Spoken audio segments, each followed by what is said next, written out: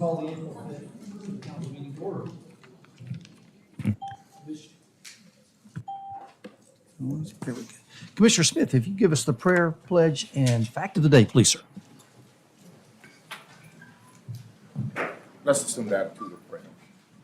Most gracious and almighty God, our Father, we come once again thankful for the many blessings that thou hast bestowed upon us.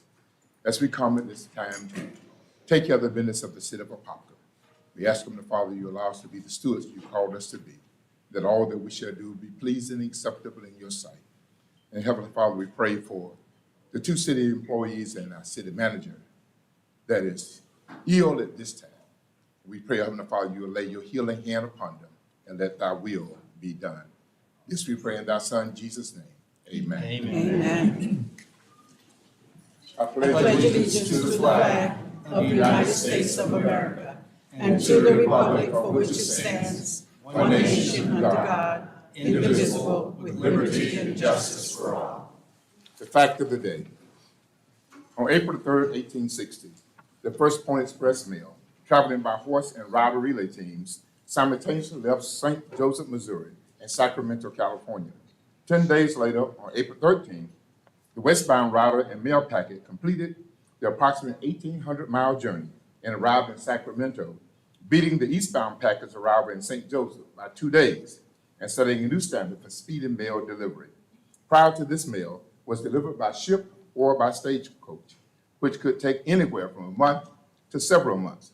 And although utterly short-lived and unprofitable, the Pony Express served the mail service needs of the American West in the days before the telegraph or the efficient transcontinental railroad, and eventually led the way for a more economic postal system.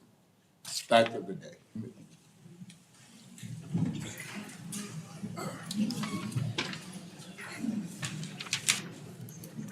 All right, first up, we've got our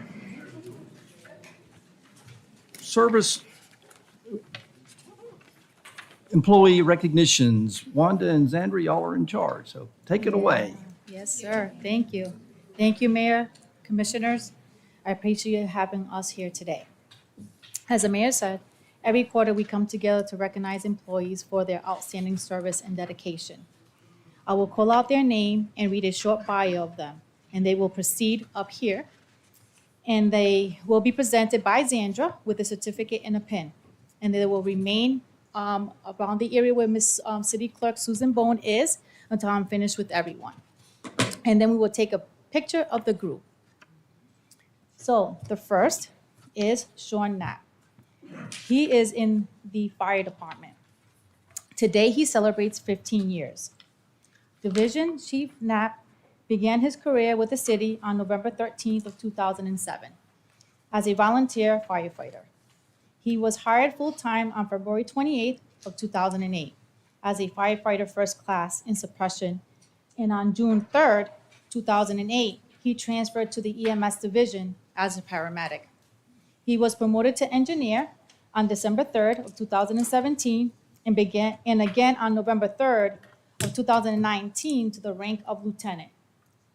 On July 31st of 2022, he was promoted to Fire District Chief 4. He achieved the rank of Division Chief of Training and on October 2nd of 2022 and continues to serve in this position today. All right, where is he? Oh, 5. I'm sorry. Yeah. Yeah.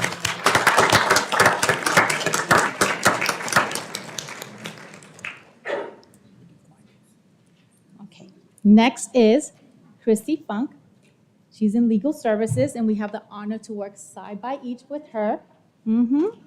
Christy was born and raised in Apopka and currently resides in the Altamont area with her husband, Frank, and daughter, Emma, an 8-year-old aspiring to be an artist, veterinarian, and drummer.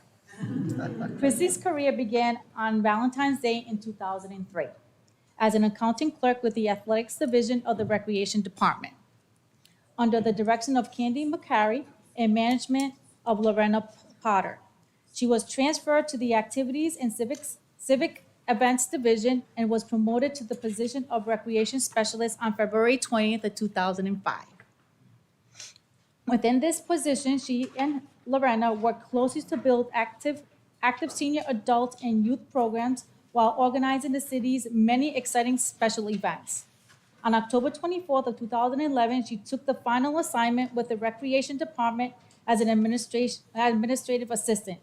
On November 5th of 2012, Christy was given the opportunity to work under the mentorship of Bea Frankie in administrative services. As an insurance clerk, she was exposed to the worlds of risk management, which she's awesome at.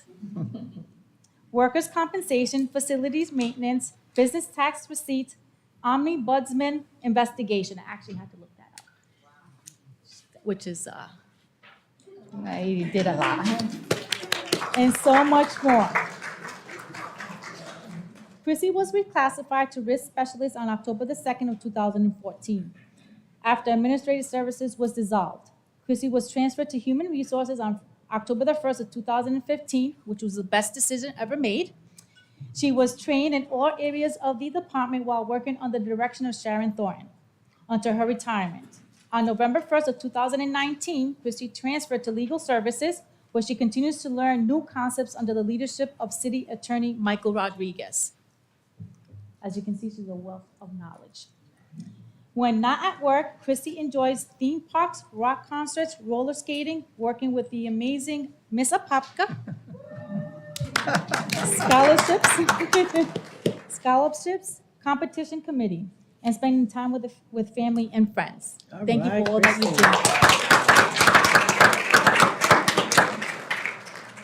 do. Next, Brian Kennedy Jr. with the police department. He's actually going to celebrate 5 years today. Officer Kennedy began his career with the city of Apopka on March 12th of 2018 as a police officer in field services, which is his current position. Notably, Officer Kennedy received the award for Officer of the Year 2022.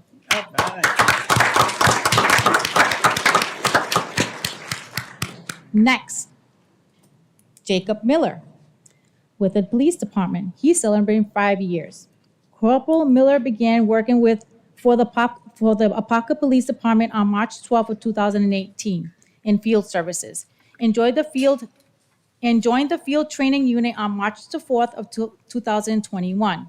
On November the 13th of 2022, he was promoted to lead police officer. He continues to serve in this position today.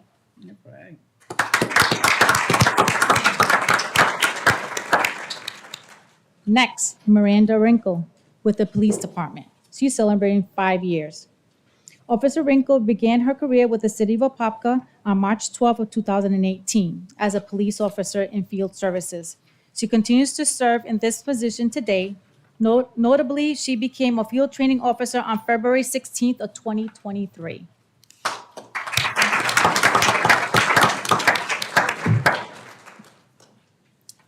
Paul Murphy with the police department. He's celebrating 10 years today. Paul was born in Bradford, Pennsylvania, and moved to Clearwater in 1983. He received an associate's in arts degree in crime scene technology from St. Petersburg College.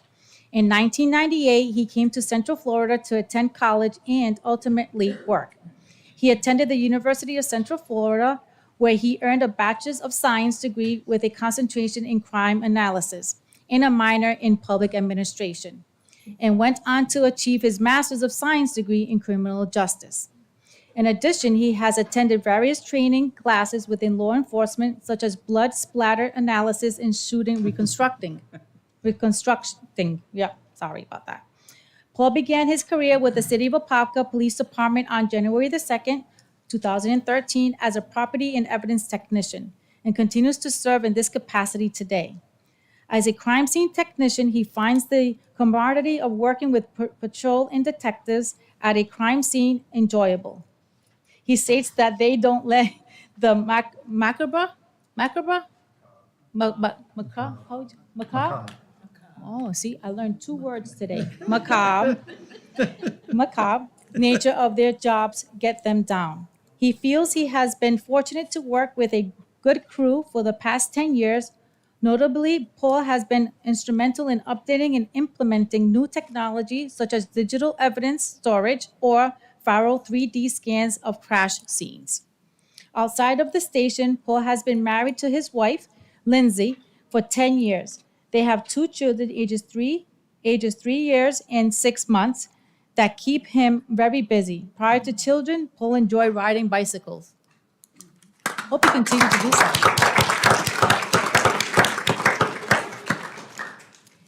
Next, Andrew Parkinson with the police department. He's celebrating 15 years. Corporal Parkinson began his career with the city on March 24 of 2008 as a police officer in field services. On January 11th of 2010, he transferred to support services and was assigned to youth services as a school resource officer.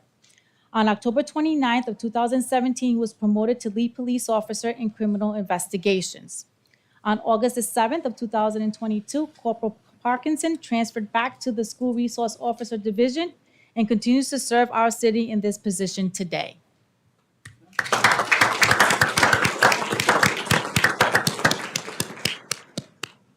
Kimberly Walt with the police department. She's celebrating 25 years today. All right.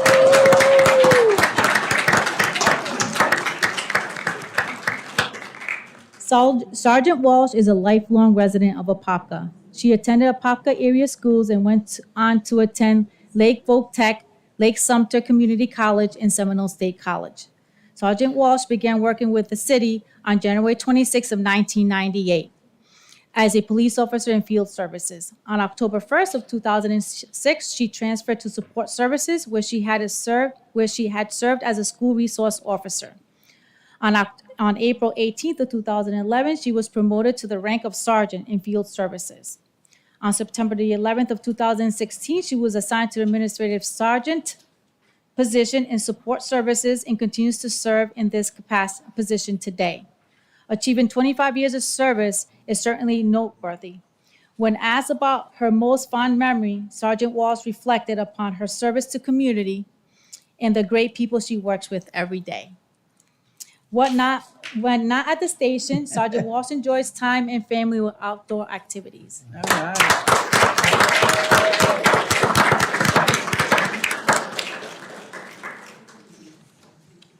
Next is Seth Rash with Public Services.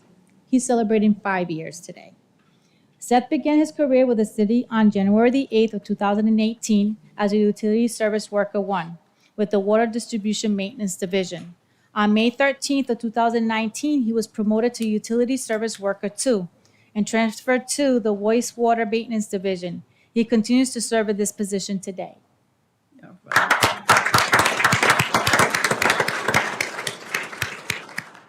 Next, Kevin Croney.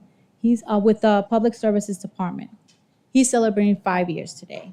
Kevin started working for the city on January 2nd, 2018 as a Utility Service Worker 1 in the Wastewater Maintenance Division. On October 23rd, 2018, he was promoted to Utility Service Worker 2 and continues to serve in this position today.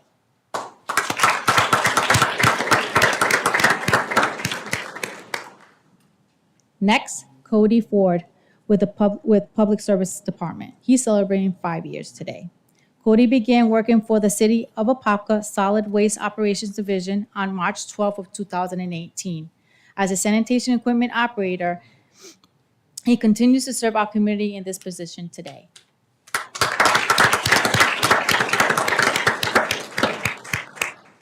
Next, Christina Miller with the Public Service Department. She's celebrating 5 years today.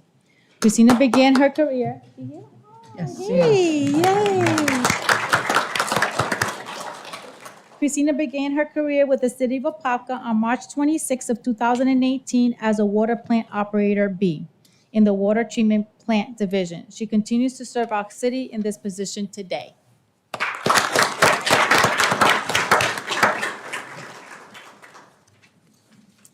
Next is Jason Brown with the Public Service Department. He's celebrating 10 years today. Jason began working for the city on March 18th of 2013 as a wastewater plant operator trainee. He was promoted on May 18th of 2014 to wastewater plant operator C. On June 17th of 2022, he was promoted to wastewater plant operator B and continues to serve in this position today.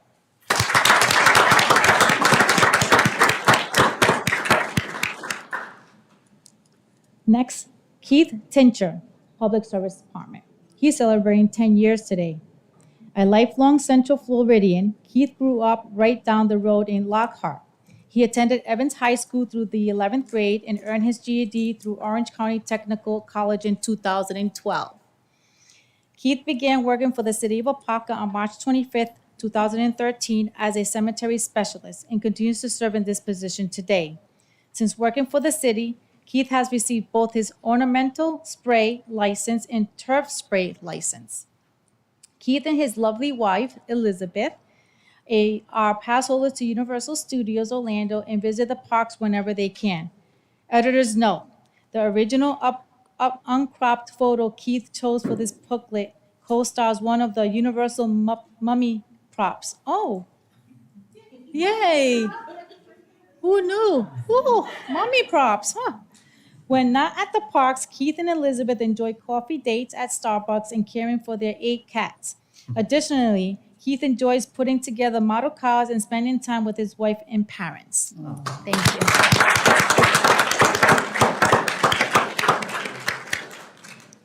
Next is Sierra Cordero Valdez. She's with Utility Billing Department. She's celebrating 5 years today. Sierra was born and raised right here in Apopka. She began her career with the city on January 11th of 2018 as a cashier customer service clerk with Utility Billing and continues to serve our community in this position today. Notably, Sierra was a recipient of a Standing Ovation Award and was given a 5-star Google rating for her spectacular service. Oh. When not at work, Sierra enjoys spending her weekends with her 5 children. Together, they enjoy playing soccer and going to the park.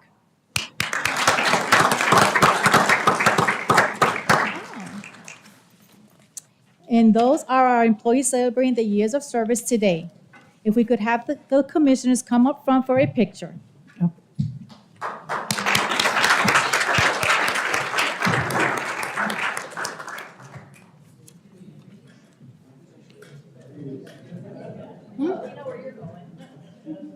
Oh, it's fine.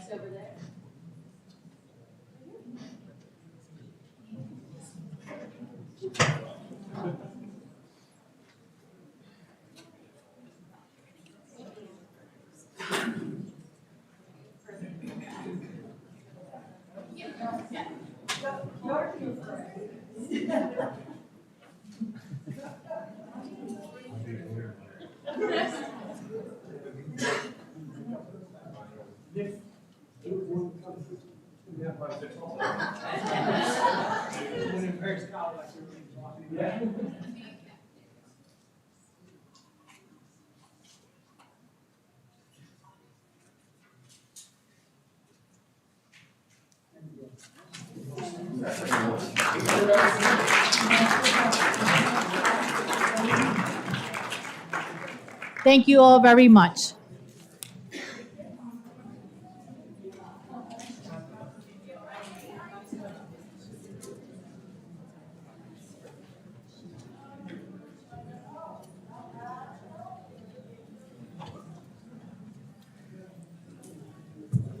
Thank you, Zandra and Wanda. Appreciate it. We do have some of the best employees that any municipality has in the state of Florida, so we're so proud of them and we're happy to recognize them here today.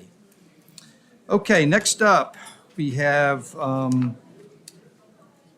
proclamation for the Art and Foliage Festival. Wow, coming up before you know it. Yes, yes, yes. So 66 years. I don't remember 61. What happened 66? Yes, yes, yes, yes.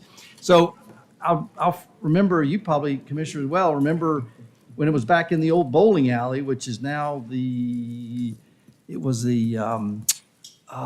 now it's a church.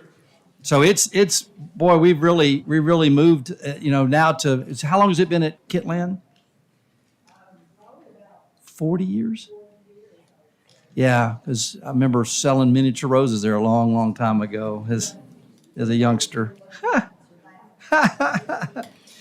Well, anyway, we appreciate, what the ladies here, the Apopka Women's Club do for us, and we have a proclamation we'd like to read, and then somebody would like to come up and maybe say a few words. That would be awesome.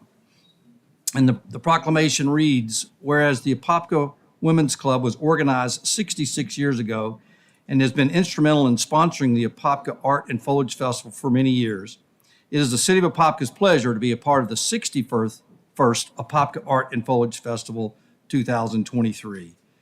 And whereas the City of Apopka has long been known as the indoor foliage capital of the world, the Apopka Women's Club has expanded the foliage displays to attract a broader range of foliage enthusiasts, making the Apopka Art and Foliage Festival one of the premier festivals here in Central Florida. And whereas Kitland Nelson Park is the site of the 2023 Apopka Art and Foliage Festival, providing a scenic and welcoming atmosphere for the thousands of visitors that come to the festival each year. And whereas the City Council and the city's citizens of the City of Apopka want to recognize and commend the Apopka Women's Club for providing this family-oriented entertainment for our community. And whereas the City Council invites all citizens to join the Apopka Women's Club in extending a warm welcome to the many visitors during the 2023 Apopka Art and Foliage Festival. Now, therefore, I, Brian Nelson, the mayor of the City of Apopka, Florida, do hereby, by the virtue vested in me by the City of Apopka, proclaim April 29th and 30th as Art and Foliage Festival Weekend. Thank you.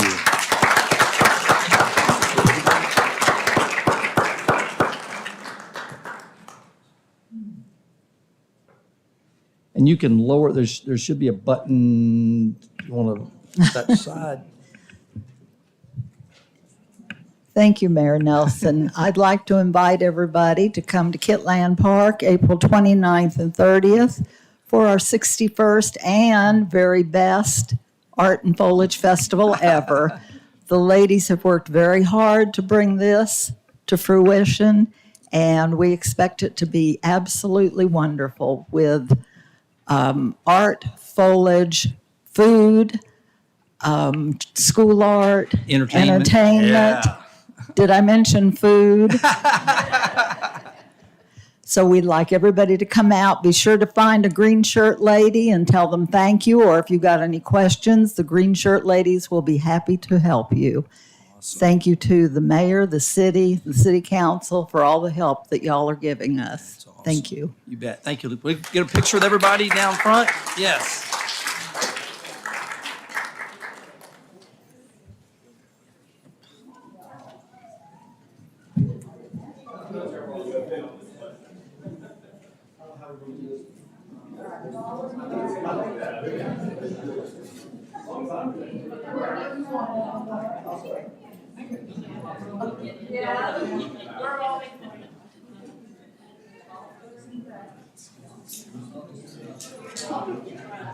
Go ahead and get back here.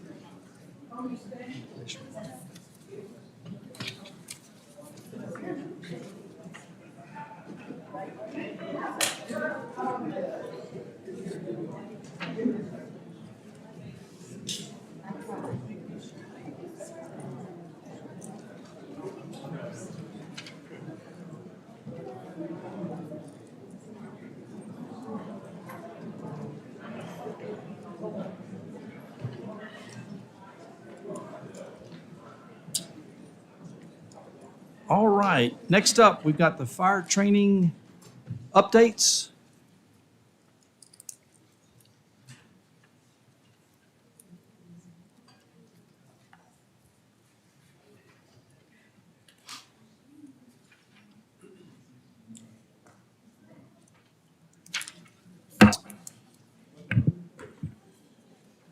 Good afternoon, Mayor, members of Commissioners, members of the public. Today I'm here to present our monthly update on our safety and training with the Apopka Fire Department.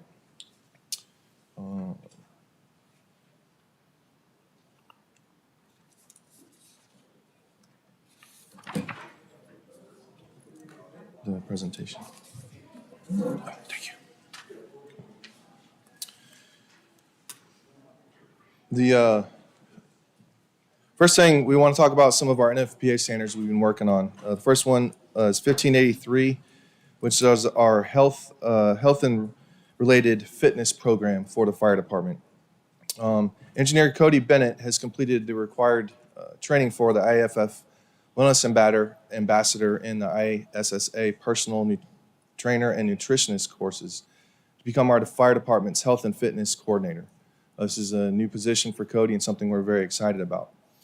We're also going to be sending 2 department members to the ISSA Personal Trainer course to become peer fitness trainers. And once they're certified, they're going to assist Engineer Bennett with managing our health and related fitness programs.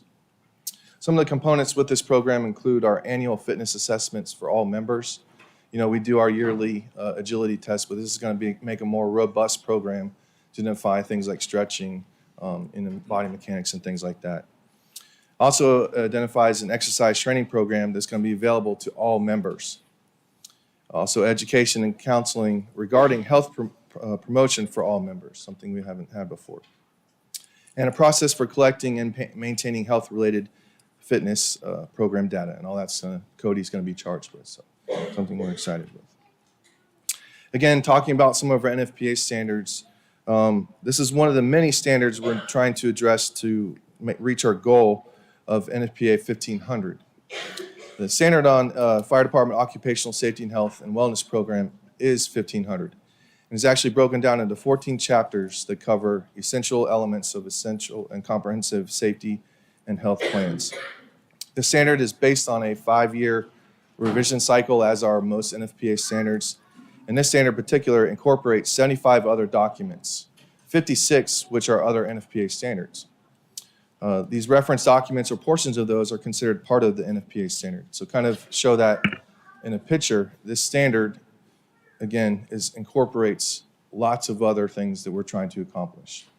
Our goal, and it's something that Chief Manner's been tasked with, and his goal is to complete this 1,500 requirement.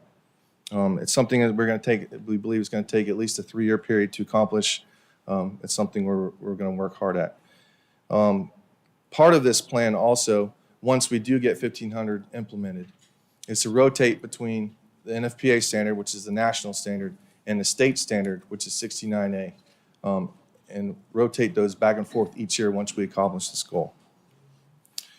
How are we going to track this? This is our NFPA 1,500 compliance status report that Chief Maynard came up with. It has each of the chapters broken down, whether we're compliant or not. Again, these are still going to be updated as we move along. These are not actual numbers right now, but each chapter is broken down into non-compliant, compliant, non-applicable, and what's open. This is our way that we want to quantify and track how we're keeping track of moving forward with NFPA 1,500. This is kind of a sample of the next 50 or so pages of this document. Each one, again, each task is a reference in the standards broken down. Its current status, its planned compliance date, documentation that goes with that, any remarks and actions that we need to do. So again, that's kind of a demonstration of what we're doing with 1,500. Also earlier this year, this last month, we completed our annual physical and agility assessment.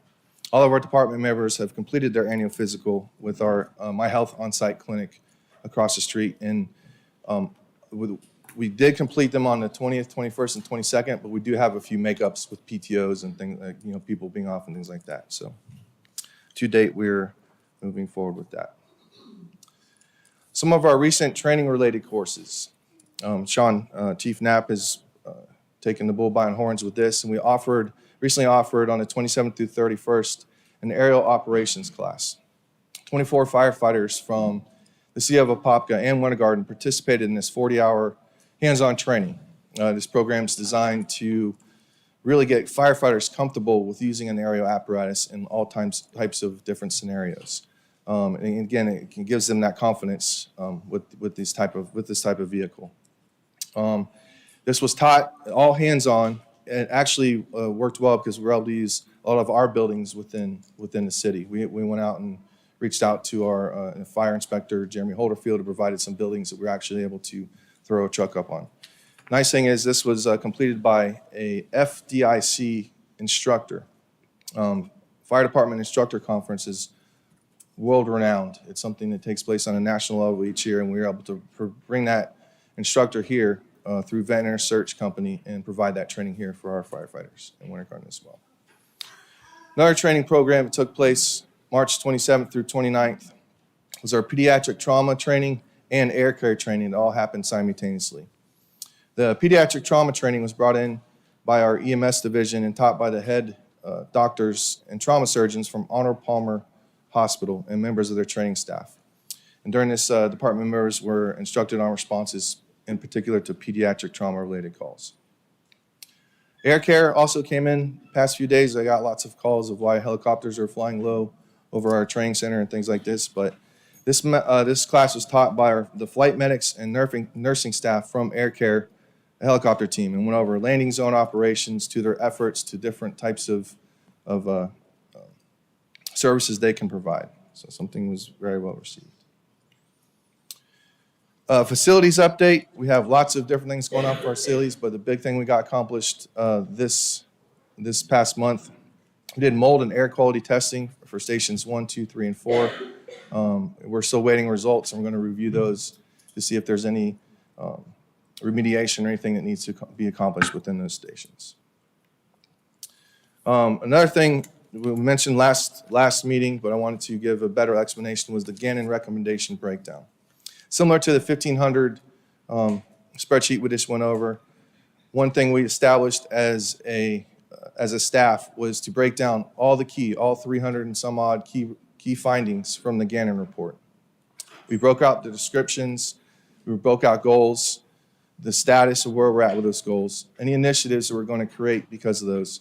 And then you'll see in the next couple of slides the division who's responsible for making sure that's accomplished. So Admins in red, you'll see a couple that are in yellow, health and safety, EMS is in different colors. The status of that, if administration is involved, and what page number it can be found on. So again, it's a way that we can quantify and track where we're at as far as accomplishing some of those. And again, this example is some of the tasks that are now under EMS. Health and safety, suppressions in green, and training is in orange. That's our update for this month. If I have any questions I can answer, I'd be happy to do so. Okay. Questions, Chief? I just have a quick comment in reference to the molten air quality tests. I just want to make sure when we get the results back that we're actively and quickly taking care of those. I don't want to wait. Yeah, It could be costly, and I want to make sure that we're Yes, not sir. waiting for a new budget or anything like that. Let's make sure we're jumping on that immediately. Yeah, we've been working directly with facilities and Radley and his crew, and we're making sure we're staying on top of that. Perfect. I believe we have a meeting tomorrow. But, yes. Commissioner Smith? Good. Commissioner Becker? Not at this time.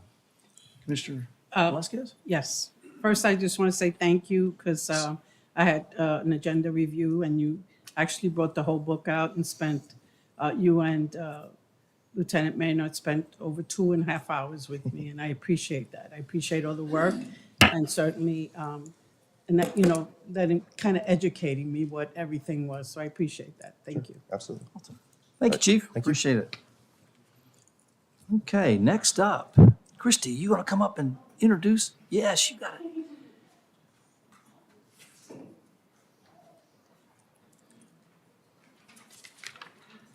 Sure. Hello, my name is Christy Funk. I am here today twofold. One, to celebrate my 20th anniversary with the city, but also to introduce our Miss Apopka 2023, Sarah Sarver. Every year the city is so gracious and they're such a huge sponsor. They're such a huge sponsor and supporter of the Miss America event, which basically is a scholarship competition. Miss Apopka will go on to Miss Florida. So Sarah will represent our community at the Miss Florida pageant, and then the person who walks away as the title holder from that event will go on to Miss America. So before we get to the unveiling of the portrait, I will let Sarah say a few words. Hello, everyone. I am Sarah Sarver, Miss Apopka, and I'm so honored to represent our city. I have been involved in the Miss America organization since 2015, and I can say that out of all the cities that I've represented, Apopka is above and beyond with community involvement, so I highly commend our city politicians, our Apopka Fire Department and Police Department for everything they do to create such a culture of community involvement here. I've been so excited to be included with all of the events, Halloween in the Park, the John Land Legacy Gala, Christmas in the Park, the Christmas Parade, the Philharmonic Orchestra, the Women's History event at the Apopka Museum, singing at the fundraiser for Austin's Army, singing at the Amway Center, and so many more. And I'm really excited to keep that up and continue to represent you all, which is such an honor between now and next October when I'll give on my crown to the next Miss Apopka. As Miss Christie mentioned, this is a scholarship competition, and Miss America, which has been around for 102 years, is the #1 provider of scholarships to women in the United States.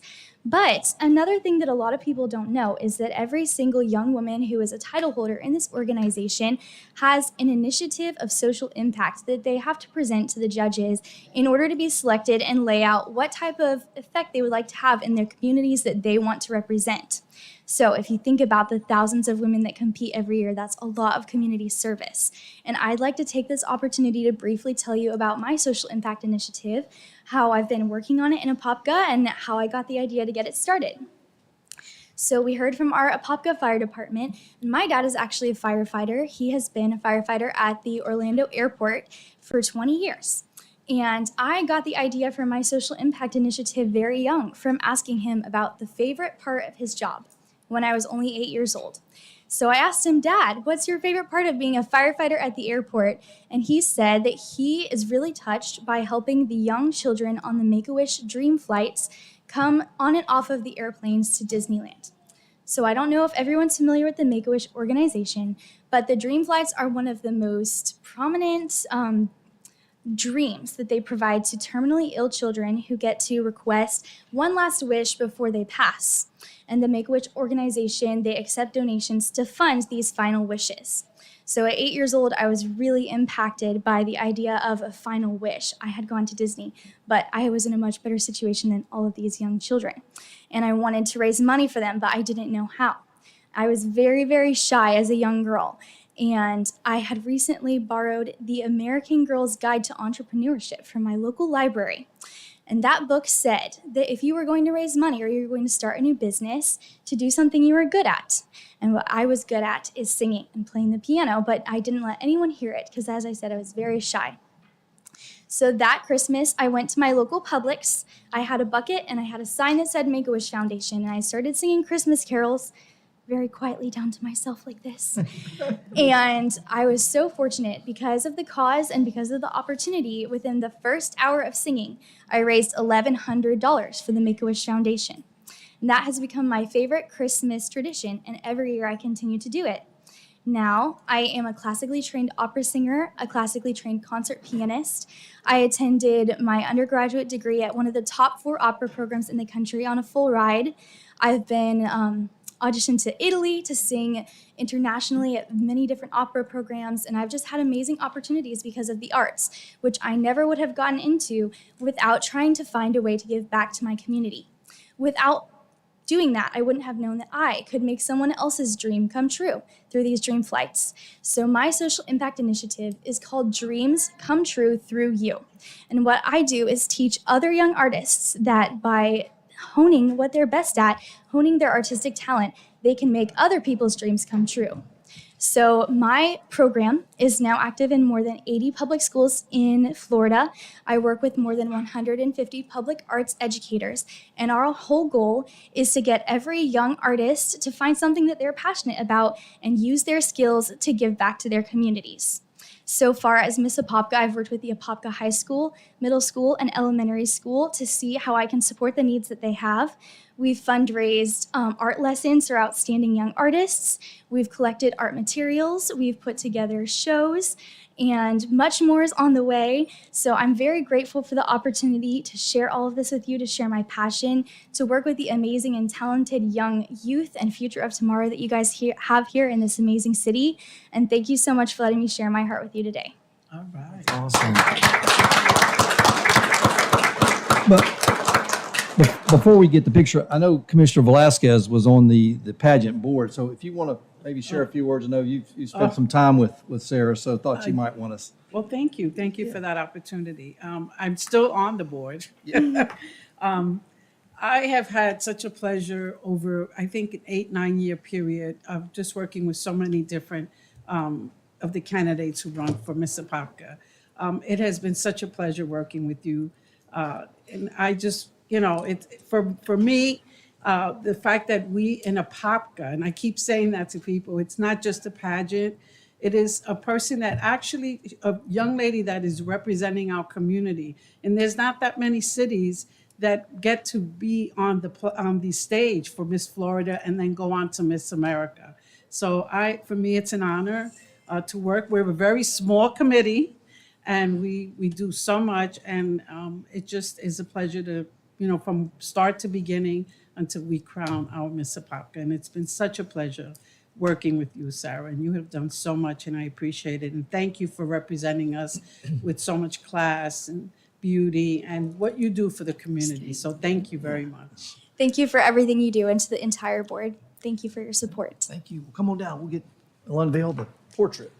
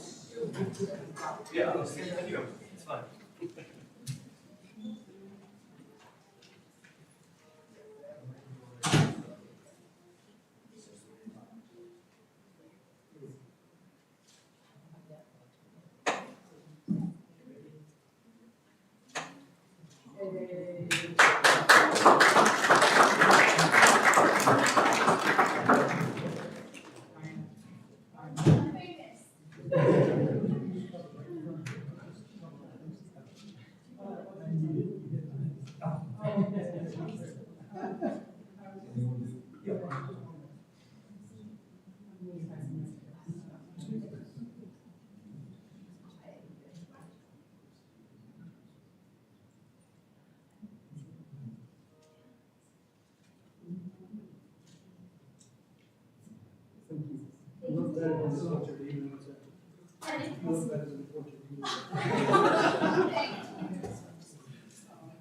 you guys so much for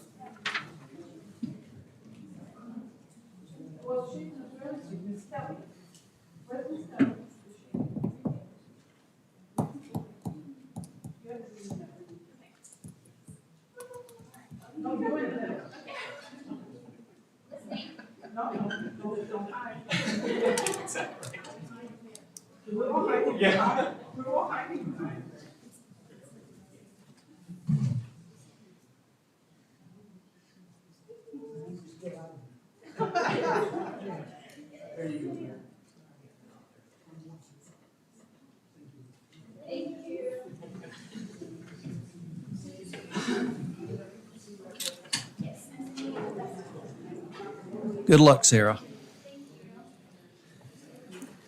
Okay, next up, we got Pam Richmond, Transportation Impact Fee update.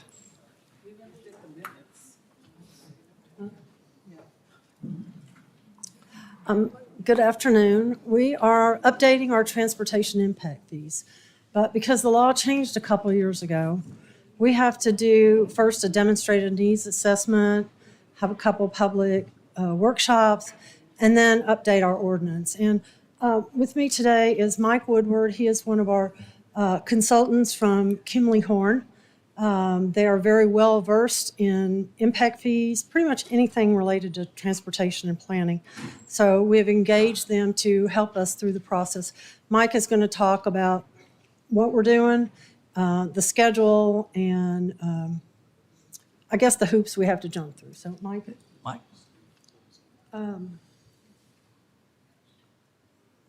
Where is?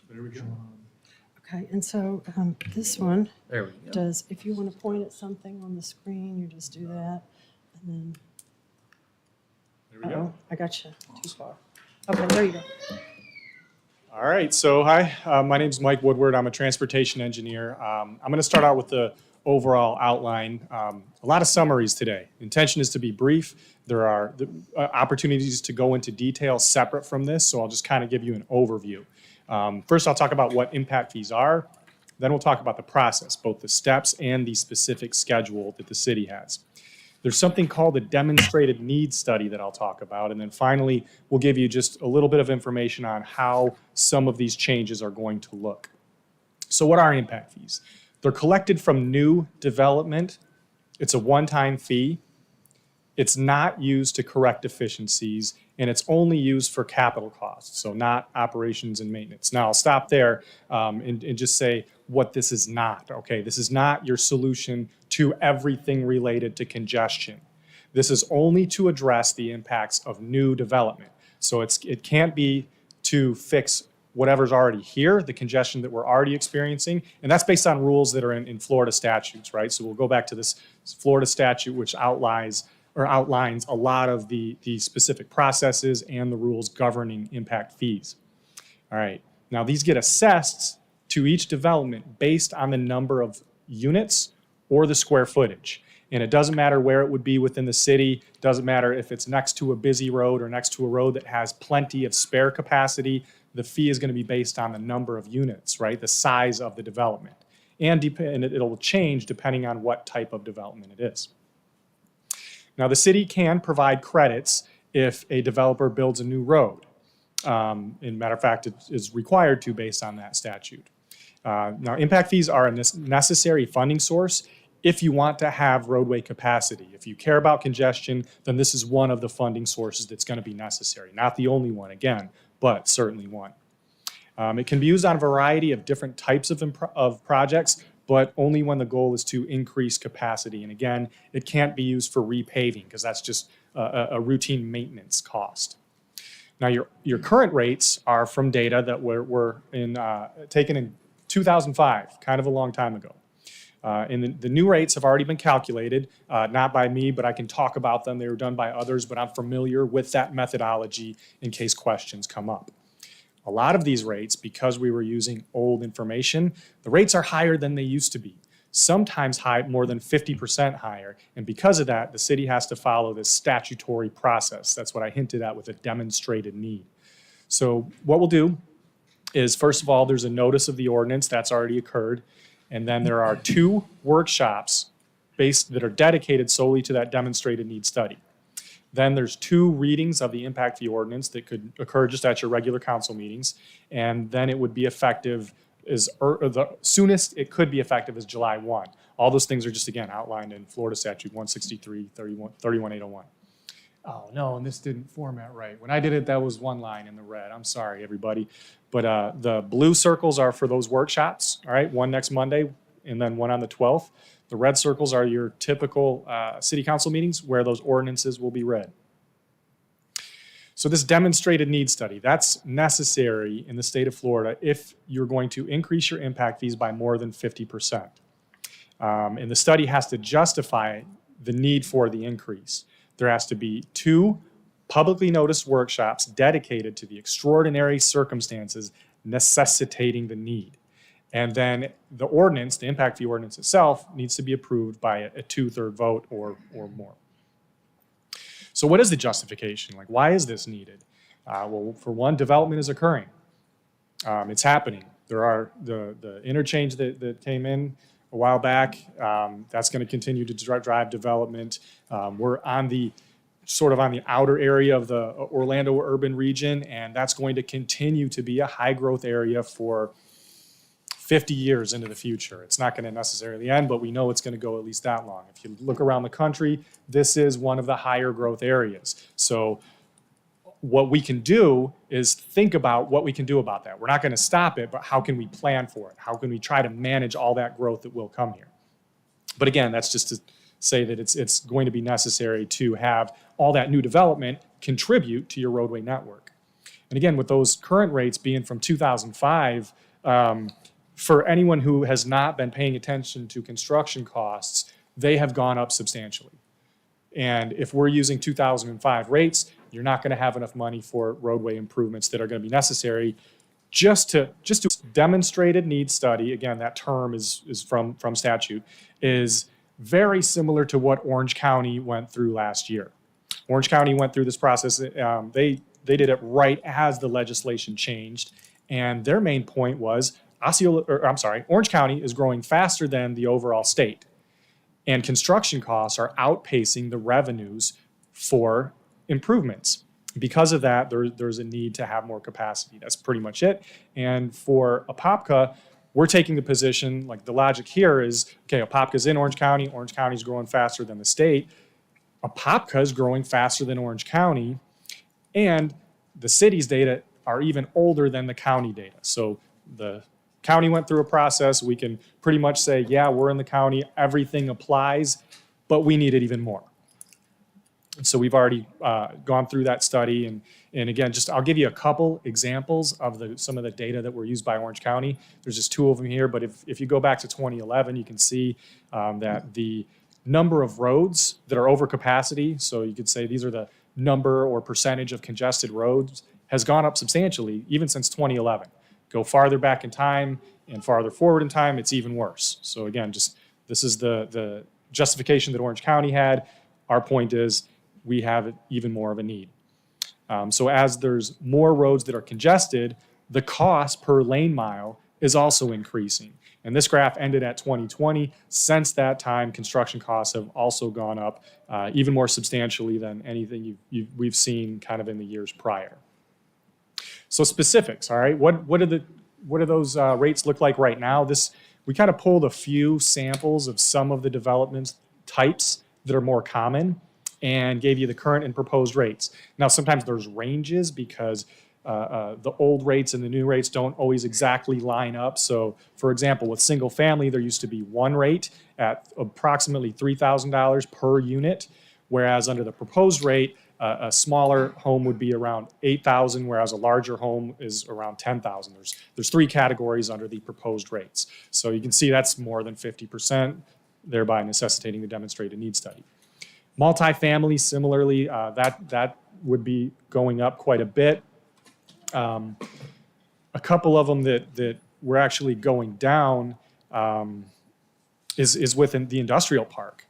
Industrial park was previously at $26,000 per 1,000 square feet, whereas under the proposed rates, it's $2,300. So I don't have access to the old studies, so I'm not sure like what caused such a high rate, but I just wanted to point out that, oh no, Pam says it's a typo, so there we go. So it's still gone down, but by a tiny amount. I saw that and was thinking that's really high, but some of the rates would go up quite a bit. Others would go up by a relatively smaller amount, and some would go down a little bit.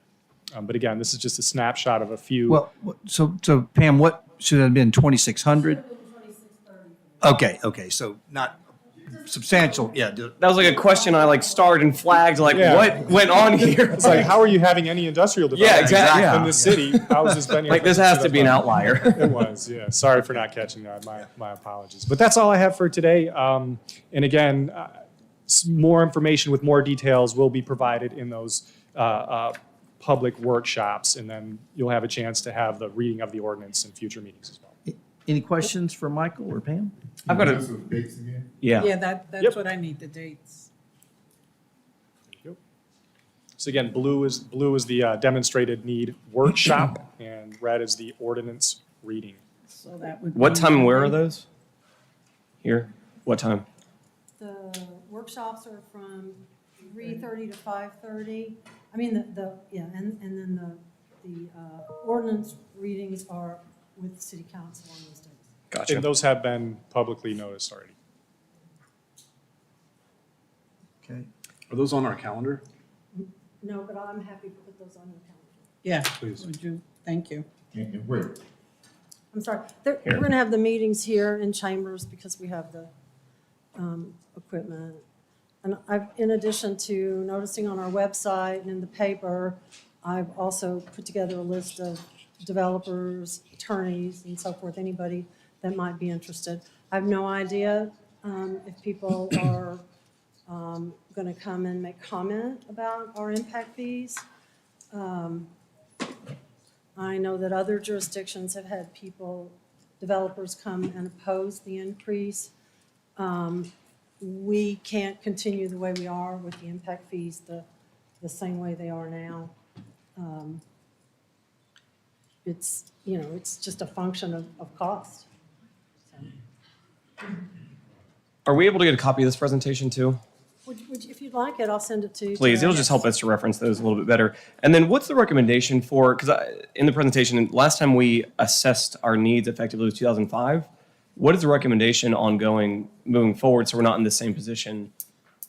Well, we've 15 years talked a from now. little bit about indexing, a certain increase every year, or we can just plan to update every 5 years.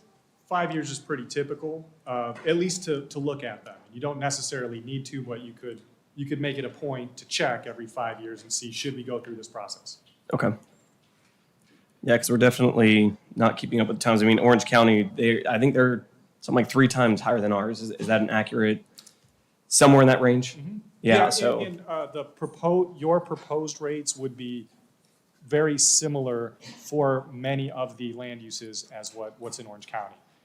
The same firm did both of the studies, and you're going to have a little bit of different data because you have to use local data, and so there's going to be probably some nuance, but it would be very similar. Sure. Commissioner, it might be helpful. We did an analysis. We looked at all the surrounding communities and compared what our existing proposed are to Orange County. Who else do we do? Ocoee, Winter Garden, and I can send that out to you, and I can also send you the full spreadsheet that shows what our proposed updated fees are. Y'all might decide that, for example, right now we have one fee fits all sizes of houses, but in this new study, we've broken it down into houses 1,600 square feet and less, and then up to 2,400, and then everything above that. So it ranges from 8,000 and some change to 10,000 and some change. And you might think that it makes more sense to just stick with the one, so the developers potentially could look at the impact fee and say, we're going to build all small houses. I mean, it's just something to consider, but so we're putting all the information out. Okay, I understand. I want to, and I do appreciate that we're comparing to other municipalities, but it's a needs base. I want to make sure it's based on our needs because we do have a lot. It We are is. growing quicker than everyone The else. So. data that was used were from our most current construction costs. The costs that we actually incurred, and then some from Orange County too. Gotcha. Thank you. Any other questions? Okay, can you go back to the fee structure or fee schedule? I think that's the point that Pam was kind of alluding to just now. So if you're looking at this as a layperson, just looking at the proposed, and it looks like it's the current anyways, but you're almost incentivizing developers to go into a multifamily situation potentially because it's a cheaper cost in terms of overall impact. Is this, do you kind of anchor the cost structure in line with what we want to look like as a community as well, to make sure that if we know that we want a certain type of aesthetic or housing product within the city of Apopka, does that factor into how you price these things? It does not. This is completely separate from thoughts about incentives, right? This is purely, the way the calculations work is how many trips is the development going to generate, how far do they drive, and then what is the cost of roadway capacity. So if you want to think about incentivizing something or disincentivizing something else, you could do that, but it's not gonna be reflected in the math of these calculations, right? You could address that separately. Because the data would suggest that multifamily has actually less. It's They- maybe higher density, but it's lower traffic volume per. That's correct. It typically will have both fewer trips and shorter trips compared to single family. So this is all data driven, and what you decide to do is policy wise is going to be separate and independent from this. And there are a few restrictions that we could get into based on statute, but again, it's a pretty long statute. Commissioner Velasquez? Yeah. Okay, good. Well, thank you, Pam. I know that we're monitoring some legislation to make sure that we meet the deadline if it ends up passing. It's on life support, but the legislature can do what the legislature does, and so we want to be as proactive and make sure we get this under the wire if that's the case. So we appreciate that. So I know it kind of pushed your timeline up to. The pioneering agreement is only successful if the impact fees were raised. Yeah. So there are going to be people that are not happy about this, obviously, smaller developers. But when you see how our new rates fall in line with everybody else around us, I think you're probably going to question me, why didn't I do this sooner? So. Well, sorry, and another point that just came up as you said that, and thanks to Ms. Sherman who provided some of the financials. So looking at the transportation impact fee, do you look at it in isolation on a year-to-year spend, or are you looking at it over a time horizon? Because the reason why I ask is if we have, let's say, $10.7 million in our budget this year for transportation impact fees, our spend against that number is not material through 5 months of the year. If you annualize that out, we're still not going to hit that budget. So in any given year, we may not do it for a number of reasons. So we may look like we have excess one year, significant deficiency the next year. How are you looking at that from the economics of this? Because ultimately you're going to need to justify the case to the community that comes out to inspect the numbers, right? Yeah, it does need to be tracked, and it does not need to be spent in the same year. I think the time frame is 7 years, and typically with that amount of time, you can find projects. It's not like a 1 year to 1 year, which could be impacted by availability of materials or something. Since you have 7 years, you do have to document how much is coming in and what it's specifically spent on, but that's something that the city's already been doing. And then talk about our comprehensive plan update. 7 years. Well, the comprehensive plan, we're updating the comprehensive plan, and it will give a long-range list of projects that need to be done. And those are the projects that should be tied back to what we're spending the impact fee money on. I kind of understand your question. We keep track of it. I never spend more money than I know is in reserves. It's hard to forecast what development's coming and how much money I'm gonna have. Well, yeah, I mean, I get it. So you're, you don't look at the year over year volatility. You're looking at CIP achievement within the plan. And if we think that we're going to shallow to that plan because of external factors such as cost or whatever the case might be, we have to readjust and look at that. So it's almost like we're looking at our CIP every 5 years to make sure we can execute based off of our current funding. That's a good way to put it, Okay. yes. All right. Thank you. Thanks, Pam. Thanks, Michael. Appreciate it. Okay, we need one more run back up to the approval of minutes. Anybody have any adjustments to the minutes? If not, look for a motion to approve the minutes as read. So moved. Got a motion by Commissioner Smith, Second. second by Commissioner Becker. All those in favor? Aye. All opposed? Motion carries unanimously. Agenda review, Michael? We should have a minor change that's just come to my attention. This is relating to the closed-door executive session. I'll also read it when opening that session. But in the language in the agenda, we need to strike that there'll be a court reporter present, and also strike that final sentence. It's an erroneous reference to section 286.011. This is a meeting pursuant to 447-6051, which is it's the only statute that 100% exempts from sunshine. So there is no transcript, and the discussions that are part of the collective bargaining are exempt from public records inspections under Chapter 119. Thank you, Michael. Okay, public comment. Sandra Lawson from SBA.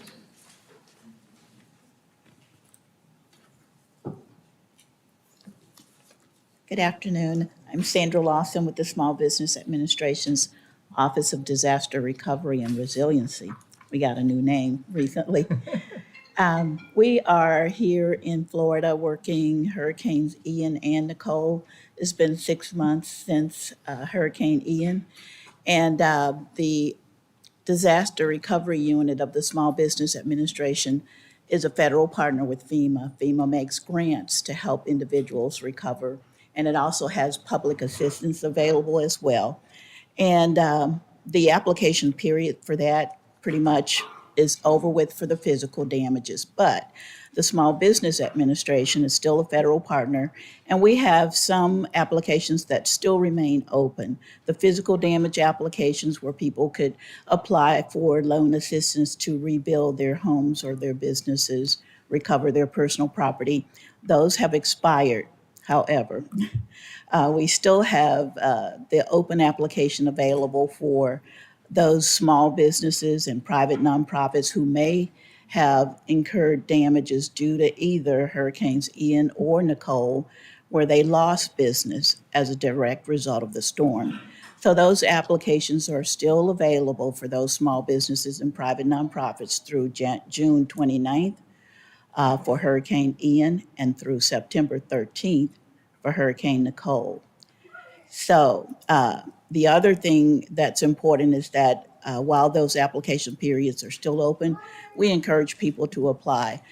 For Orange County, the totals so far for Hurricane Ian of disaster loans approved to date would be $58 million. I don't have it broken down, well, they don't break it down by city any further, but $58 million. And that's over 1,000 applications for those damages that were incurred. The other thing for Florida, for the total for Hurricane Ian, is $1.8 billion. And they're thinking that this hurricane will be one for the records. So right now, at $1.8 billion. And for Nicole, it's already at $9 million. So opportunities are still available. We have a federal interagency recovery system in place where a group of federal agencies are listening to counties and communities to find out where the recovery gaps are. And they're doing this in the high impact areas. Orange County had invitation to attend what they call a fire meeting to talk about those recovery gaps. And the meeting occurred on October 17th. So I'm pretty sure several entities were represented and had the opportunity to say, hey, here's what I need.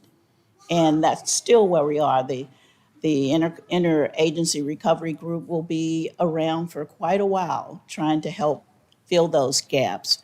So if there are things that have not happened here that we need to know about, the agencies would be glad to hear from you and let us know what's going on.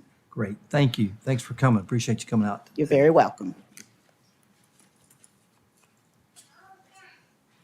Albert McKimmey?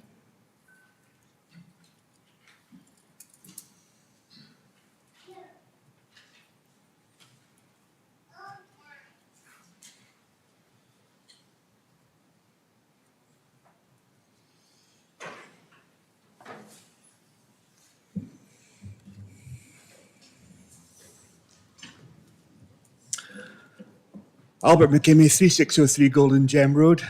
Good afternoon, Mayor. Good afternoon, Commissioner. Good afternoon, audience. A number of us come here regularly and spend a considerable amount of time here or at home trying to support our commissioners to create a better, safer environment. We all have other things we would prefer to be doing. However, we are invested in our community and cannot stand by and watch you, our commissioners, be gagged, silenced, blindfolded and blindsided. We watch in disbelief as the unfortunate saga of week after week, the Duran family come here trying to create a legacy of change in remembrance of Austin.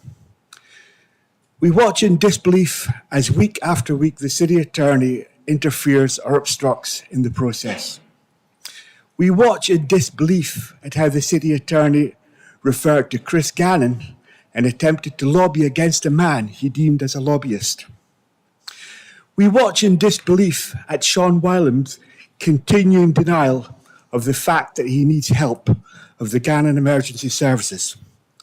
We watch in disbelief at the deliberate malfeasance with respect to how the RFP was written to exclude Gannon Emergency Services. We may watch in disbelief, but we will not simply stand idly by and accept it. We too decided to become lobbyists and complain to the city, write them letters of complaint, request that they be added to the public record and noted in the agenda for the next City Hall meeting, and also CC our commissioners to directly inform them of our concerns. We wanted our opinions to be noted and available on the agenda packets so that oversight by central government would make them aware of our concerns should they be monitoring this administration. It would appear, however, that there was obstruction in this process.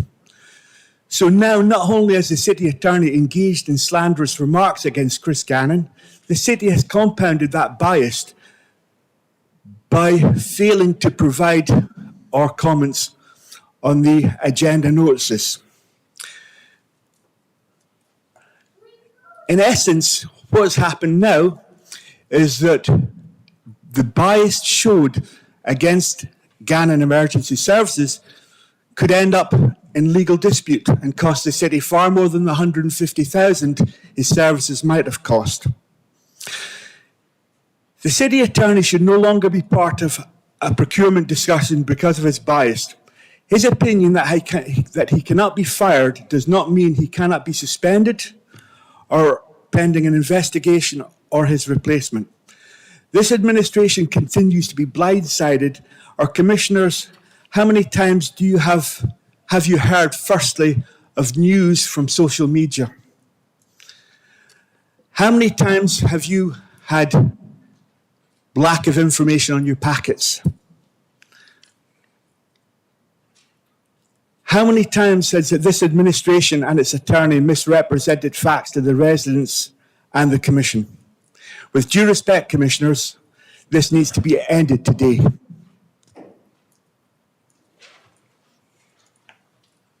Dennis New.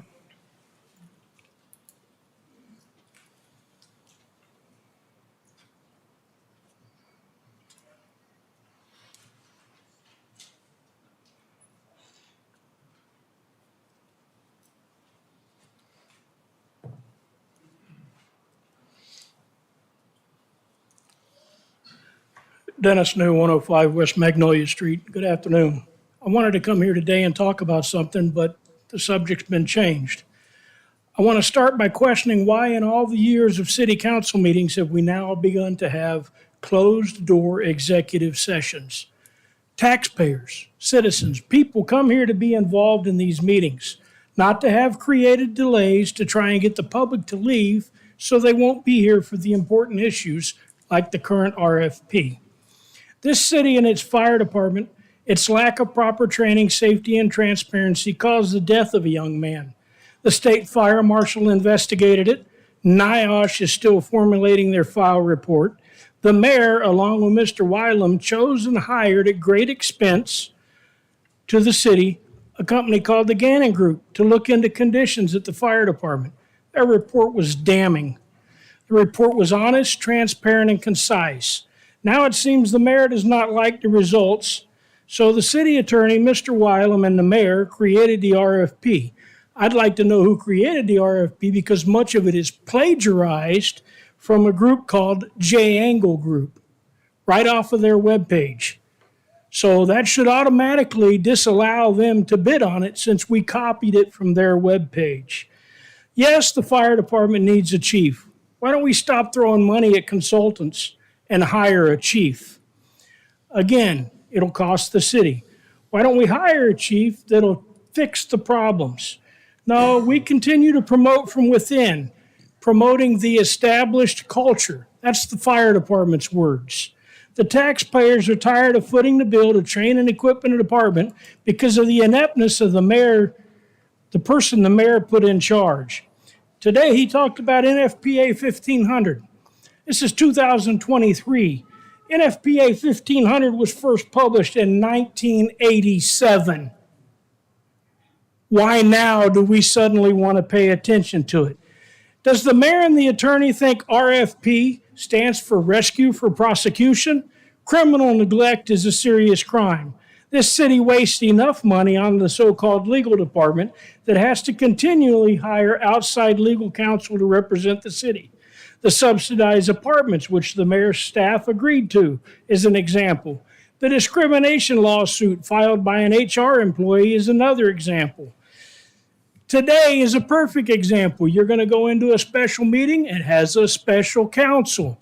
The taxpayers foot the bill. Why do we have an attorney if he doesn't represent the city? Now the attorney has created another situation that the city can be held liable in as much as he called a member of the public a contractor hired by the mayor without the knowledge of the council, a traveling salesperson when he was here representing his firm. Does the mayor and the attorney fear the results of the Gannon investigation? Because it clearly shows fault in the city fire department and its installed leadership. The agenda says a closed-door executive session is for contract negotiations between the city and the fire department. Why schedule it in the middle of a council meeting? In my opinion, it's an attempt to get the general public to become bored and leave prior to the mayor's report, which I'm sure will include mention of the RFP. I came before the council months ago when I said an RFP can be written to include or exclude anyone.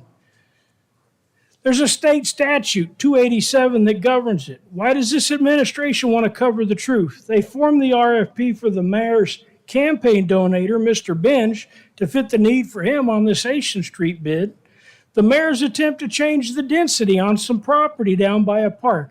Yet another example of him attempting to political payback. You can shut it off. I'm still going to talk. It's time to stop this ignorance. It's time to fire Mr. Wyland, Mr. Howell, Mr. Rodriguez, and yes, it's time to recall Mayor Nelson.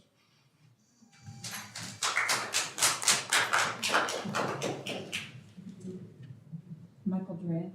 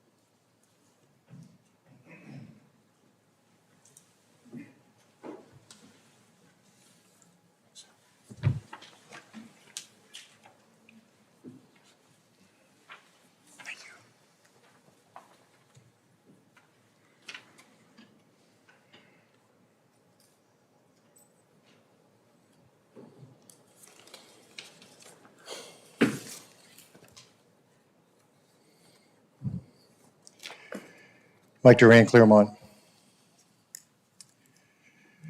I've had this for quite some time. I've also visited JAG's website. If you look under the tabs of their services, in safety and health analysis, you'll find an almost copy and paste of JAG's language in this RFP. It is not only mine, but the commission, firefighters, Apopka residents alike, that with this RFP was sent out, that at least it would give Gannon an opportunity to bid. Who wrote this RFP? We are continuing to allow the very administration that failed to write the RFP. Furthermore, the city attorney referred to Mr. Gannon as a lobbyist trying to land a contract at city council meeting. The fact is that the city scheduled 2 workshops to be presented by Gannon and Wylam themselves, only to be canceled.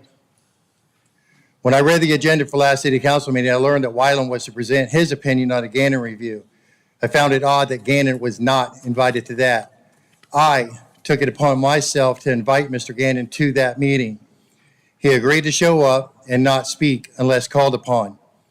To my surprise, no city official called upon him, not even Wylam.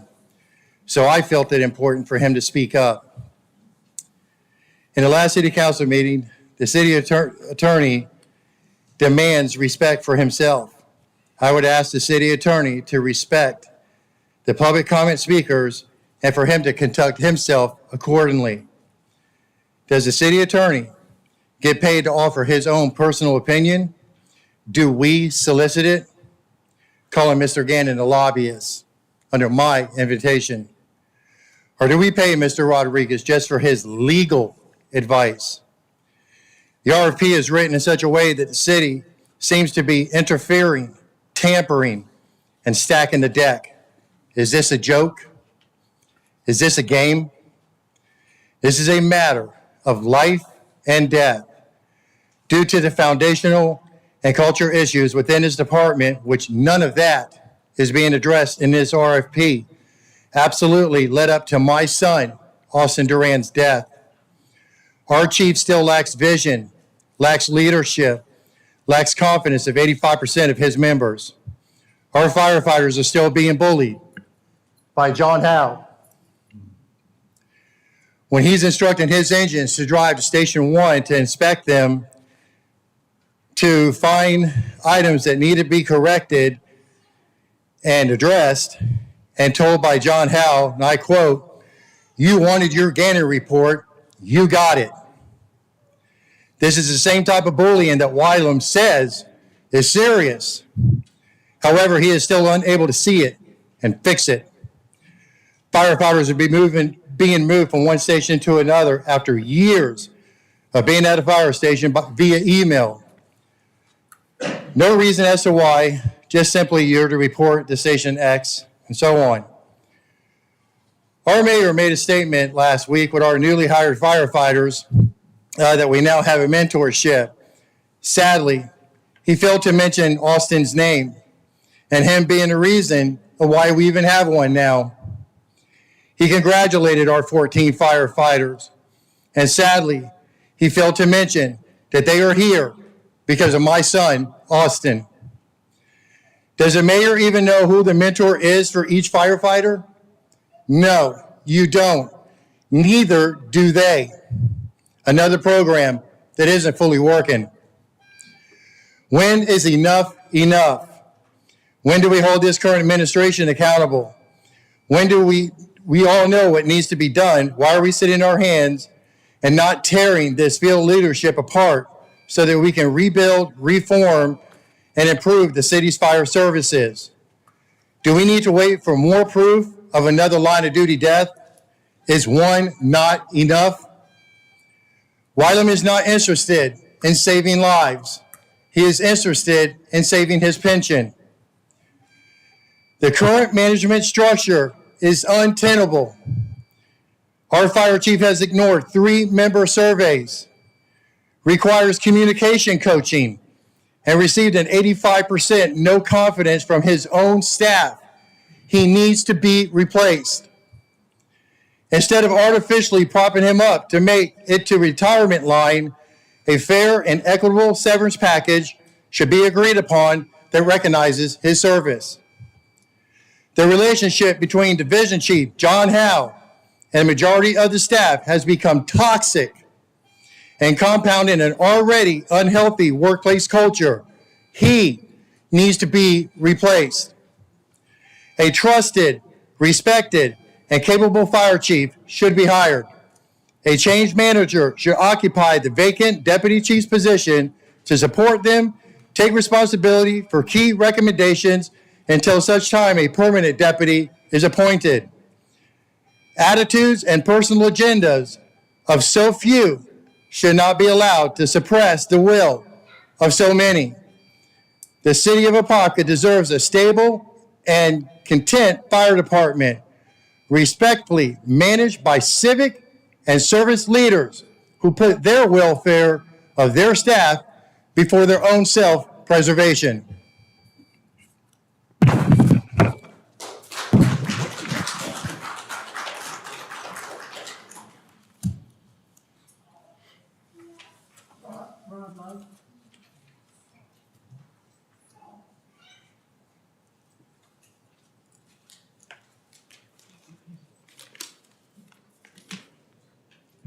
Good afternoon, Mr. Mayor, City Commissioners, Rod Love, The Landings, Rock Springs. I'm here to address the vote against the approving of the rezoning of the MA Board Street property for the purposes of developing affordable housing, which this council approved the city manager to move forward the negotiations several months ago on the record. This project is not new. Commissioner Becker, Commissioner Velasquez, you both sat on the council during the prior administration when we discussed and talked about the inventorying of the surplus property for affordable housing. You also sat and participated on the task force when we actually had, unfortunately, some deaths in our community, and you participated and you did a good job on that, and this is also in that report. Lastly, we're asking this council to reconsider and reverse your position on the affordable housing. We're asking you to approve the rezoning. And this is not unprecedented. Commissioner Becker, Attorney Jackson, and myself, several years ago now, when you believed that the medical marijuana dispensaries shouldn't have a moratorium within the city of Orlando, we came and we supported it because we felt that individuals that needed medical marijuana as well as the job creation opportunities, and that was reversed that night of the city commission, and it wasn't even on the agenda. Only thing that we're asking is, right now, I was listening to the transportation presentation when the young man talked about Apopka's, Orange County is growing at a faster rate than the rest of the state of Florida. Apopka is growing at a faster rate than Orange County. What we're asking is for your leadership, your consideration on reversing that opinion regarding a parking lot versus affordable housing. Lastly, I want to recognize the progressive seniors that saw it not robbery to be here this afternoon to support and speak up, because we all know affordable housing is a crisis. Orange County created a task force, and Orange County is not the only governmental entity that created a task force to address this crisis. We're just here to ask you, Mr. Mayor, City Commissioners, to reconsider your position on the rezoning. Thank you. Thank you.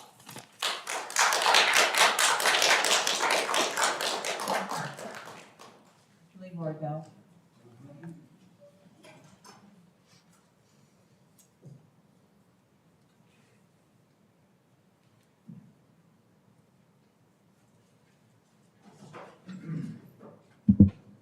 Leroy Bell, 2308 Blue Meadows Court, Maud Helen.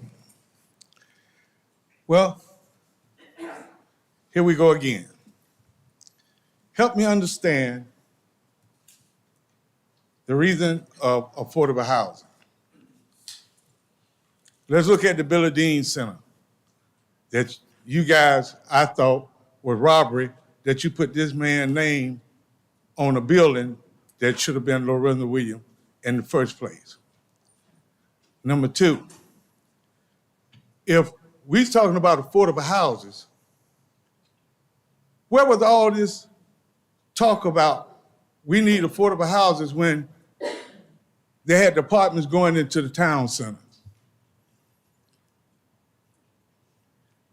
Why? Look at the capacity of the Billy Dean Center. It's at 50 people. Not only just 50 people capacity in the building, but when they start having activities on the outside, when you only have 10 parking spots on the side of the building, and you only have 9 in the front of the building, and when you park half in the street and half in the parking lot. Now, if we're going to be fair about affordable housing, let's be fair all around. I don't see the need. We need a parking lot over there. If anybody want to ask you guys respectfully to reverse something, reverse what you did down here in the town center. Maybe we won't be getting sued. Secondly, I'll leave that there. Coming back to the mayor, I would ask the commissioners, I would ask you to go back and take a look at Chief McKinley's nephew when his jaw was broken. When the report was put in, it was something like the Gannon report. It bit the mayor in the butt and he wasn't satisfied with it. So what he did, he went out and he hired a retired deputy that had a consulting firm. And he went against what the chief, the deputy chief, and the captain signed off on. And one of the chiefs now. After they changed that report, they had the captain to change the report. And they got rid of 2 people. I'm not just for annexation and what's fair. I got a family that live here, and I really want the first responders to be what they're up to be. And the only way that we're going to be able to come up to par where we at, we got to get our mayor to stop acting like he's the governor. And you know how that's going. They destroying books, erasing histories. Instead of banning books, y'all need to read one.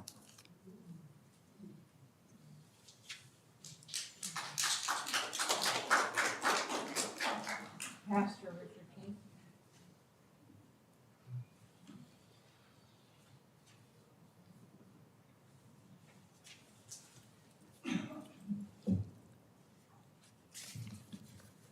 Pastor King, 1534 Palmstone Drive, Apopka.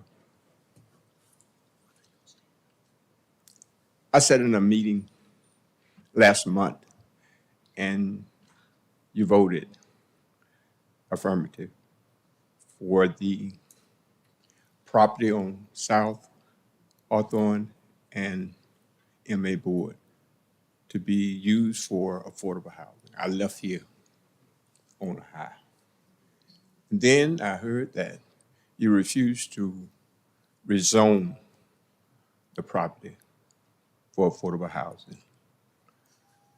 I want to know, are you saying that in a place now where housing is so much needed, are you saying that parking is more important than affordable housing? Is that that's what we're saying? We're in a crisis and people need homes. We talk about American dream. That's American dream, to have a home. The property, all it needs to be is just rezoned. You can do that if you chose to do so. Thank you.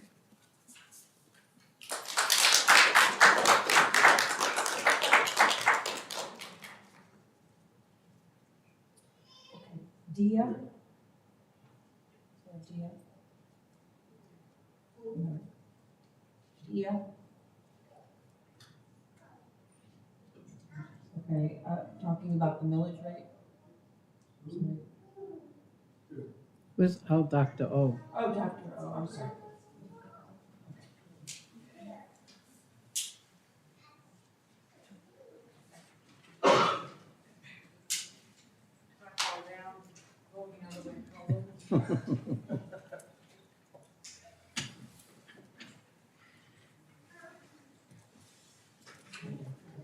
Where's Dr. O?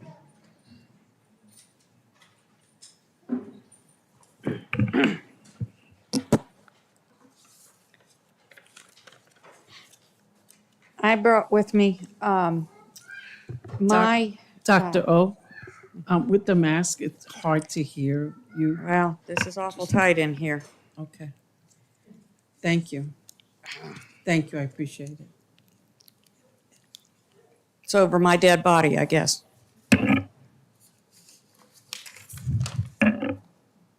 I have no immunity. I've brought in 2 tax bills, one mine for Apopka city limits and one random one. I've got several for South Apopka, someone I know. And I'm wanting a real big clarification because it's been extremely fuzzy what's been said about the effect of the added millage. And I've tried to have it clarified. I want to know exactly where this millage rate is going to be added. I want a very clear answer so I can write it in. I know what's going to be removed because I have my numbers here, and I need an exact answer as to where this percentage millage is going to be added. Is it going to be added to the ad valorem taxes for the city of Apopka, because that's the only where it can be added? Or is it going to be added to the non-ad valorem assessments as a levy? So I need that answer. Well, we'll have, I mean, we're putting together, I know that Blanche is putting together a fact sheet, because it would be both probably. But we're a long way from that, but it would be both. That same amount is going to be added at both places. No, I didn't say the amount, just that there will, if, you know, if we were to annex, there'd be a streetlight assessment, which would be under the non-ad valorem, and then there's the ad valorem for the services provided. So, and Commissioner Smith brought it up at the workshops, but if you look, I'm looking at just a random property in unincorporated section. There's two millage rates called unincorporated county fire and unincorporated taxing district. Right. Those would go away and be replaced with City of Apopka, our millage rate. So that Right. would just be a rinse and replace. Right. And then to the mayor's point, on the non-ad valorem side, Commissioner Smith referenced these in the workshop, the county special assessment for garbage. You know, obviously our waste management is covered within our millage proper. Bill. And then whatever potential items that would go non-ad valorem. So that's how I see it at least. Now, to represent that in terms of hard dollar amounts, that's what I'm not prepared to do because there's a lot of factors that go into play there. If it's owner occupied, how long you've lived in the house, that sort of stuff. But the mechanics is that's how I see the mechanics of it. But what I was hearing and was being thrown out was an exact millage amount, you know, a 0.4136 or whatever it was, a millage amount was being thrown out and being said, but not being said where it was going to be added. And so for those numbers to be said in commission meetings and things, that was misinformation and not being said and over the county number. And so we need correct information coming out of the city hall. Yeah. Okay. Instead of exact numbers of millage, but not an explanation of when and where. And the other thing I wanted to address was communication. And it's incumbent upon people up there that have been elected to answer in a reasonable amount of time. And we know that you have jobs and you have families. But I have called elected officials, emailed them and texted them, and some have never replied in weeks or months. And I have some that reply immediately within 2 days, 3 days. But I have some that have never replied to calls emails and faxes. And so in the future, if I don't hear from somebody in 2 to 3 days, I'm going to start being a bureaucrat, which I hate being one. But I will make it public that I'm not getting responses from people. And there are people in City Hall, employees, that never respond to phone calls, emails that I've been sent to and told this is the person who handles this situation by administration. They've told me this is the person, or by the front desk. Here, I'm transferring you to this person. They handle this issue. And call them. I'm switching you over. Please talk to them. I leave a message or email them, and I never hear back. So I will then be writing you and saying, this person on this date, I communicated with them. Here's a copy of my email, or here, this is the message I left on this date and time, and they're not responding. So we need some better communication going on, both at your level and at the office level. Thank you. Thank you, Doctor. With your information, then I would share some more information pertaining to the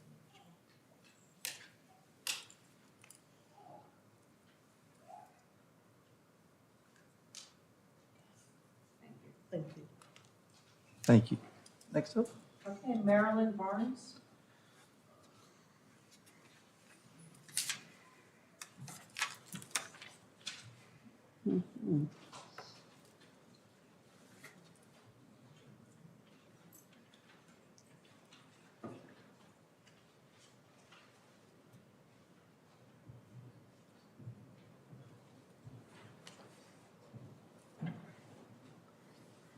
Tell you what, that dress is made for the Foliage Festival.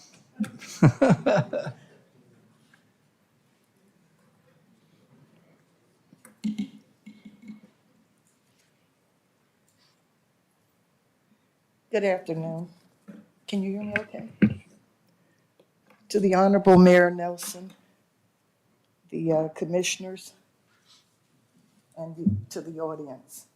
I'm here in regards to the MA Board Street, the parking lot versus affordable housing. This afternoon, this seems like deja vu. The last time I was at a council meeting,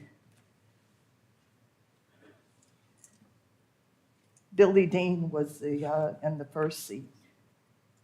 In 2007, I was going through a similar situation, looking for affordable housing, wanted to retire and move back to home, which is Florida.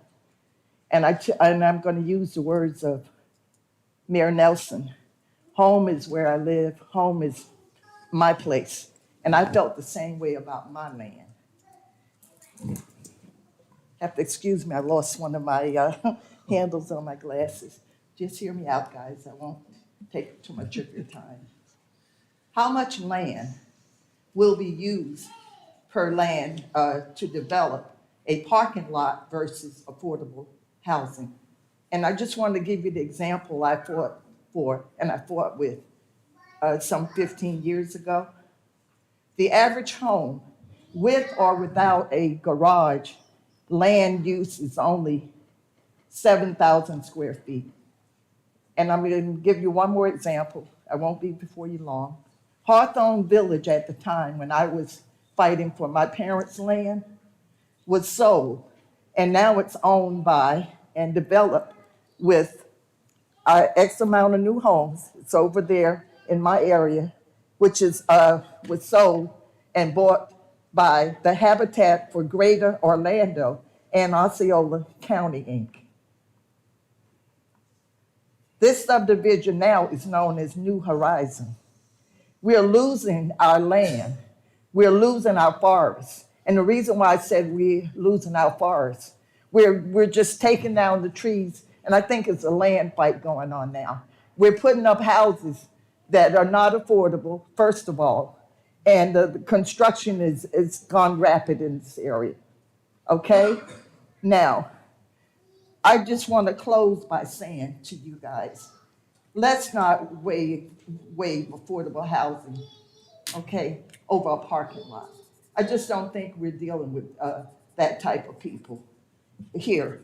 And that goes for our mayor and the commissioners. I just wish each and every one of you would just, there's an old saying, excuse me here.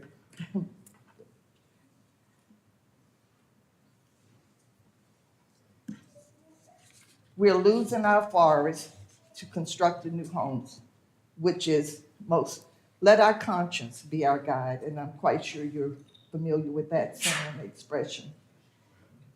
It is well-known expression also, but that isn't necessarily the truth, because what I hope we will do, let our morals succeed and overpass this analysis, and let our principles be what we have is needed. Wouldn't it be okay to say, if you want to represent it's at the end of M.A. Board Street, what would it be like to have M.A. Board Gardens, and then make that affordable houses in that area for our seniors? And thank you for your listening. Thank you.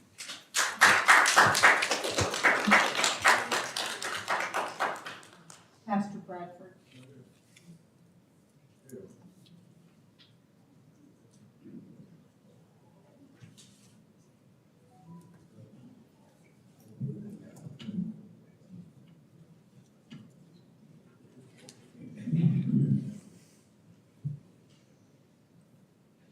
Pastor Hezekiah Bradford, 573 Smoke Mount Court, Apopka, Mr. Mayor and the Commissioners. Twofold. First of all, I want to invite everybody out to the Mayor Prayer Breakfast, which will be held the first Thursday in May. If you don't already have your tickets, if you want to be a sponsor, we would love to have you to sponsor some of our seniors who would gladly be a part of what we're doing. And I believe that we have the #1 prayer breakfast in all of Florida.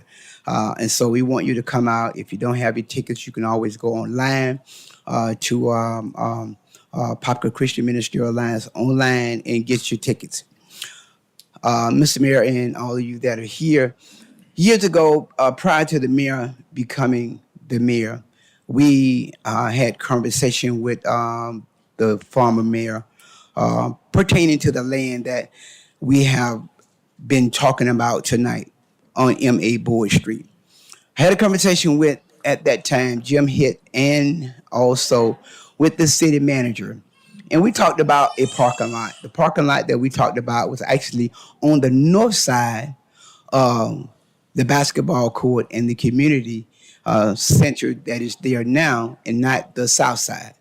So it was looked upon, and even if you go to the community park tonight, you will basically see most of your parking is actually on the north side instead of the south side. My thought, when I look at a parking lot, it is only going to incur that there is going to be more funds that the city is going to have to utilize. Not only that, the crime that could also resonate because it is a parking lot. Most people in America knows that your greatest bank account is your home. So that when you fall short of dollars, and I'm sure most of you who I'm watching, commissioners and Mr. Mayor, based on your home, if you need to get some dollars, you can get the equity off your home. You're not going to get the equity off of a parking lot, but we can get that from a home. It's the American dream. Everybody should have ownership. And so when we look at what is the most important thing that I believe is needed in the South Apopka community, it would be affordable houses. I think it is no more than the right thing to think. And so if any of you all up there would even begin to think that you would prefer to have a parking lot instead of affordable home or a home that you own, why not build a parking lot where you live instead of a home? Everybody wants a home. And I believe it makes the community valuable. the land become valuable. People value their community when their community looks better. And people who owns their home treats their community better. So I think that with that being said, we need to take this back to the commissioners. Y'all need to rethink the process and look at it from a holistic perspective. Drive by Alonzo William Park today and see where the people are parked. They're not parked on that side. They're parked on the opposite side.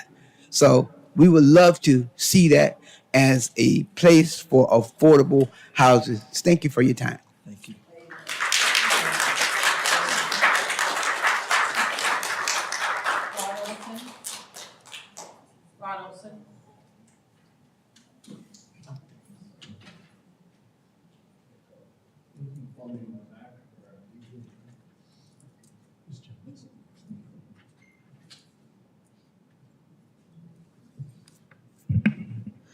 Rod Olson, 3156 Rolling Hills Lane in Apopka.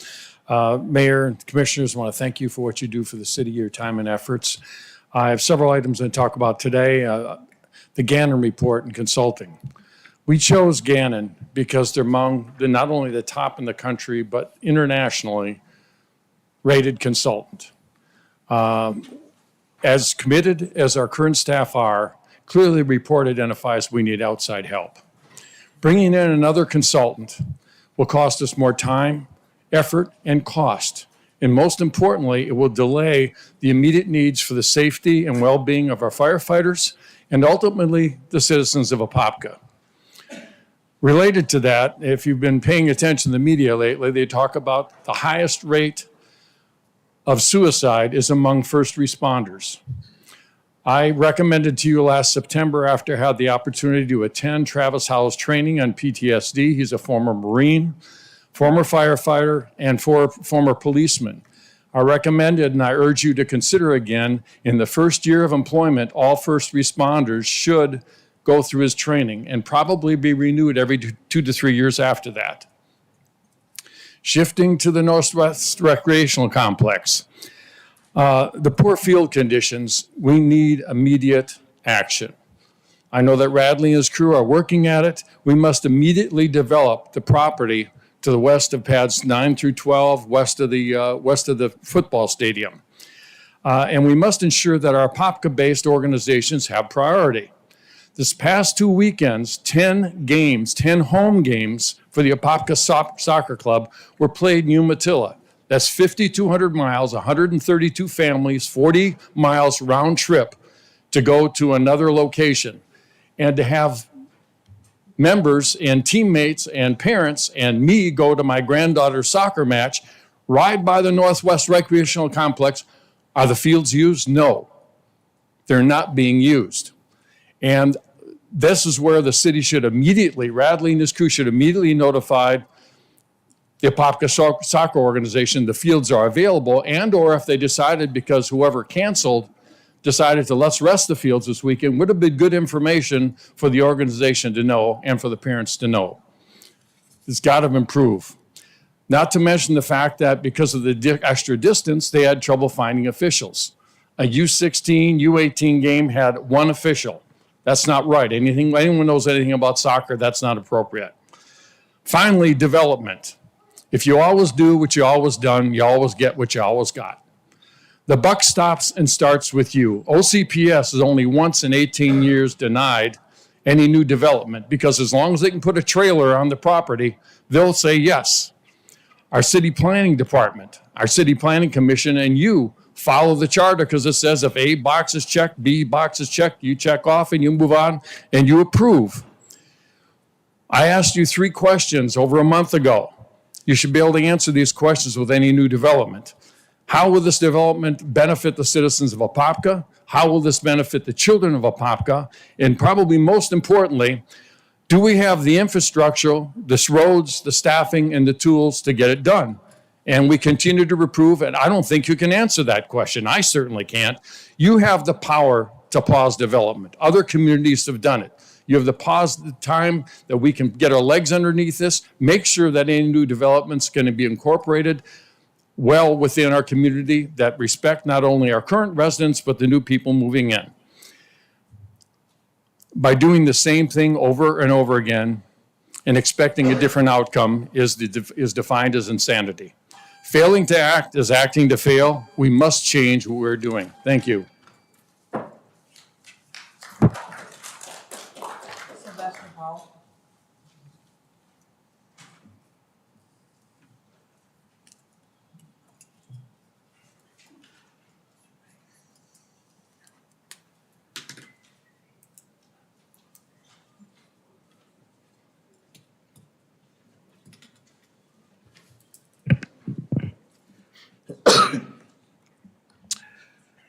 Good afternoon, everybody. It's Sylvester Hall, 3091 Rolling Hills Lane.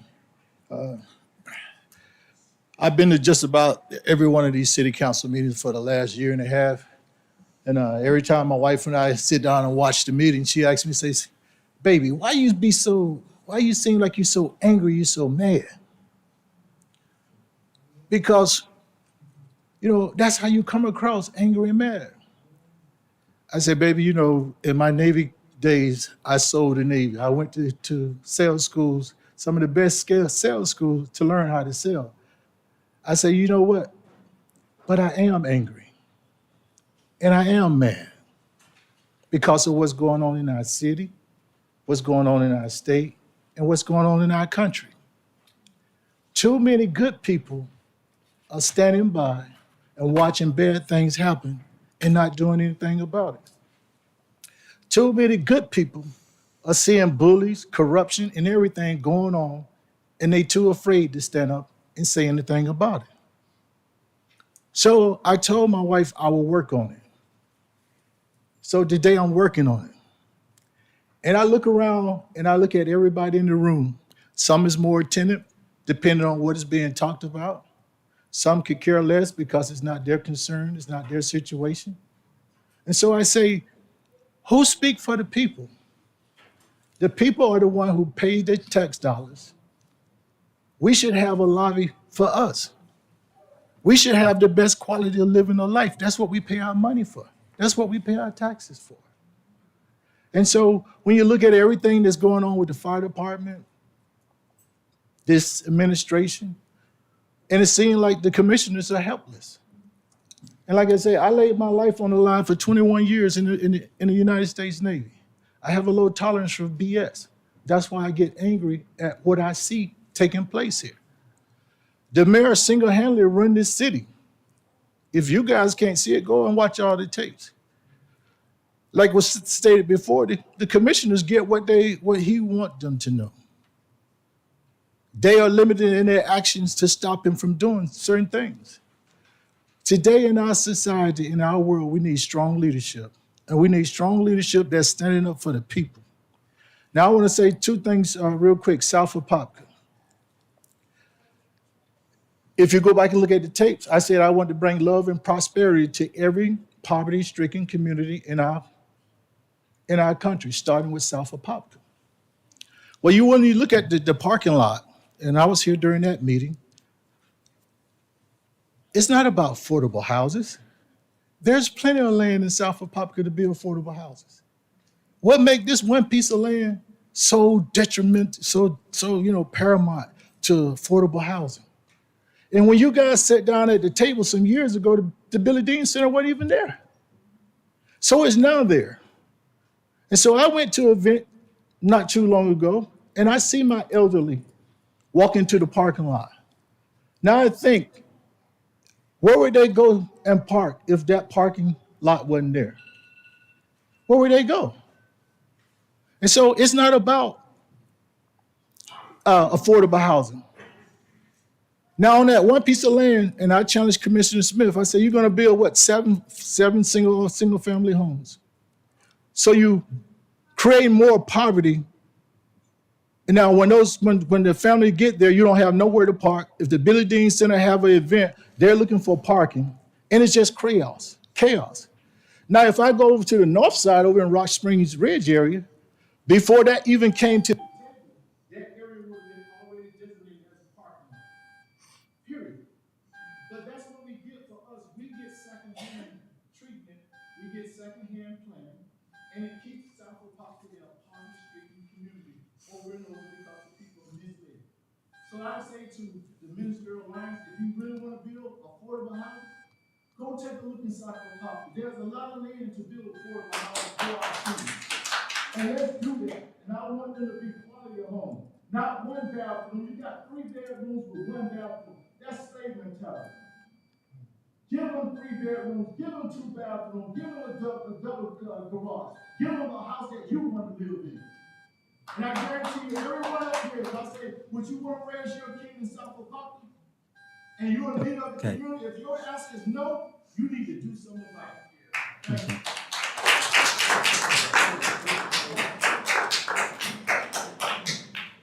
No rat. Oh, there's no rat.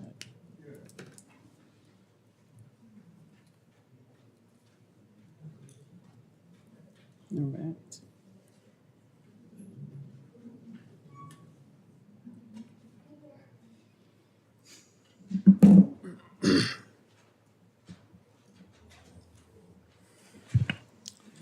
Good afternoon. Narat Saran, former general employee with the Public Services Department. As of March 24th, 3 p.m., I was one of those best workers in Central Florida that you, Mr. Mayor, said existed. I served 8.5 years, and during that time, I also had the opportunity to serve as vice chair of General Pension. When I saw these people getting their service awards, I saw myself. 10 years was around the corner. And when someone serves with dignity, it is an expression of love. Not unlike the love that Dennis New shows, Albert McKinney, Leroy Bell, Sylvester Hall, and of course, Mike Duran. Love is a common ground that every American should respect. It is respect, or lack thereof, for which I was terminated. Public services has become an intolerable, hostile workplace, particularly for those that serve with love and those that accept the title of public servant, which I do. The reasons for my termination are untrue and therefore do not constitute cause. Your greatest resource, your employees, should be protected from false statements that affect their livelihoods. How we treat others shows who we are. I wish I had some water right now, I'm sorry. So for the record, for my reputation, I was terminated because of one man's recklessness. At this trying time in my life, thank you, Mr. Becker.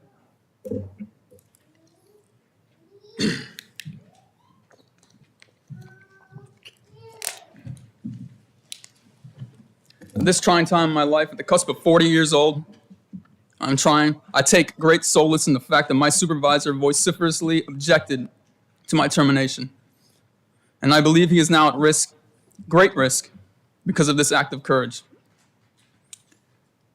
Billy Dean referred to me as Mr. Apopka. Some of my coworkers did as well.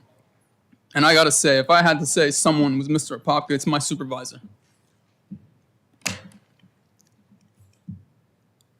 And as it pertains to the Alonzo Williams Park, I can tell you as an engineer of record for the park improvements that are supposed to be awarded very soon, I think the Triple Crown construction, 17 parking spaces will be at the northeast corner there.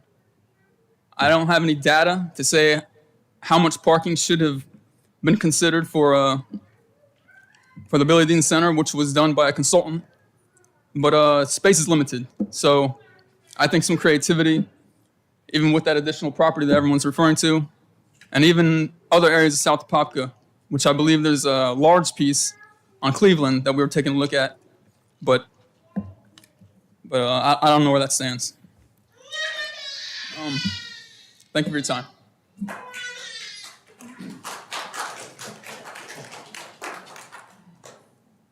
David Hoffman. Running out of space.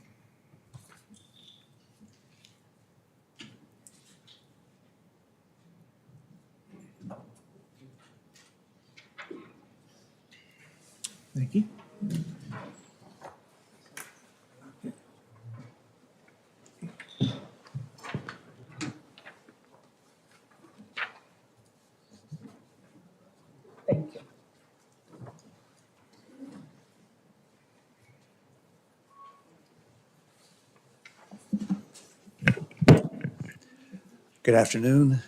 My name is David Hoffman. I live at Tayside Court, Apopka. There's a button right there on the, like that? Robert, can you help him put that? There's a button on the side of the podium there to raise the. Robert is going to do it. Okay. Thank you, Excuse Robert. me. Hey, thank you very much. Appreciate it. Okay. My topic for everybody here today is public schools. Okay.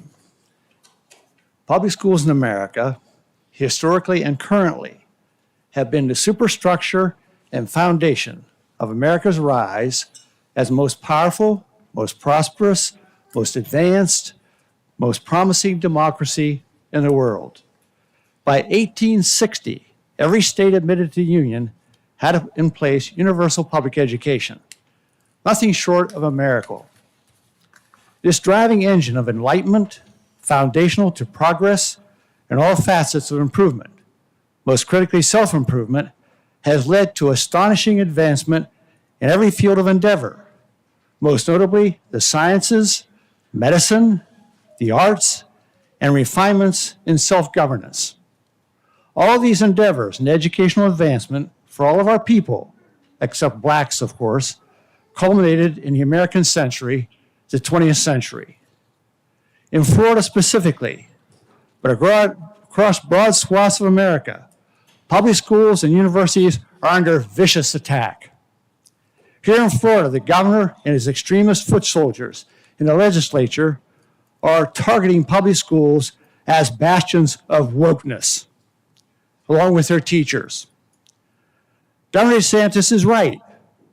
Public schools and universities are venues of wokeness, that is, diversity and inclusion, where learning, enlightenment, free inquiry, deliberating scientific advancements, the search for truth, through the arts and historical study, are revered and pursued. We simply cannot have these activities, according to the people in Tallahassee. The governor and his education secretary will tell us what we can read, what so-called freedoms we can enjoy.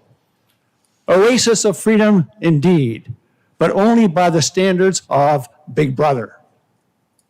Our public school teachers and our public university professors have targets on their backs. As a public school career teacher, I have a target on my back, along with my family. If the governor and Apopka's own Doug Bankson want to knock down, drag out a battle for democracy, they will have it. We are energized for the battle. And now, where do you, Mayor Nelson, and you commissioners stand in the struggle to save and advance our public schools, an undergirder of democracy and a great livable American cities?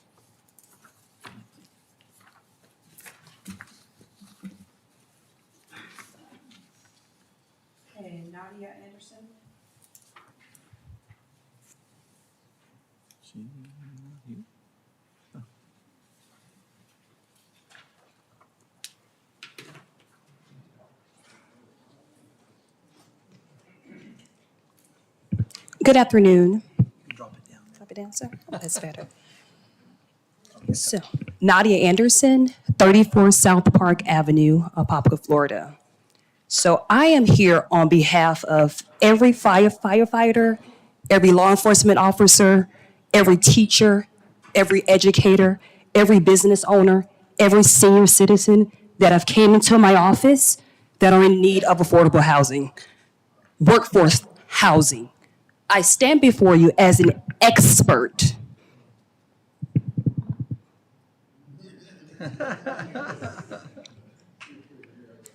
I am the broker owner of Prestige Realty Consultants and also the program director over a HUD housing counseling agency here in Apopka. So what does that mean? That means that I service everyone that is in need of housing. In my office, I've serviced over 1,500 families in the past 5 years. So when I tell you I'm an expert, understand that I am. I have analyzed all the numbers here in the Apopka area. I also have analyzed family finances And please understand, this need is definitely needed. So what are we discussing? We're discussing the MA Board Street project, okay? So this is the thing, and I don't want to get too deep when it comes to this, but ask yourself, what will you say to a senior citizen who have worked 50 years, who come into my office, and this is very dear to me, so please excuse me if I seem emotional when it comes to this. When a senior citizen that comes into my office, because I have data, that come into my office that have worked 30 years for the school system, that now is on a limited income and cannot find housing. A school teacher who have $60,000, $70,000 in student loan debt, who cannot afford to feed their family and also obtain what? The American dream of homeownership. So if someone can explain to me where it makes sense to put a parking lot over the needs of housing with some data and facts, then I'm all ears. Yeah, my office is located at 34 South Park Avenue, and my office phone number is 407-886-5663. You could definitely call my staff and they'll schedule an appointment so you can actually share that data with me. But as an expert, I have the data. So, to the commissioners and the mayor, I ask you all to ask yourself, if it was you or your family, would you consider them sleeping on a parking lot or in a home? And I also want to ask the progressive seniors that are still here, that are in support, to please stand with me in support. If you are still here, I know a lot of you guys have left, but if you're here and you stand in support, please stand with me if you're in support of affordable workforce housing. Please stand with me.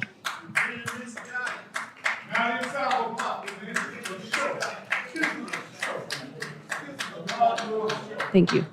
I thank you all, and I thank you all for listening. Have a great day. Thank you.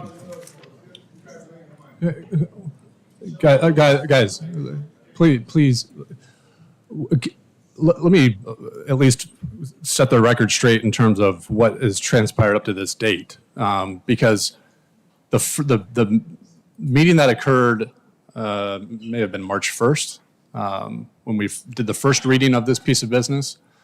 It was for a land use change on a piece of city-owned property. Had nothing. The lead-in packet did mention the ministerial alliance and the potential use for that property, but the business at hand was to change a land use and density. There's no commitment, and that's the whole point of having a first and second reading on these things, is that you have time to look at it a little bit further. In the last meeting during the second hearing where we voted against this land use change, again, we did not vote down housing, we voted down land use change. During those proceedings, our Parks and Rec staff, as well as our mayor, talked about the need for parking for that facility. So we as commissioners have to assume that staff who makes these decisions knows what they're talking about, and we only own one piece of property, the park itself and that property that's in question. There was also representations made that if we were to go that route of putting housing on that piece of property, that staff was exploring parking options of potentially acquiring land from Quest Inc. to the north, which is a nonprofit. By the time that we had that meeting, I thought in good faith that those conversations would have happened. Then, hey, that's a point of topic for us to consider to move this forward. Those conversations did not happen. So the facts that we had on the table as commissioner, and I'll only speak for myself, was at the time that we questioned the use of this piece of property, what's the best use based off of the Alonzo Williams Park and the Commissioner Billy Dean Community Center, was that parking was needed to accommodate the people that wanted to use that facility, which is a gem for the community. And that's the best use that we saw fit because that's the feedback that we got from staff. So that's all I'll say. Yes, there was conversations before in a public forum in terms of allowing our city administrator to look at potentially negotiating with this interest, but there's never been anything formal. to say, yes, it is going to be earmarked and surplused for the use of this sole entity.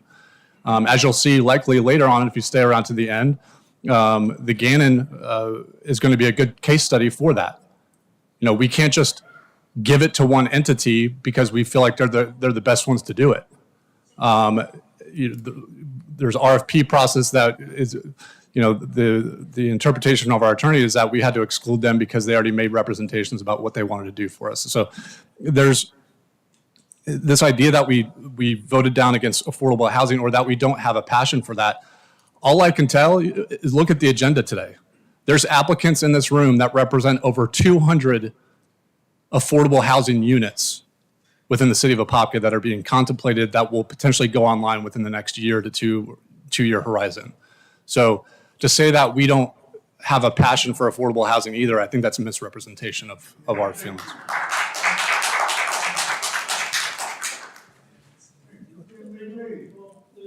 That's it? Okay. All right. Well, thank you. I'm going to run to the restroom real quick. Okay, we'll take a 5-minute break.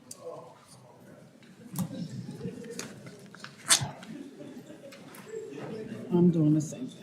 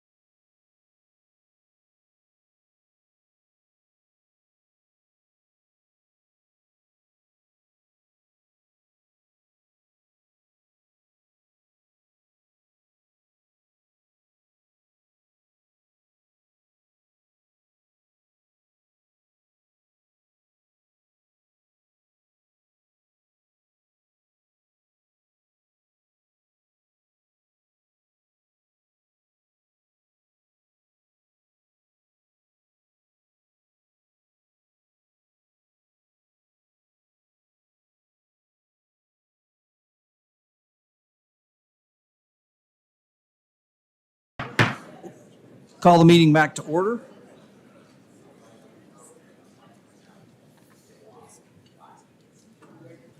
Okay, on consent, we have. We don't have Susan back yet either. Oh, We didn't Susan, so I don't know who Yeah, presses no. record. okay. Hang on.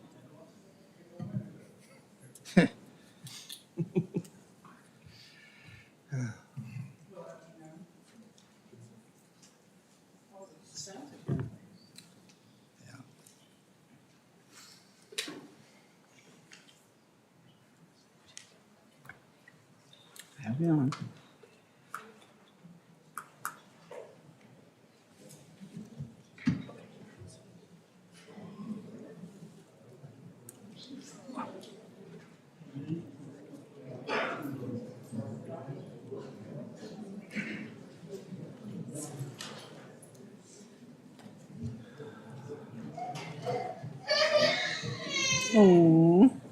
All right. We have 11 consent agenda items. Does anybody need to pull any of those items? If not, I look for a motion to approve the 11 consent agenda items. So moved. Got a motion by Commissioner Nesta, second by Commissioner Smith. All those in favor? Aye. All opposed? Motion carries unanimously. Next up, Richard Earp. Good afternoon, Mayor and Commissioners. I'm here to present the Resilient Florida Vulnerability Assessment Grant recommendation to sign the grant agreement. So the Resilient Florida Grant Program is a program throughout the entire state of Florida, looking at sea level rise for those along the coast and changes in long-term rainfall patterns throughout the entire state. These are some of the critical assets on this slide. There's transportation assets, critical infrastructure, critical community and emergency facilities, and natural, culture, and historical resources. So this grant will look at those things specifically as critical assets. The Florida Department of Environmental Protection has broken down the way to perform these vulnerability assessments so that it's standardized throughout the state. And they include these 4 steps: collection of background data, an exposure analysis, then a sensitivity analysis, and then wrapping up in a final vulnerability assessment report.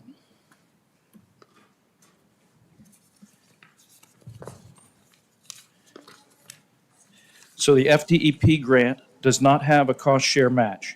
It will be funded entirely by the Florida Department of Environmental Protection. The grant amount is $100,000, and the recommended motion is to authorize the city administrator to sign the Resilient Florida Vulnerability Assessment Grant. And I'm here if you have any questions.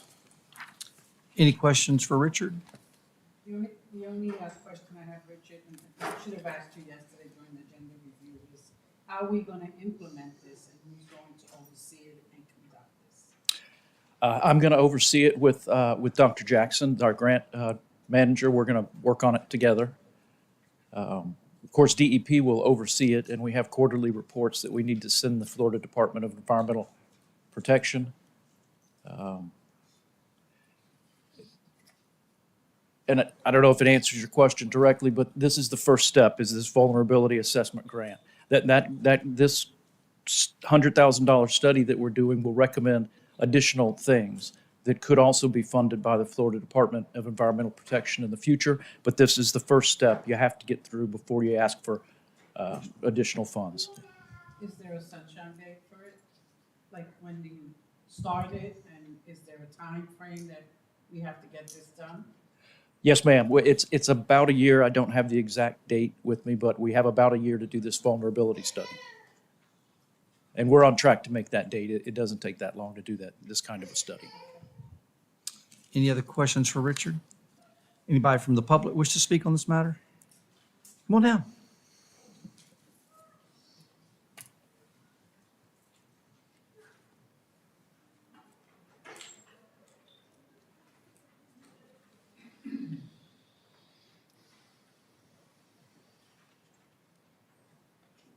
Dennis New, 105 West Magnolia. You know, I hear this, it's a vulnerability assessment of the entire city. I think that's a good thing. My question is, when it comes back, is it going to be accepted or contested like the Gannon report?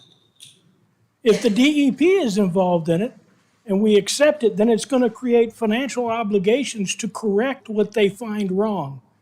Is the city ready to commit to that? Because every time everything else talks about $1, the city backs away because God forbid we take $1 out of the bank over there. So if we're going to do it, we need to do it, but we need to commit to it.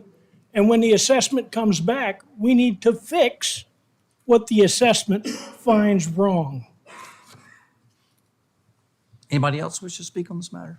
Not, we'll close the public hearing. Look for a motion to authorize the city administrator to sign the Resilient Florida Vulnerability Assessment Grant, number 22PLN16.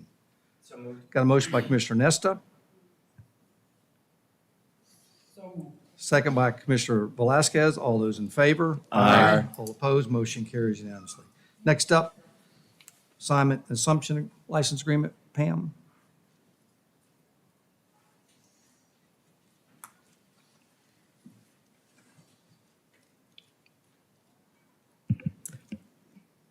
This is not really in my purview. I'm helping out my colleague, Vladimir, but it's related.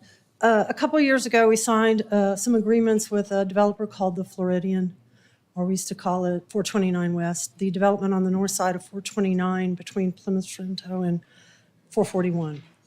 And part of the utility agreement was to install a force main upsized to 16 inches, and it has to go across the road under 441 and impact the Florida Central Railroad right-of-way along there. It's the rest of the right-of-way is ours, but when you work in Florida Central's right-of-way, you have to sign a license agreement with them. And my involvement in this project is we were having trouble getting a hold of Florida Central, so I just happened to have contacts there. So it took a really long time. This was something that was beyond our control. The developer is moving forward. This was holding them up. They couldn't dig without this agreement. And so what they have done, well, let me say that we have to have this agreement before we can touch their right of way. And it's our responsibility because it will be our force main. It's our infrastructure. So the developer went ahead and signed an assignable agreement and paid the fee, the license fee, which is $18,750, with the understanding that it is the city's responsibility. And so I'm here to ask you to allow the assigned agreement, the agreement to be assigned to the city, and for us to pay the $18,750 fee to Florida Central. This force main is on our master plan. It was something that we planned on doing. The developer is just doing it because they need it now, and we asked them to upsize it to accommodate other things. So it was a beneficial thing for us. But the bottom line is it's $18,750, and it's our responsibility to pay it. Okay, any questions for Pam? Anybody from the public wish to speak on this matter? Not, we'll close the public hearing. Look for a motion to approve the assignment and assumption of the license agreement. So moved. Got a motion by Commissioner Smith.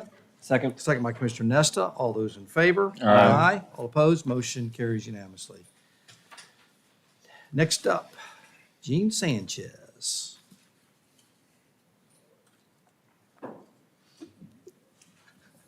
She's found that button pretty easily. I made it a point to know exactly where it is. Jean Sanchez with the Community Development Department. This is a request to approve the 3716 Hogshead Road Major Development Plan. The property is located south of Hogshead Road and west of Hermes Smith Road, surrounded by agricultural and industrial facilities. The applicant has submitted a major development plan for an industrial warehouse building located on Hogshead Road, on approximately 2.99 acres in size. The building totals 30,080 square feet in area with a proposed maximum height of 28.5 feet. While 61 parking spaces are required, they are proposing 75 parking spaces with 4 accessible spaces.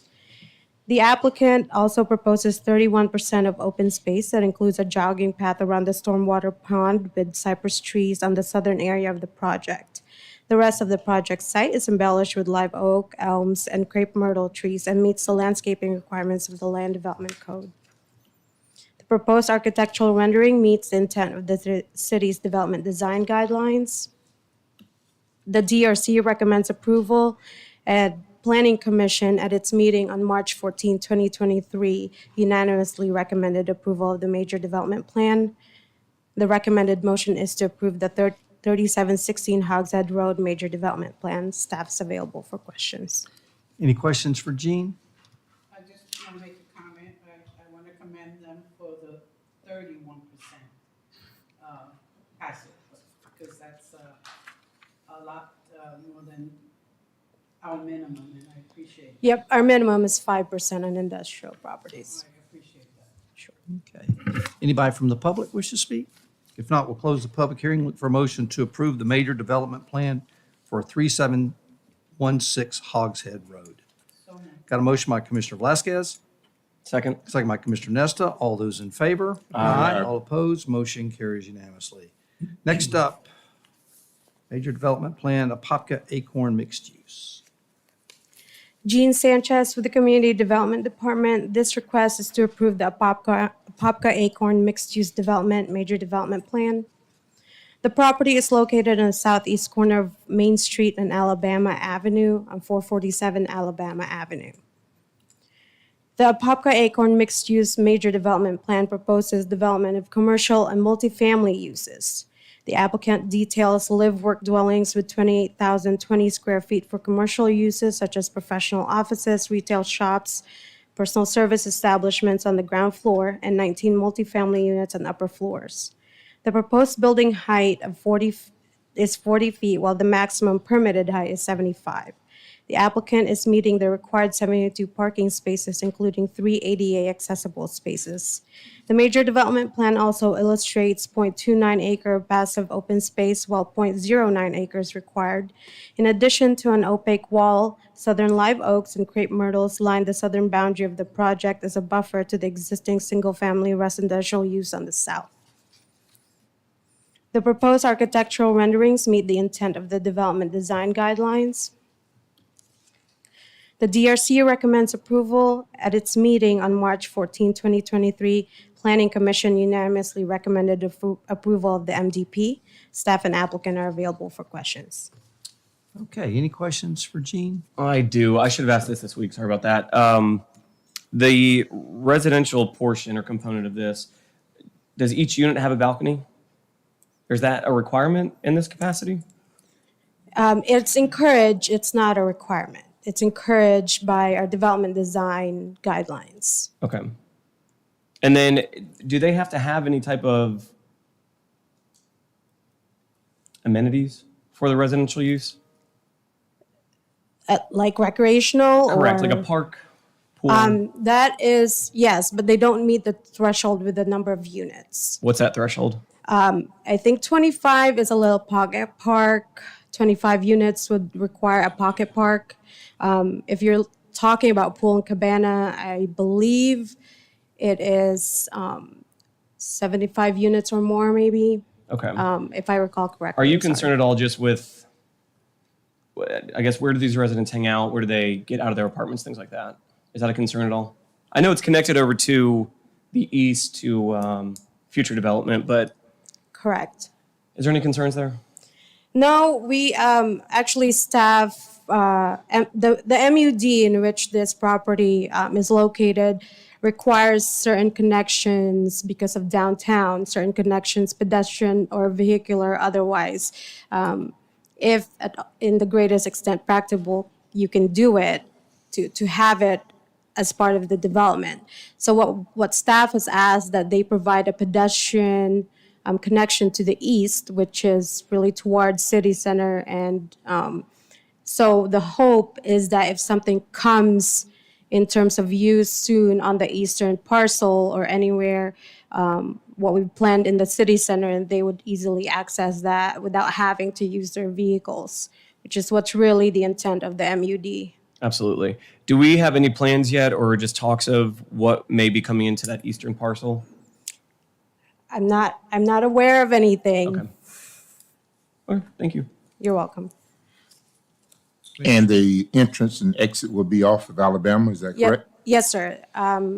If I recall correctly, there's already, I think, a curb cut there. Correct, Pam?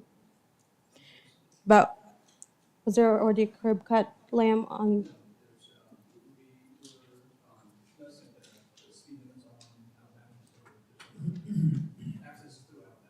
It's access through Alabama Avenue. Can you just tell me what was the height that you were? The height is 40.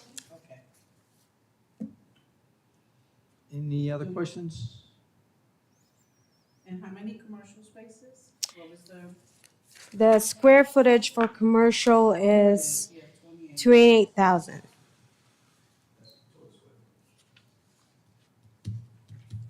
Okay. Any other questions for Gene? One more. Sure. It says 28 or 12 square feet for commercial. At any point, can he come back and change that to residential? He would have to amend his major development plan, and right now the. Come back before us. Correct. The code requires that it comes back.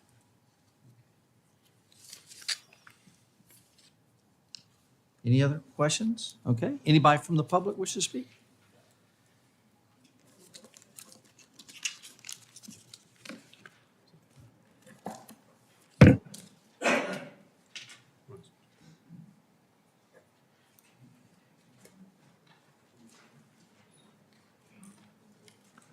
Dennis New, 105 West Magnolia. I'm not a rocket scientist, but looking at the figures and calculating the space of the building, I would say the entire building is 28,000 square feet, not the commercial portion of it. So what is the commercial portion of it? 8,850. Big difference in 28,000, because they'll come back later for a variance and change the whole thing to commercial or the whole thing to residential. Now, how do you back up with the? Also The other thing that comes into play is to the south of here is where they're going to put in the subsidized housing apartments. I don't know when the last time any of you went down Alabama Avenue is, but the road is barely a width for two vehicles. Okay? So we're going to put all the traffic onto there, which is the same argument I have about every development that you guys keep cramming in. But now over here around the downtown city center, or otherwise known as the biggest homeless encampment in town, we're going to drop another apartment complex in there. So we're going to have one off of Monroe, this one off of Alabama, and then another one off of Alabama, all on unimproved two-lane roads to add to traffic congestion. The other part is, where are the kids going to go to school? Dream Lake, Phyllis Wheatley, Lovell, all of those schools are already at capacity and have portable buildings. We keep cramming and cramming and cramming, and nobody's planning.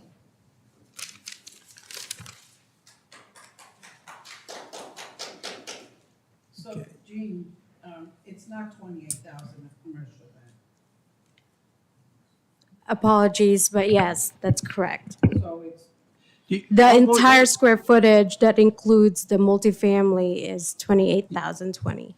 Gene, why don't we just have the applicant come down and just Yep. give us a real quick overview, if you don't So mind. it's, just correction, just let me know, what's the commercial space?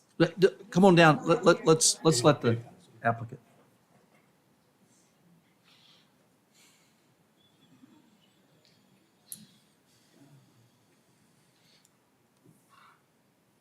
Quang Lam, 1320 West Pine Street, Orlando, Florida. The total square footage is 28,000 square feet.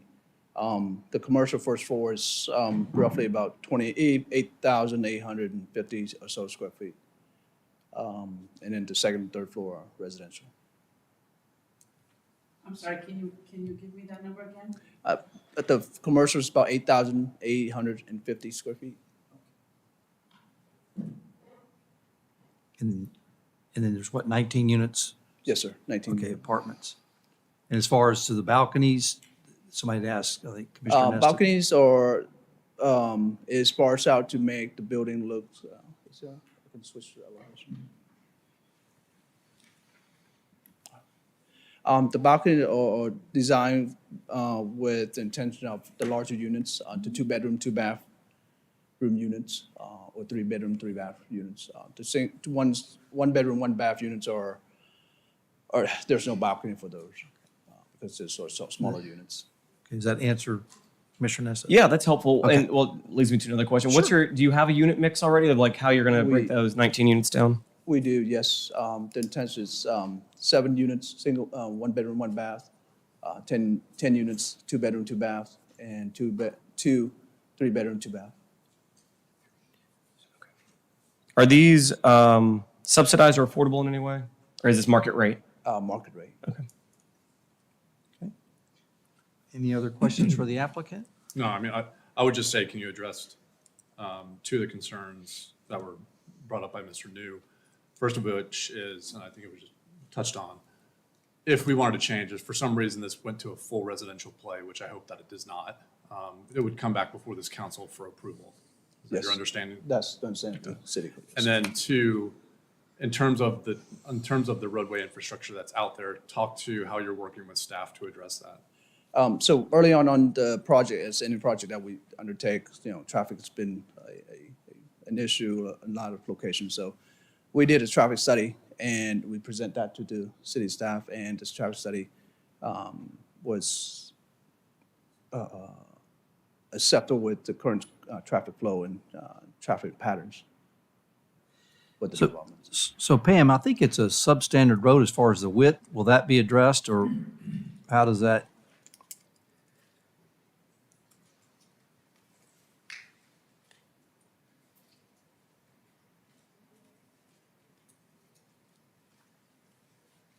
It is not a substandard road. The width It's a is? functionally classified county collector road. And it operates fine, there's sufficient capacity. It looks narrow because there's no shoulder, there's no curb and gutter. And it's in places, it doesn't have a line. I have no control over that. Oh, okay. That's a county road? It is a county road. Okay.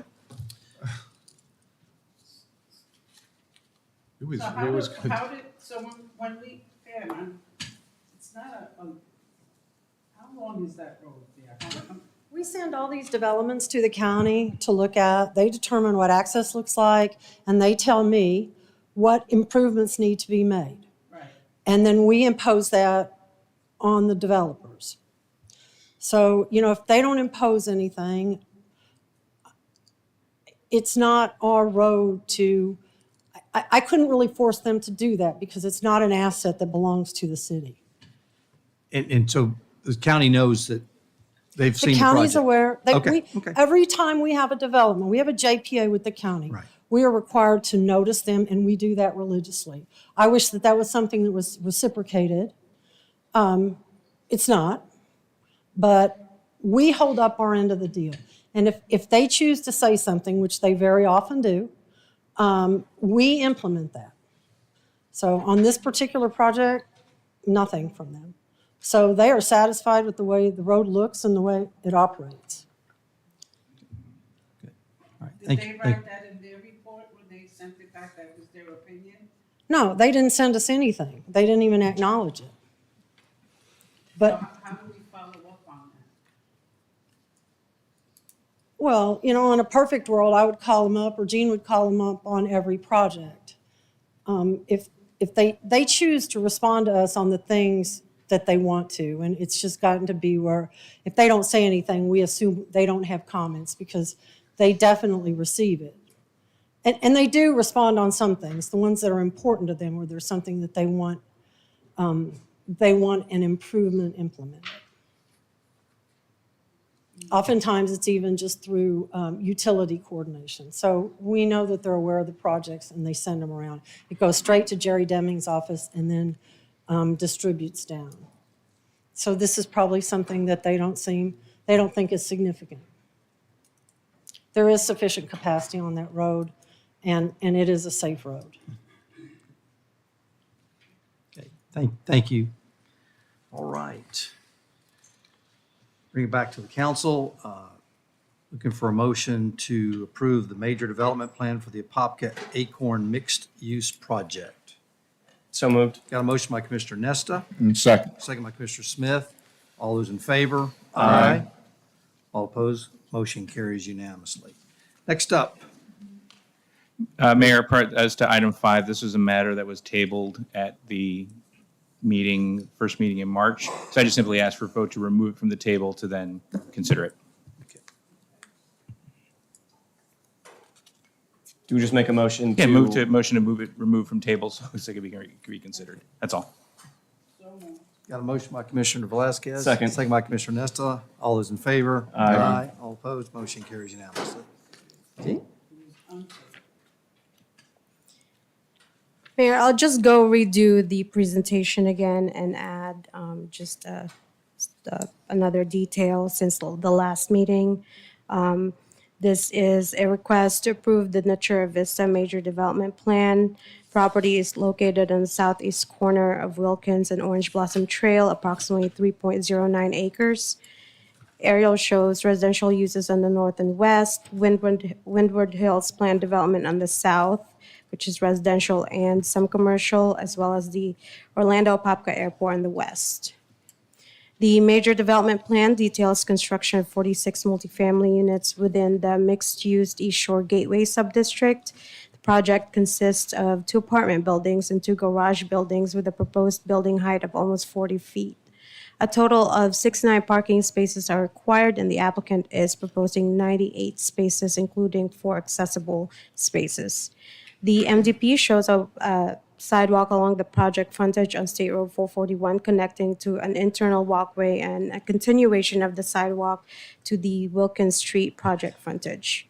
The applicant is required to preserve 0.03 acre, 10% of the project area for active and passive recreation and amenity, and they are proposing approximately 1 acre for a dog park and green space.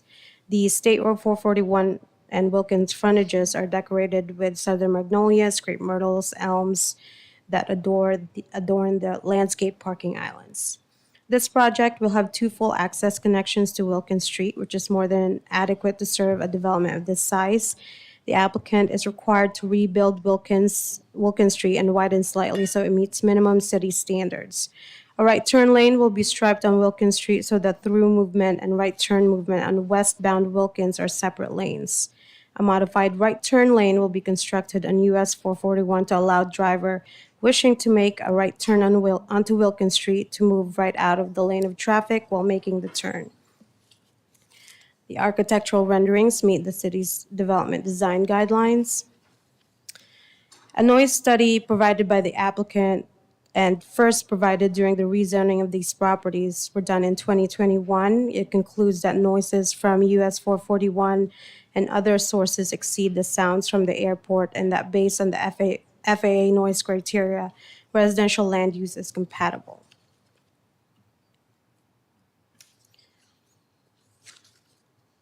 The DRC recommends approval at its meeting on February 14, 2023. Planning Commission unanimously recommended approval. At its meeting on March 1st, 2023, City Council voted unanimously to table this item to a date certain of April 5th, 2023. Recommended motion today is to approve the Natura Vista Major Development Plan. Staff and applicant are available for questions. Okay, any questions for Jean? I guess what's the staff's interpretation of the noise assessment or the noise study? The conclusion is on there, and what staff found is that based on the conclusion of that noise study, residential land use by adjacent to the airport, at least 250 feet away from the property line is compatible with that existing use.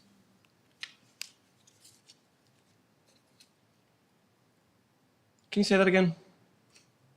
So based on that conclusion from the noise study, it says that sound levels measured on the project site for 7 consecutive days and using the FAA criteria for land use compatibility, The proposed residential land use, Natura Vista, is compatible with the airport and would remain so in the future, provided the residential structures are no less than 250 feet from US 441.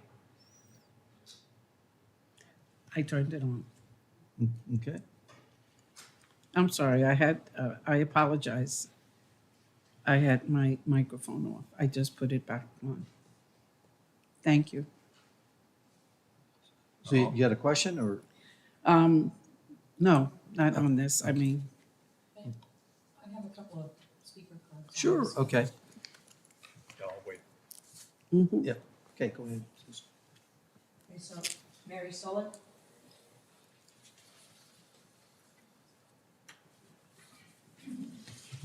Susan, she's the applicant. She's not subject to the time. oh, She's counsel for the applicant.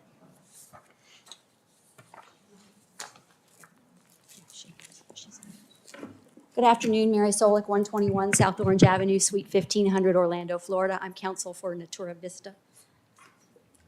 Oh, thanks. With me today is Kim Fisher, who is the project engineer, and Joe Savino, who is the principal of Natura Vista. We're available for questions. I know you have other speakers in the community that want to address this application. And might I suggest that I come back and, So no opening statement, you want to just wait till the, I think so. Okay, sure. If that's okay with you, Yeah, unless you absolutely. have questions for me right now. you good? Okay, everybody good? Okay, all right. Okay. Just go ahead. Gregory Kelso.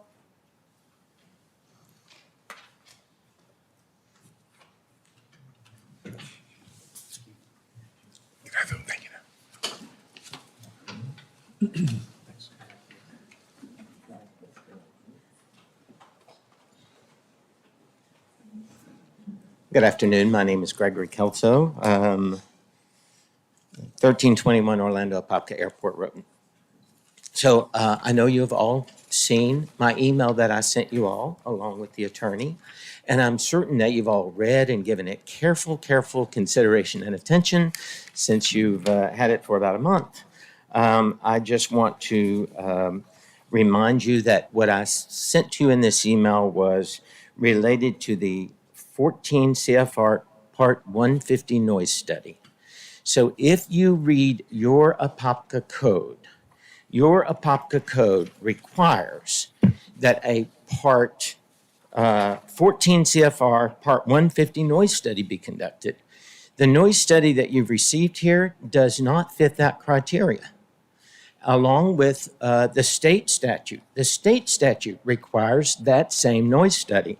And in fact, I might even remind you all that during the Rubright development, we came forward and brought this same concern forward, and we presented it to you. You did not accept their Part 14 CFR Part 150 noise study. You didn't accept that, and they withdrew their residential component of that development and went strictly to a commercial development. So basically, we believe the question today before you is very simple. Your code and the state code requires that. There was a little bit of hyperbole and smokescreen last time related to us, what kind of airport are we?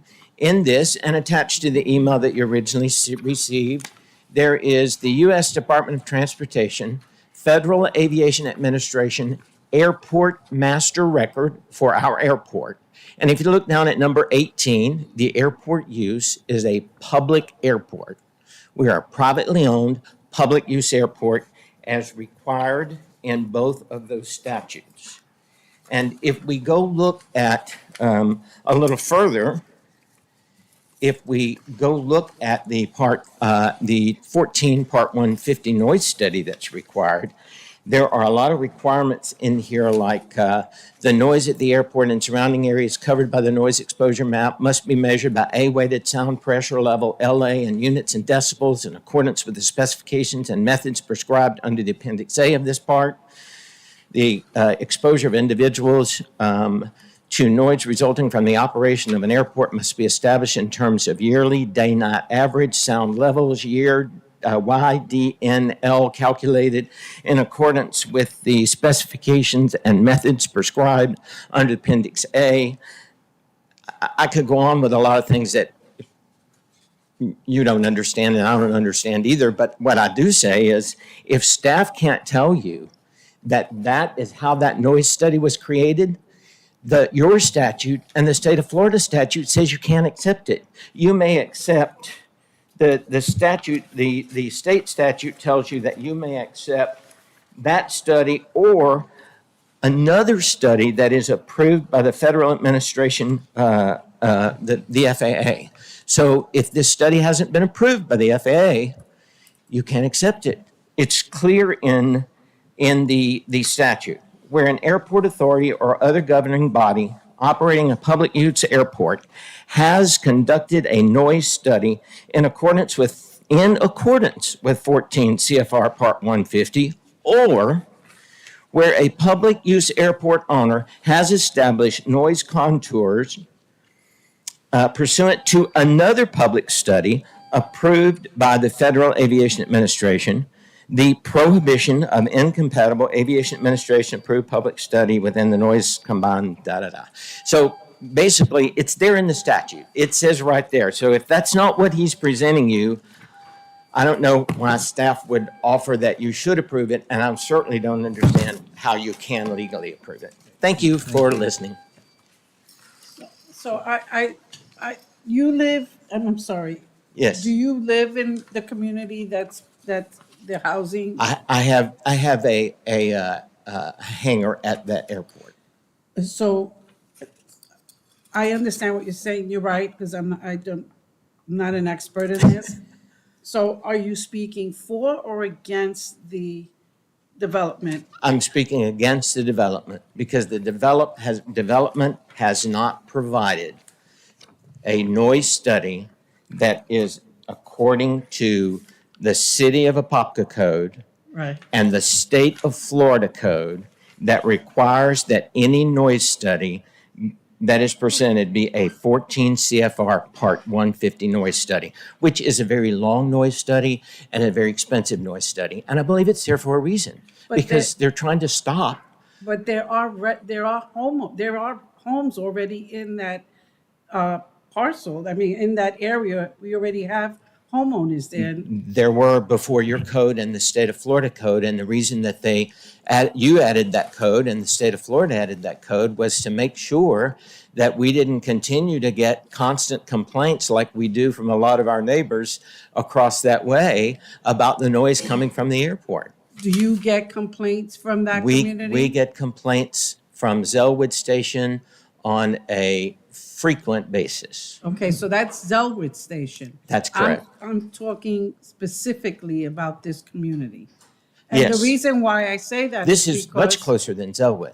It is. And, It is. And I have two residents from there who have reached out to me and basically said that they did not have a problem with this new development there.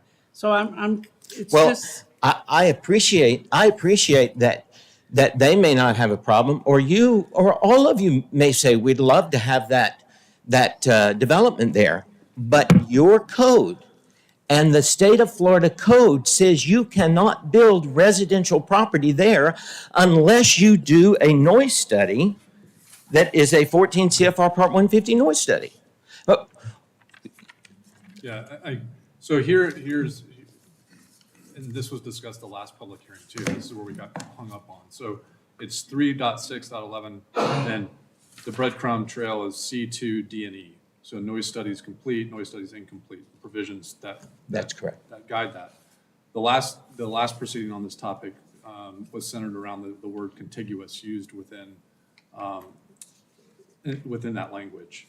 And I guess that's where I would lean on legal counsel for both sides to weigh in terms of adherence to that. I know I was actually looking at the bills that Representative Bankson is trying to sponsor in the state legislature, and one of them is on this topic specifically, I think, limiting the liability of public use airports in terms of noise pollution, noise complaints.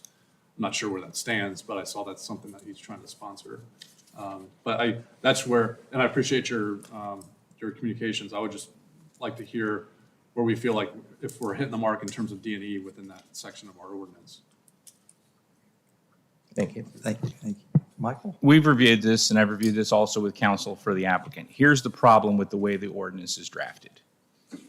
These are regulations that are limited to the what is the Orlando Apopka Airport zoning district. Usually in other municipalities and areas, and speaking from experience because I drafted the airport regulations for Volusia County, the way these things are handled is through means of an overlay, so that there are additional use restrictions for properties that surround the area. Now, the noise study issue is one that it's not this property owner's obligation under both Chapter 333 and our code to perform the noise study. It's actually the owner of the airport who's to perform the noise study. If the airport does not perform the noise study, then you default down to that buffer area that's half the distance of the length of the runway. But herein lies the problem. You are applying a zoning regulation from a zoning district outside of that zoning district, and therefore now imposing restrictions on properties. But the property owner does not have constructive notice that there are restrictions upon their property. So you're imposing buffer restrictions onto neighboring zoning districts. And hence that's where you have the inconsistencies. When you have an overlay, then those buffering requirements become an additional regulation so that you have that requirement over a residential, a commercial, an industrial. The way that this code is drafted, that buffer requirement is solely limited to the airport zoning district. So there is an issue whether we then begin to infringe on the property rights of the neighboring parcels, imposing a restriction that's in the airport zoning category upon external zoning categories. So the property owner here has developed their own noise study to show that noise is not an issue and won't raise an issue. Plus, there's now the concurrent bill working its way through Tallahassee, which would preclude noise complaints for airports for properties contiguous to it. So that's the problem, and this is an issue that once the property was rezoned initially, by right, the property owner is given the rights to develop that property pursuant to those zoning regulations, and that zoning regulation does not include a buffering and distance requirement, which would have occurred if an overlay would have been created. And that's how it's usually been done in other jurisdictions, is you create an overlay district. It's usually what you have is that the governing bodies that own the airports, in this case, we don't have a governing body. It's a private airport that's public use. That governing body is the one that creates the noise overlays. It's the bull diagram, which kind of shows you where the noises are, and then that kind of governs. On a lot of those issues, and the overlays that we created, residential uses were strictly prohibited directly within the flight path of the runway, and you see those in other jurisdictions where local governments end up condemning properties that are basically on the glide scopes, your approaches and your departures, but you still have residential uses as long as you've developed the noise contours and that there's a threshold that these are the noises. You can have them be on the side because there hasn't been a noise study, and then it's kind of the extreme, this buffer stretching out from the runway, but that buffer stretches out beyond the zoning category, which enlists that restriction onto other zoning properties, which have been given the right to build that by right because it's a permitted use within those zoning districts. So that's the concern with this property, and that's what. When I met with the counsel for the property owner, that's the conclusions we both raised to, and that's the issue here. Until we have a proper overlay, which we then can regulate the uses emanating outside from the airport, and preferably such an overlay would be created based on a proper noise study done by the airport owners. There's a concern over the propriety of the buffer over these properties outside of the airport zoning district, which may raise certain legal issues. And I contend that the state does not require that we do that. And the state also clearly sets aside the same statute that says that if no noise study has been done, then with a certain distance, half the distance of the runway, all the way around it, you can't have residential homes. and it is expected, when you wrote your code, when the state wrote their code, it was expected that noise and airplanes don't mix. And they're doing everything they can, and you were doing everything you when you wrote that code to make sure that you didn't put airplanes underneath. We were here, we've been here at every meeting that this has come before you. We were here before you rezoned it, so it almost sounds like a prophecy that you could rezone and then later on go, well, if you'd have done it before you rezoned it, maybe, but ultimately, I think if you read the state statute and you read your code, it says you can't do it. I Thank just you. want to put Yes. something for the record. Yes. Because I looked to see if I had received this. When I looked down, you had misspelled my name, so I never received this email. I'm sorry. Thank you for letting me know that. Well, and so I actually did the same thing because I didn't receive the email, but you didn't do it wrong. We have like a spam blocker. So I was like, why? Because I usually always confirm receipt, Right. no matter what it is. And so I was like, I've never seen any of this. I checked it Right. real quick, and that's what happened. So that makes me now wonder what other emails I missed. So No. sorry about that, and that we didn't. Thank you. It seems like none of us possibly received, Maybe looked at maybe it. none of you got it. So sorry I about may that. not have gotten it either, Mike. Yes, how they spell my Thank name. you. Well, let me ask one question. So is the airport willing to do the noise study? No. We would not be. The noise study takes probably a year to do. It's very onerous, probably millions of dollars to complete. And we believe that's on purpose. When the state wrote what the state wrote in their code, they did that on purpose so that some developer wouldn't just walk in and go, well, you know what, we're just going to hang a piece of equipment on the end of a tripod, as you see in the noise study you have, and we're going to do it for a few hours and say, no, our noise is fine. This noise study takes weeks and months in order to complete, and it measures day and night and different aircraft going in and out of the airport. We have jets there, we have helicopters there. They may all not go off on the same day, but they're off frequently from our airport. We have people landing at all hours of the night at our airport.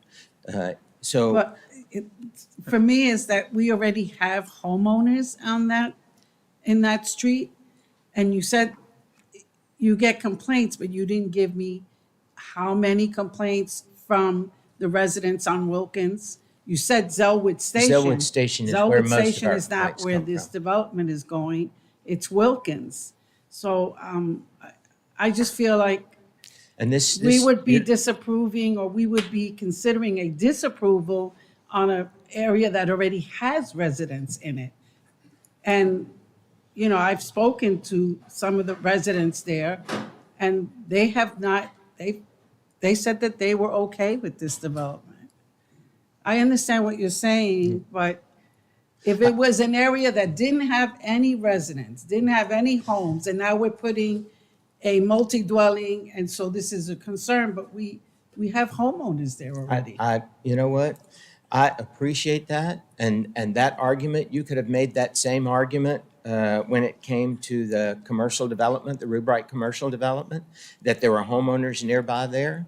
But ultimately, airports exist, and this airport has existed likely long before any of those homes were there. This airport, do we know how old our airport itself is? Over 50 years old. So this airport has been there a long, long time.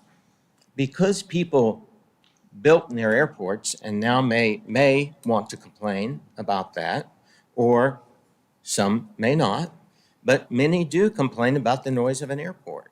And we believe it is in the best interest of the city and is in the best interest of the airport for us not to end up in a match here where you and I are going to be arguing over the fact that you want to stop our airplanes from flying certain times, or you don't want a certain jet in there because it makes a certain amount of noise, or you don't want certain things that homeowners begin to come to you to complain about.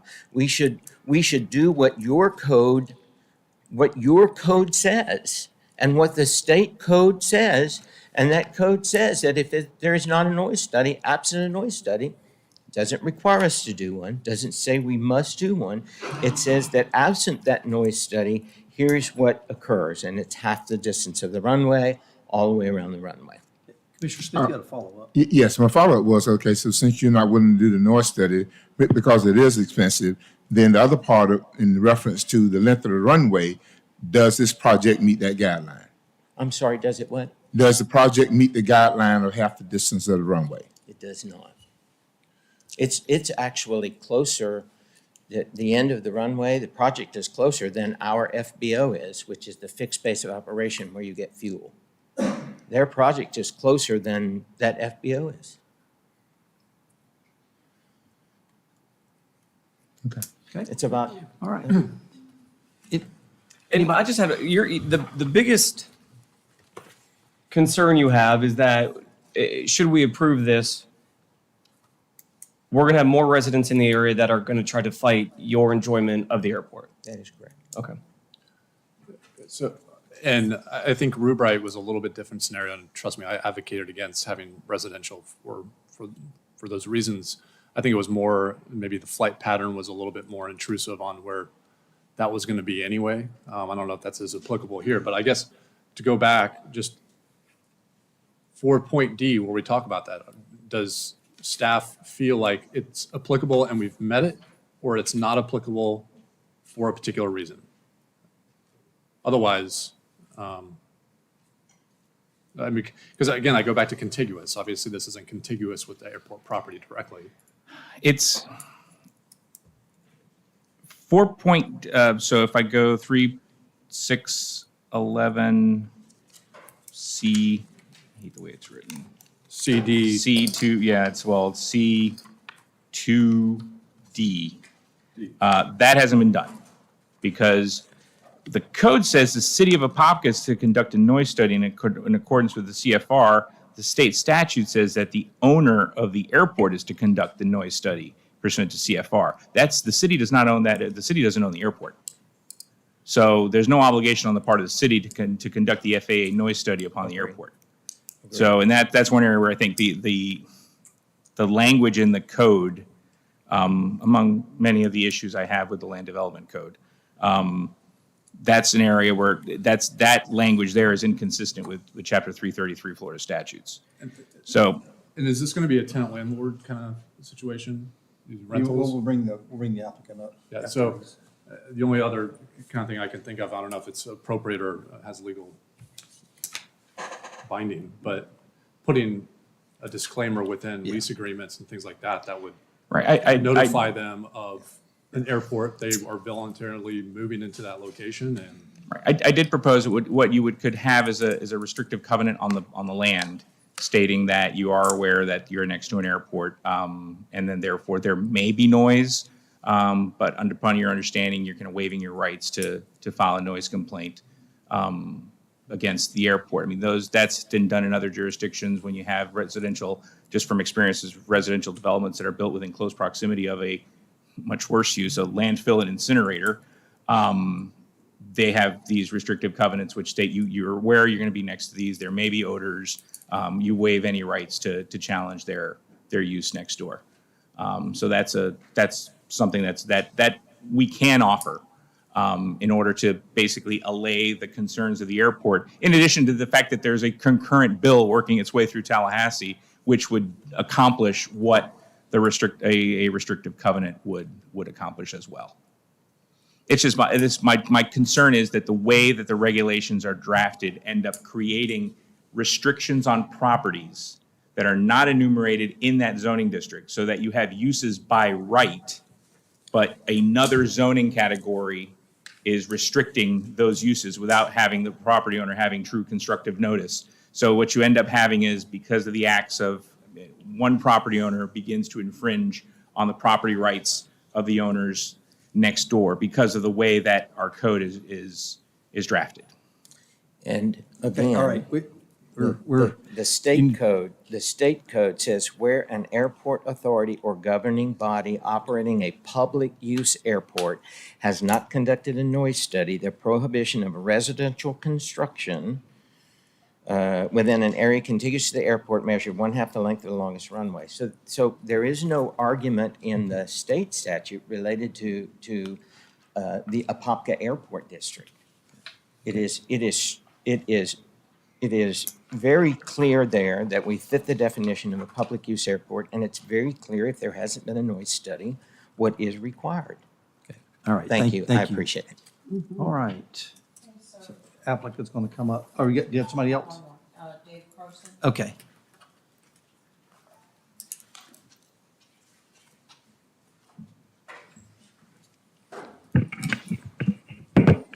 Good afternoon. My name is Dave Croson. I'm a property owner there at 1321 Apopka Airport Road, hangar number 50 and lot number 107. I've spoke here before. I will try not to rehash any ground that I had before. And I have to say, Greg gave a nice, concise summary of where things stand in relation to the airport and the noise study and all of that kind of stuff. I would like to clarify a few things. Mr. Bankson and the efforts that he was trying to come up with a law clarifying the definition of an airport. I talked to him 2 months ago and he called me and he said, Dave, why do we need this bill? We've already got a definition of an airport. And there was some confusion at the last meeting about what kind of an airport are we?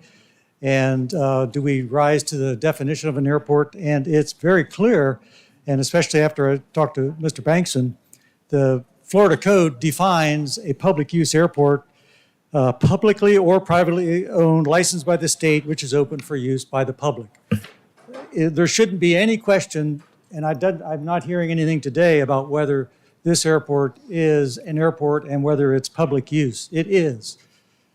If you go to the FDOT page and it talks about public use airports, it rehashes the same thing, and I'm going to leave these with you where it's highlighted. It talks about licensing. So do we need a license? Yes. Our airport does need a license. We do this annually. I believe it's in August. We scramble every year to make sure that we comply with everything that's needed. So we are a licensed airport by the Florida Department of Transportation because we're public use. If we were not public use, we would not need that same licensing. As published by the Florida Department of Transportation, this document shows the list of public airports in Florida, and lo and behold, Orlando Apopka Airport is listed in that category. Finally, last thing regarding public use, as Greg pointed out, the FAA document that shows our airport clearly shows that it's a public use airport. So enough on that part. I would like to clarify a couple other things that were part of the prior meeting minutes that came out in the attached to the March 15th, I think it was, meeting. And it talked about 1,000 feet from the runway. I'm glad to hear today that everybody understands that it's half the distance of the runway length, which is not 1,000 feet, it's 1,993 feet, is that buffer zone that without the noise study, that excludes residential development. This property is 500 feet from the runway or less. And if you want to get an idea how little 500 feet is, just go outside and you can look across that other street over there. 500 feet is not very far when a CJ3 twin engine jet revs up its engines and is taking off with the windows of the apartment building right across the street. It's when I mentioned to Greg that the FBO is further from the runway than this apartment building, I was really referring to the threshold of the runway. But still 500 feet is ridiculously close to the airport. I also want to clarify this was again from the previous minutes, the use of the term contiguous. The Florida Code and the Apopka Code, and I should point out the Florida Code is the genesis of the Apopka Code. Florida puts out a manual which tells cities how to create the code because they were mandated to come up with codes that incorporated airport into land use. So the city of Apopka did a copy and paste. Most cities do the same thing. And the contiguous, I'll be done in just a moment. Contiguous is defined in the Apopka Code definition. It's not talking about a property that is contiguous. It's talking about an area that's contiguous to the airport, measuring 1/2 the length of the runway. So read closely what contiguous means. Finally, I'll leave you with a proper sample of a noise study from Craig Airport. You'll know it's a proper one when it's lengthy. This one was 130 pages. I only printed out a few. And what you deserve and what we all deserve is a map like this overlaid on the land use map, and is clearly required by the noise study list of requirements in the 14 CFR 150. And not only do you have this overlay over the land use, it's projected 5 years into the future, which is also a requirement of 14 CFR 150. In 5 years, the airport, which is now 60% built out, will be maybe 100% built out, but it's certainly not 100% built out as it stands today. So I recommend that you apply the city code to this, apply the Florida statutes to this, and you will reject what they have submitted, which is really just a drive-by study, and hold out for a real noise study, which the city code says the city of Apopka. Thank you. Submitting a code. I'll leave these with the. Okay. And if I can ask right before the applicant gets up, if we were to request that they apply a deed restriction effectively, kind of waiving their rights to complain in any capacity, is that something you guys would be agreeable to? Does that help the situation? Or are you guys no development whatsoever, no matter what the scenario is? Well, the fact that the contiguous area, which is referenced, overlays some other code boundaries is not referenced in city code or state code. It was clearly never meant to fall within districts. The fact that there's another district over there is really a technicality that the city has to address, not the airport and not the general public. The code is clear that half the runway distance is the buffer. That's it. So That's the answer, given to no us. development whatsoever is your There answer. should not be residential development there. There's a reason why this code was put forth this way and why the noise study is so onerous. They don't want homes next to the runway. When you imagine a big twin turboprop taking off at 5 in the morning because he's got to go to Tallahassee, this creates a lot of noise. These are apartment units here. This isn't even some rich person that could afford to live next to it and likes airplanes. These are just guys looking for a place to live, affordable place to live, and they're going to be suffering unnecessarily with airport noise. Okay. Thank you. Thank you. Okay. Come on. Yes, ma'am. Yeah, this is the. Any other speakers? Okay. Okay. Housekeeping first. I just want to make sure these items are in the record because I didn't see them attached to the published agenda. It is the major development plan, the noise study, the staff report, and the zoning maps.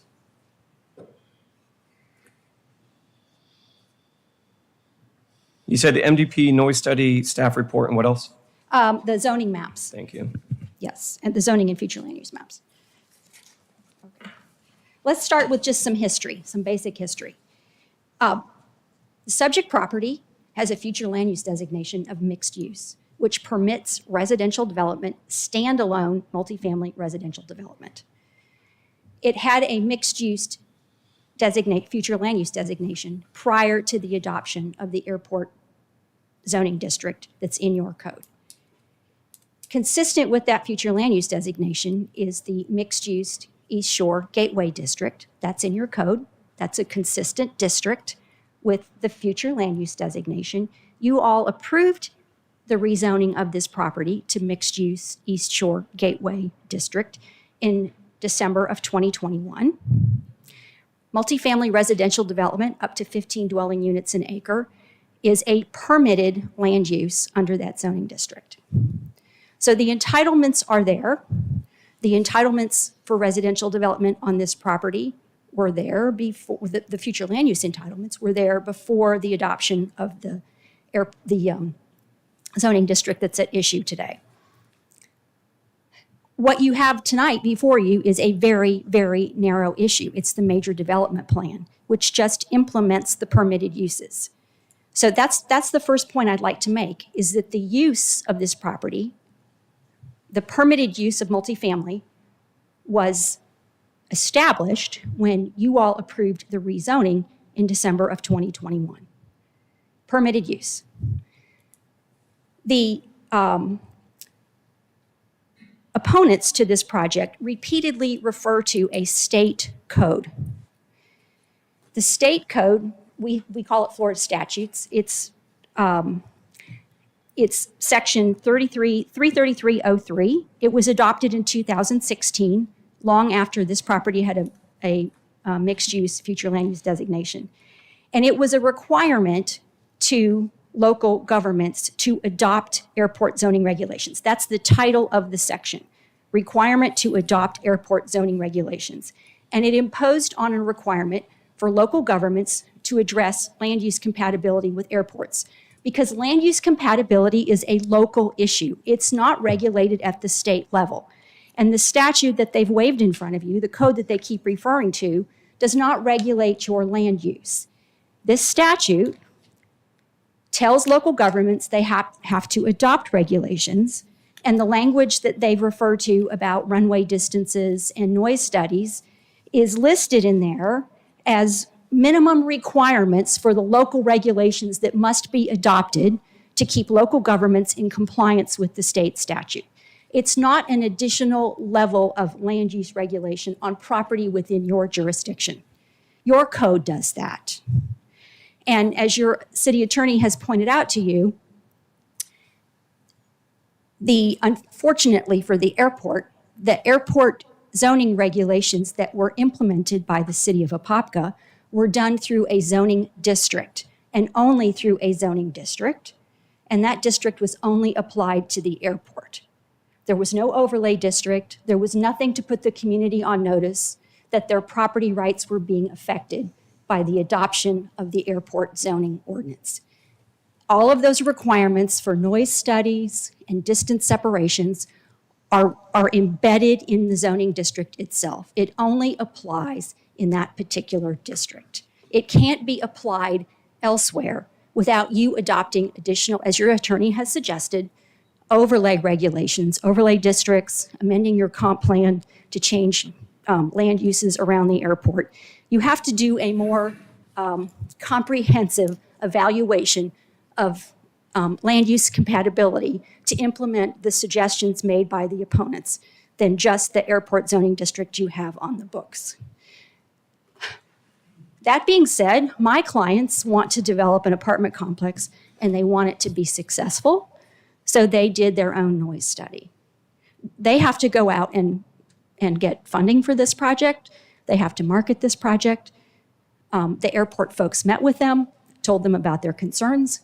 So they had their own study done in November of 2021. What did that study show?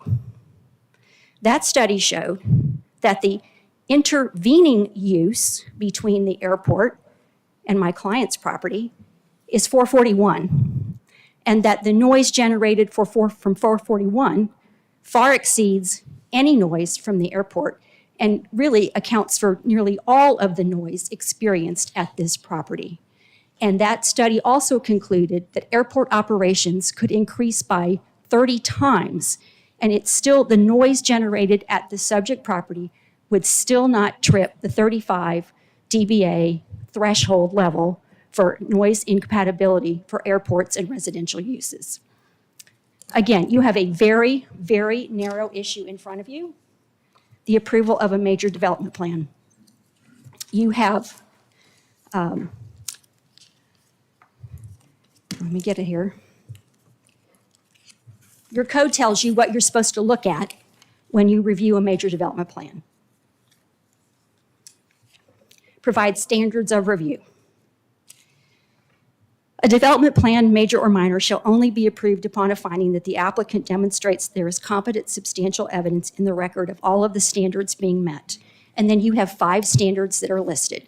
This is the criteria that you should be applying tonight to approve a major development plan. A, the proposed development and uses in the development plan comply with Article 3 zoning districts and Article 4 use regulations. Your staff has thoroughly reviewed this application. It's been through DRC. The use in the development plan is a permitted use under the existing zoning and the future land use, which means we comply with the zoning district and the use regulations. The second criteria, The development proposed in the plan and its general layout and design shall comply with all standards in Article 5 development standards and Article 6 environmental standards. That's the parking and the buffering and the landscaping and the roadways. You haven't heard any evidence tonight that we don't comply with any of those regulations in your code for this particular development. The third criteria, the development complies with all conditions of approval in any development approval or permit to which the plan is subject. We don't have any prior development approvals or permits that this property is subject to. Next criteria, the development proposed complies with all applicable standards in this code and other city regulations. Your staff's review this has found full compliance with all of the city land development regulations. And the last criteria is it has to meet the plat standards if a plat is required. No plat is required. I would suggest to you that there is no competent substantial evidence in the record tonight for you to determine that we do not meet the standards of review for a major development plan, and we would request your approval. Any questions for the applicant? No, and I think that's the point that you made during what you just spoke there. Section 3 is our zoning districts within our land development code. The one cited previously, the 3611, is Airport Apopka or Orlando Apopka Airport District, which this is not that zoning district. To your point, that's the overlay that you're speaking of. This is 3.6.4 MU East Shore. And if there's not a provision in there to discuss the topics that are in 3611, it would not be applicable and not available for consideration. Because again, this is quasi-judicial. Yes. Yes. Correct? Yes. Okay. All right. Thank you. Michael, any last thoughts for? Do you agree with everything that was just stated? Yes, I do. I think the crux of the problem is that, what, as opposing counsel stated, yes, 333 provides a guideline for local governments to address airport hazard areas.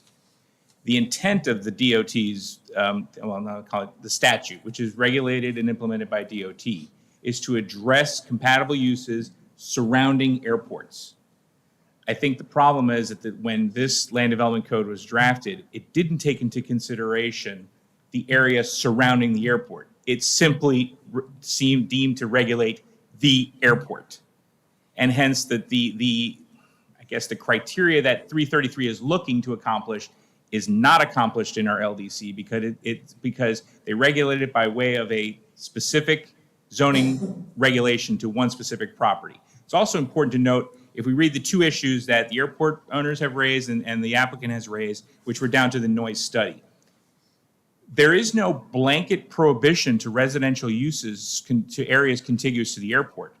If a noise study is completed, then it regulates what the certain noises are going to be in that area. And if it's determined that a residential use is compatible with the noise parameters that are going to be produced in that area, you can have a residential use. In this case, the airport is saying, well, we're not going to do a noise study, so we're going to just have a blanket prohibition of residential uses 1,900 feet around our airport. It's almost half a mile. Yet, under our own code, which is language that goes beyond the scope of Chapter 333 Florida statutes, what it says is, if it could be determined that the use, it's the second portion of it. I'll read all of D, which is where the city of Apopka has conducted a noise study in accordance with the provisions of 14 CFR 150. Neither residential construction nor any educational facility as defined in the Apopka Airport zoning district regulations, with the exception of aviation school facilities, shall be permitted within the area contiguous to the airport defined by an outer noise contour that is considered incompatible with that type of construction by 14 CFR Part 150, or an equivalent noise level as established by other types of noise studies. So I think here what we have is now that the applicant here has actually conducted a noise study. While it's not 14 CFR 150, our code actually says, or an equivalent noise level as established by other types of noise studies. If they're coming in and saying, well, effectively the noise contour that is established on our site is compatible with a residential use, if a noise study was conducted on the airport property, the findings might be the same, which means that it's not supposed to be a blanket prohibition of residential uses around the airport. Because there are potentials where if a noise study was actually conducted and noise contours were established, you may be permitted to have residential uses because they end up being compatible. And the applicant here has presented their evidence that their noise study shows that based on the decibel levels measured on their property, that noise level is compatible with a residential use. So if we want to truly fix it, we would look at actually creating an airport overlay district, submitting that to DOT, which is a process. Unfortunately, there's only one person in DOT that reviews every single airport regulation in the entire state. I had to deal with the guy. It's not a pleasant guy to deal with. So it's only one person who reviews these and approves these to the state.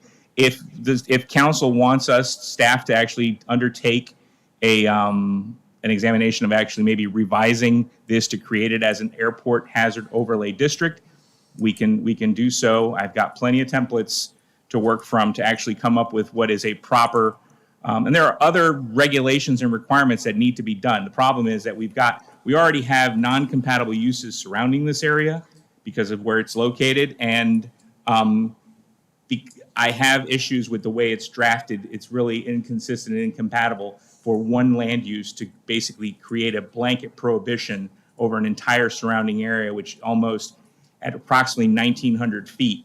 You're looking at a pretty large area, close to half a mile, where one land use is basically telling every other property owner around it, you can't build on it. Any other questions? Okay. All right, we'll close the public hearing and we'll look for a motion to approve the major development plan for Natura Vista. Let me ask you this, to the applicant, sorry. Would you guys be willing to have a deed restriction, effectively kind of waiving your rights of kind of complaining about the noise? No, just to record it on the document. Correct. Just a deed restriction or some kind of covenant recorded on the document. Correct, that runs with the Lease land. agreement. Yeah. Yeah, Yes. Okay. Yeah. correct. Yes. Yes. That doesn't do much for the residents of the building. The owners of the land are not going to complain. Would you put it in the lease too?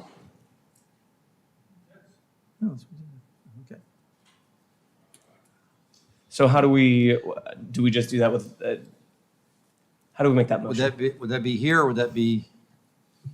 No, I mean, Would be a condition of approval. It would be included in the, Yeah, and sure. I think Okay. it's a condition of approval Okay. that the applicant prepare a restrictive covenant to be recorded. Well, it'll just I be, think it'll be in the lease agreement for. Well, I Do you think want it in it's- do you want recorded restrictive covenant or in the lease agreement? I think both is. Well, I think my ask. I think what could be accomplished is you record a restrictive covenant and just in your lease agreement, you make a reference, this property is subject to a restrictive Right. covenant, which that way every lessee is on notice. Basically, it tells the tenant, hey, you can't, I mean, it's not, you're not directing the tenant, they can't sue, but it's like, hey, this property is bound by this, that it's not, you Right. can't make it an issue. You can add that to the motion as a condition of approval. Okay, I would like to do Mr. that. So All how do I right. do that? I would like to Chris? motion to approve the. No, I lost Major our- development plan for Natura Vista. Thank you, with the Right, and add as a condition of approval. conditional of approval. The applicant, the property owner is to record a restrictive covenant on the property that restricts, Complaints. that precludes the owner and that precludes the owner of, puts the owner and tenants on notice that they're, I mean, we The can have it waives just noise regulate. claims and requires a notice requirement in the lease. Okay. That's That's it. sufficient, then we can Okay, let's agree on read the that back language. into the record one more Right. time, Go please. ahead. Yeah. Read, So say that again if you can, and then I'm just gonna. The owner would be required to record a restrictive covenant that waives noise claims generated by the neighboring airport and would require a notice requirement in all lease agreements. perfect. So moved. Good. All right, Yes. got a motion by Commissioner Nesta. Second. Second by Commissioner Smith. All those in favor? Aye. All opposed? Motion carries unanimously. Thank you, council. Thank you. Okay, next up, Major Development Plan, North Star Logistics Center 2.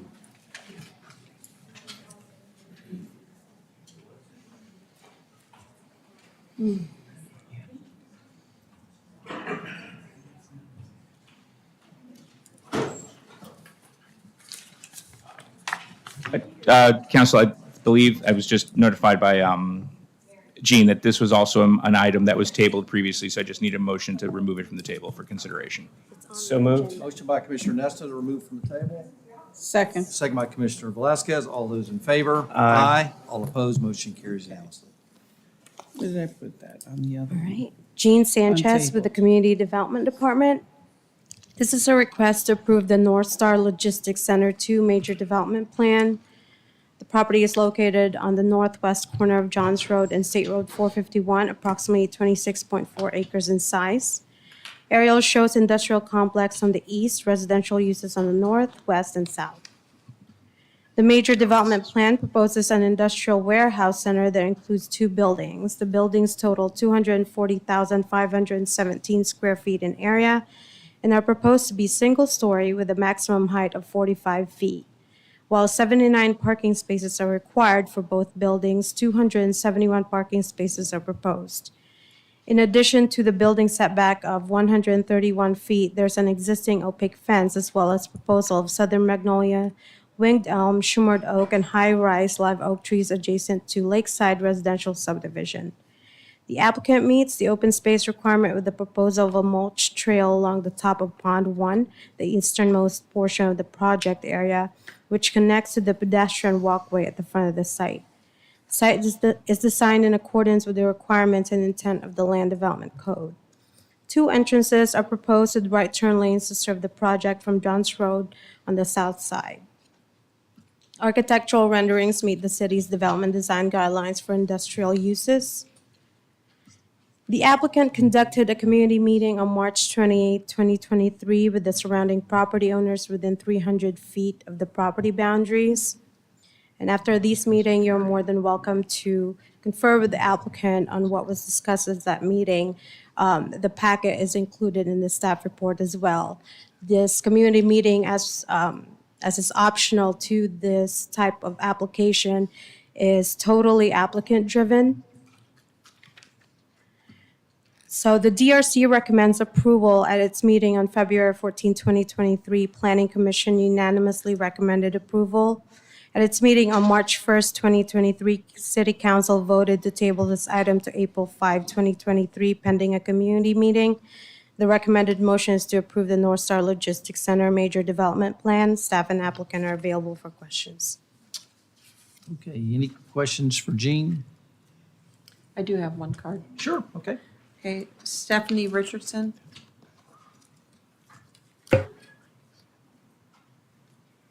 Hello, good evening.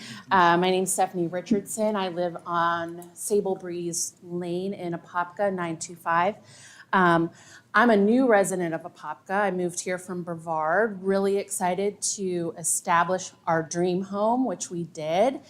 And we did know that there was what appeared to be an abandoned warehouse on this development site. There was not much activity when we were building our home, so we figured that it was abandoned.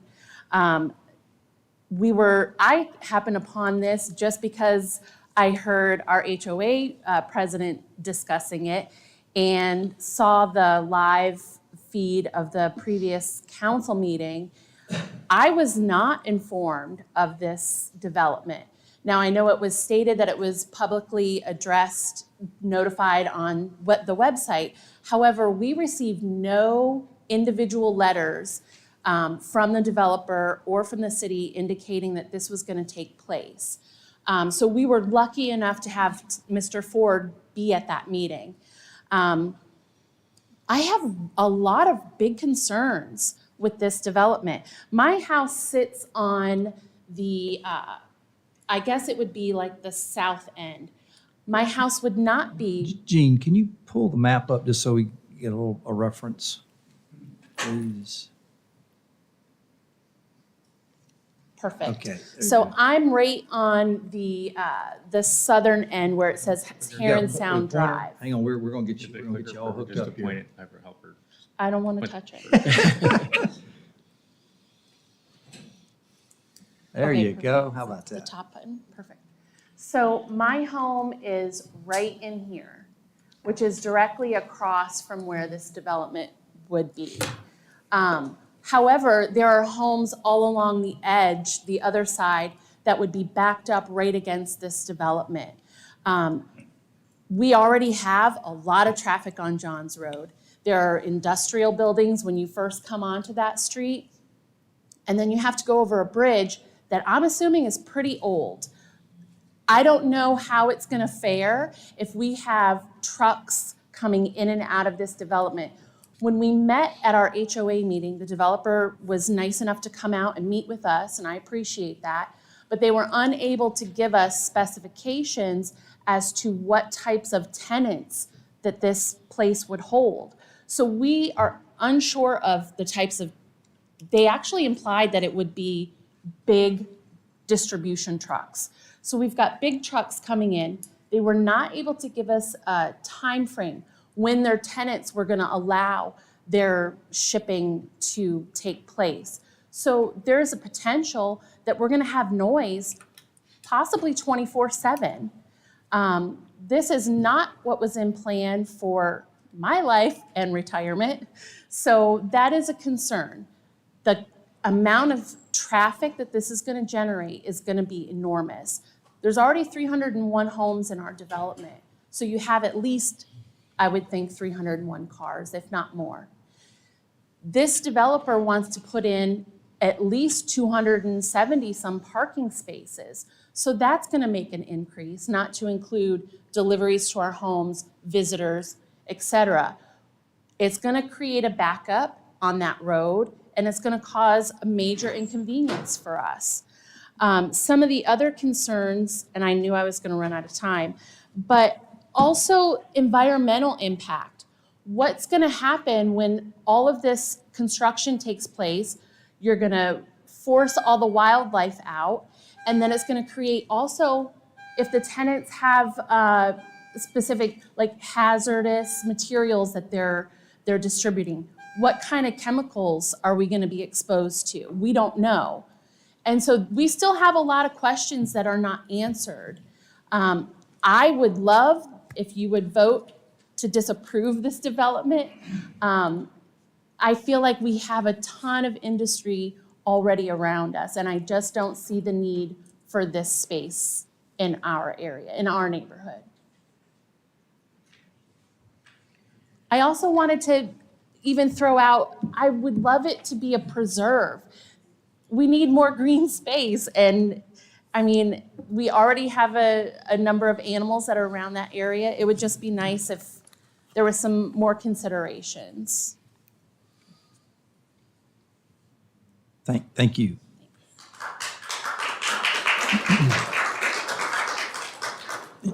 Anybody else? Yeah, come on up.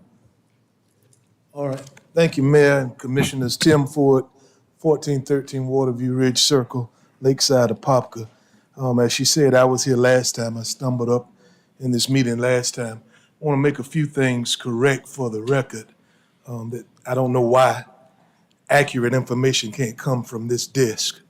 But the developer, Gene Sanchez, did not hold a community meeting. We held our HOA meeting and we invited them. They didn't pay one dime on the VFW. It came out of our budget. So I want to make sure that's clear. So when you got that, that was deceit. How much was that? How much did we pay? March, you say how much? Yeah. I think they charged us 4 hours. What they charge for the VFW, $100 an hour? They didn't give us a discount, man. I never told them I worked for the city, so I don't. But nevertheless, we paid for it, and that's fine. We invited them, but then they sent out a letter saying they're holding the meeting, and I just thought that was deceitful. Because again, we want to be good neighbors, and that has to be a trust factor. Yeah. So I thought the meeting went pretty good. We're in a 50-50 way. I talked to one of the commissioners. It is an ugly sight there. Something would be better than what's there. I personally, and I'm just speaking for me, is not opposed to them building, but I don't think they're willing to meet us at all. They want to put we had other people here. Somebody told me that I can come back to this commission meeting, but if I come by myself, I don't have much power. So I brought a few people with me. Just so you know. And just like these people get up here in public comment and take 3 hours, they can take 3 more. Y'all ain't got nowhere to go. Y'all need to do something about that. Let me say that. This is my time now. Commissioners, look up Eric Mays, Flint, Michigan Town Council. We almost there. And I pray Apopka don't ever get there. It's embarrassing. But our biggest thing, back to the point at hand, our biggest thing, she hit on it. There's 301 homes in our community. The average home has 2 cars. Most homes is more than that. We met with the developer on the site. They're going to come up here and they're going to tell you that 3 cars came by. Well, yeah, 3 cars might have came by at that time coming in. But where they want to put the second entrance is less. I know when Gene Sanchez said there's 131 feet buffer between us and them, that didn't sound too bad to me. But it's not really 131 buffer. It's 131 feet buffer from the end of our development to their building. There's really only a 25 feet buffer between our property and where their property would start with their parking lot. And they want to put a driveway at the entrance of our facility.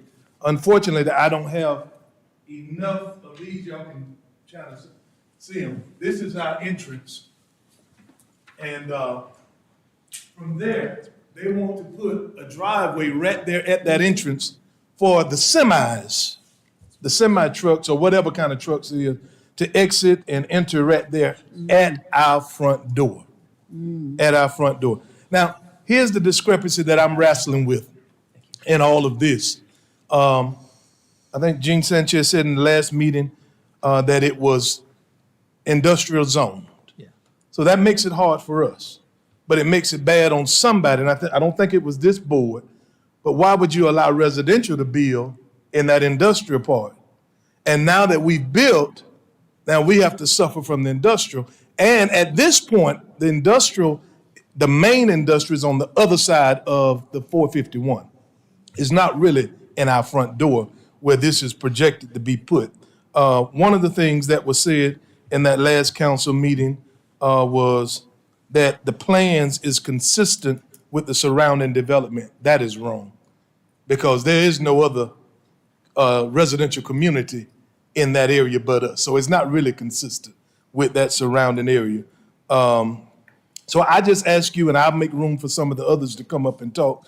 Johns Road is a dead end technically. You go in, one way out. So there's some major questions that the developer could not answer, and maybe we need more time. But in the event of an evacuation where that overpath is compromised, how would they evacuate? They're gonna have to come through our community, through the evacuation route that we got through Breckenridge, and God only knows that we can get out of there if the gate will open for us. So there's some major things that we need answers to. Is this a 24-hour operation? Will we be subjected, like the airport, to the noise issue where trucks will back up day and night? It's a 24-hour operation. Will hazmat material be there? It's just so many things that we don't know, and I'm sure they can't answer because they're going to lease it out. And so I'm so glad Michael Rodriguez made a comment that I wrote it down. Maybe it's something that we can come to an agreement through a restricted covenant land use that will help us to, again, be good neighbors.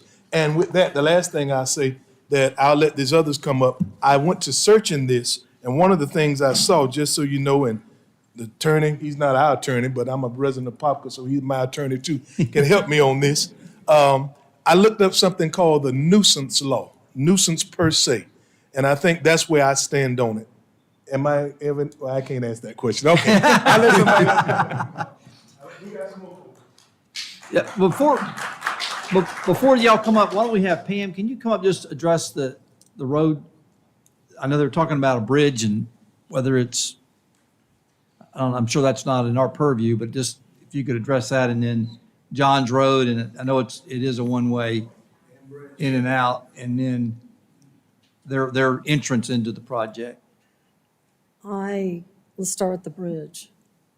I think the bridge was looked at when we approved Lakeside, but I can't say that for certain. I need to look that up. Okay. That kind of caught me off guard because I wasn't the last time I was out there. The bridge looked structurally sound, but I'm not a bridge expert, so I will look into that.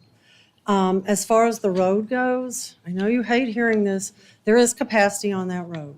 My problem at that intersection, I went round and round with Orange County when Lakeside was coming in, because for some reason, that one piece of Bradshaw Road where, oh, dear. Right here, because of the development on the east side of the road, Orange County lays claim to that, and we tried to have more intense improvements made to that intersection, and they restricted what we could do. The intersection is getting a little congested, but it's not failing yet. And we're watching it. Bradshaw Road is getting, it's not congested yet, but I'm starting to collect right away for the future, planning for the future. As far as this project goes, it's a real low trip generator. In the PM peak hour, there's 31 and 42. Oh, you're here. You can talk about that. 42 PM peak hour trips. And if you distribute those across an hour, I would say that probably you'll see more people entering Johns Road, people coming home within that PM peak hour. As far as this development, probably, 31 exiting? 31 exiting trips. So the majority of the traffic's coming in. There will be some coming out in that peak hour. It doesn't warrant a four-way stop yet. It doesn't warrant a signal yet. So you just can't turn something into a four-way stop without a study that demonstrates clear need. And we can't do that right now. No, we can do the study, but what I'm telling you is it doesn't warrant it. I can do the study. I think we already did one. We've already done the study to look at it, to see if it warrants, sorry. And it doesn't warrant. And when you start breaking the laws that are established for us, the city starts setting itself up to get sued. So I can't just say, let's put a stop sign there. Right. And definitely can't do a signal. So it's one of those things, it's going to have to percolate for a while. Okay. It's not as bad as the school district. I don't have to be 20% broken. But when we get to that point, like I said, we're watching it. And as soon as that happens, there are no other improvements to make to the intersection except for a southbound right turn lane. And that is the one that Orange County would not let us install. So, I mean, I can call Orange County and see what if they have a revised opinion, and we can ask this developer to put that turn lane there for us. But the bridge, I'm 95% certain it's sound, but I will have it checked. Okay. All right. Sure. I don't want to hold it, but I want to revert to what Pam is saying. Now, I'm almost certain the bridge is sound too. I gave you a worst case scenario if the bridge just collapsed. Right. So, and when nobody knows that. But I am concerned about the study. And I wouldn't go by nothing the developer say on the study. And I don't mean to be disrespectful. That'd be us, yeah. Right. Well, I don't want y'all to go by nothing. Because from what they told us, their study was for 2 hours or so. So what did you find out in 2 hours? And I'm glad to hear Pam tell us the truth that the intersection of Bradshaw and Johns Road is very bad. Now, what they're going to contribute to it, I don't know. It's just bad as it is right now. And my concern would be for large trucks and stuff, for them to turn now, we have to be careful. We have to get out in the intersection to get out. And for trucks turning, it's almost like they're going to sideswipe you. So I can imagine what's going on day and night. And again, we can say peak hours and non-peak hours, but we don't know yet what's the hour of operation for the facility. It may very well be 24 hours. You got some other folks want to speak? Sure, come on up. Give me your name and address for the record, please. My name is, I saw somebody do this earlier when I was watching the live stream, so I'm going to try it. Yeah. Thought that was pretty cool. Eric Levy, live at 907 Lakeside Estates Drive in Lakeside at Apopka. My property does back up to Johns Road, and it's going to be across the street from this proposed development. Not trying to ruffle any feathers here, not trying to anger anybody, but I'm not saying I'm angry with it. I just have a lot of questions, as well as a lot of my other neighbors have, about noise when it comes to building said development. And when it's finished, whatever businesses are going to be in there, what hours are they going to be operating? Because my alarm goes off early enough in the morning. I don't want to be woken up any earlier by the sound of jackhammering or any trees being ripped out of the ground, or the sound of cement trucks and whatnot, and the construction, and then deliveries from larger trucks. I'm just not sure I want to be dealing with that. What I heard in public comment shortly after, the issue was brought up as I was driving here, I heard that, it's anything would be better than what is there, but I'm not sure I want to deal with the increased traffic during construction and after construction, because there is going to be increased traffic. There will be increased traffic no matter what, but I don't know if I want large trucks driving in at possibly all hours of the day and night. Are they going to be making deliveries on the weekends? Is construction going to be happening on the weekends? Making a right or a left from Johns Road onto Bradshaw, that's already a nightmare at times, and that's not going to be any better with this kind of development going on. It's also a one-lane road, one lane into our neighborhood, one lane out of our neighborhood, and it's also a very narrow road. You've already got development going on at the foot of Johns Road at Bradshaw, and so having this in our neighborhood behind my home, it's not going to be much of a picnic, and I don't think the traffic study was sufficient enough. We had a member of the developer come out to our HOA meeting, which I think was dubbed a community meeting. It really wasn't. It was the developer who came out with his choice upon the request of one of our members of our HOA. We're very appreciative of that, but there's still a lot of questions that need to be answered.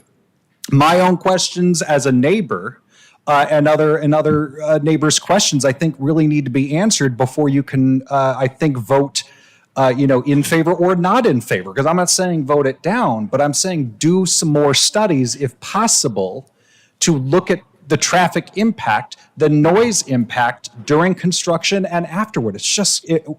I'm really concerned about a lot of traffic, a lot of noise, and it's just going to make the other streets, Bradshaw, Johns Road, Apopka, which Apopka at Martin is already a nightmare. That whole area. I love development.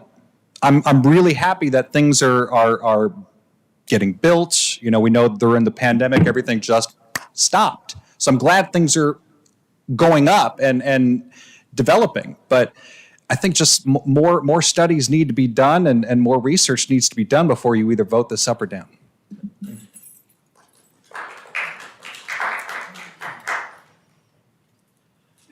Good evening. My name is Lennox Russell. I live at 1130 Heronson Drive. I just wanted to underscore some of the stuff that you guys have heard already, but I just want to put some figures to it and put some clarity. There is 301 units in this development. There is an average of 2 cars per household. However, for the most part. However, about a third of that has more than 2 cars. So we're looking at probably an additional 200 cars, which makes it 800 cars in this development alone. For most of the homeowners, unfortunately, Taylor Morrison, deceived us as well. We were led to believe that this was going to be a adjoining residential property as well. They sold that to us. In fact, they even went as far as saying that they were going to buy it.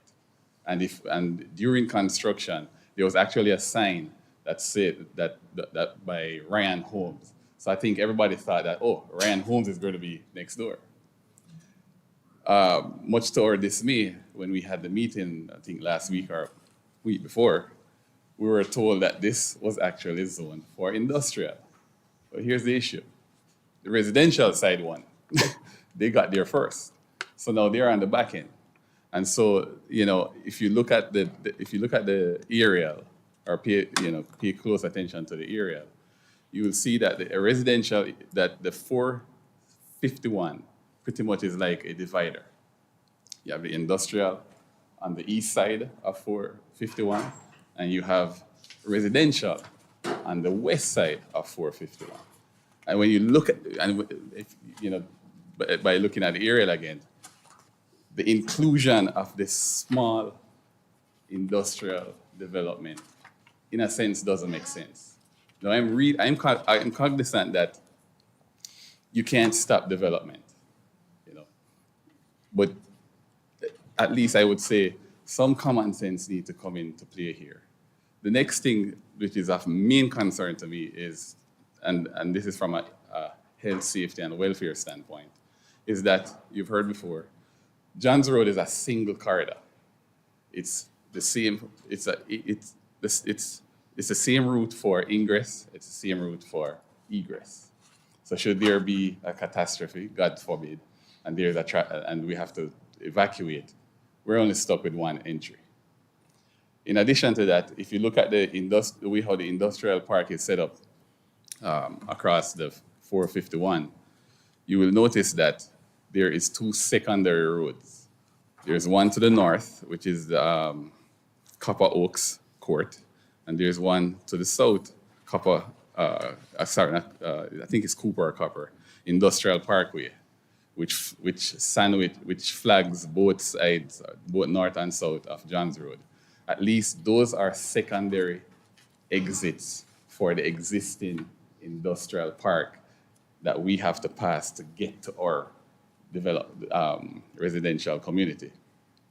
For this new development to be right next door to us, they would now be sharing or adding at least 270 cars in that single corridor, as opposed to the industrial park, which is to the east, that has pretty much two means of egress, if you want to look at it that way. And so I'm wondering, and I thought this was going to happen too, has the city decided, or is this being considered, to have an additional, let's say, egress from the Lakeside Estate back onto Bradshaw?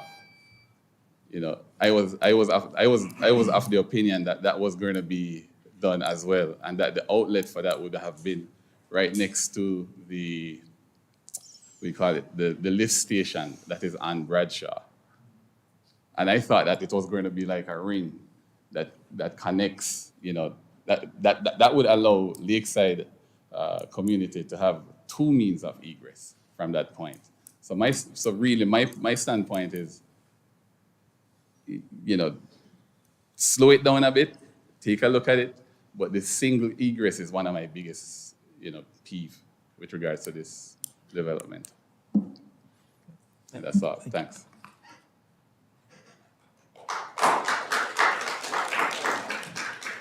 Anybody else?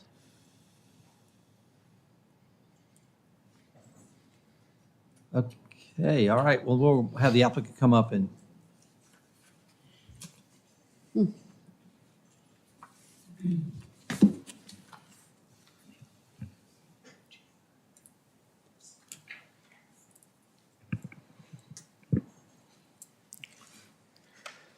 Good afternoon, Mr. Mayor, Commissioners. My name is Sam Sabali.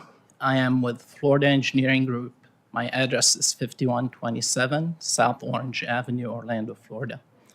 I'm here on behalf of the developer, Cadence Partners. And I'll start first by, everybody recognizes that the property is zoned industrial, it's zoned IL. My client purchased the property and they paid a significant amount of money for it with the intent to develop it consistent with the existing zoning, which is industrial zoning. The property had an industrial use which predated the existing residential,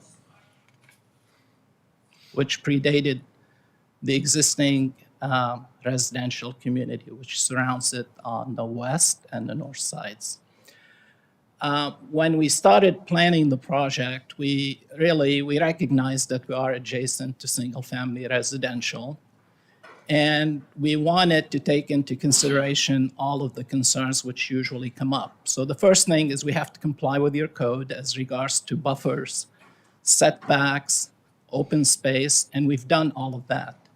So your code, when you are adjacent to single family, has specific buffer standards, and we have complied with all of those.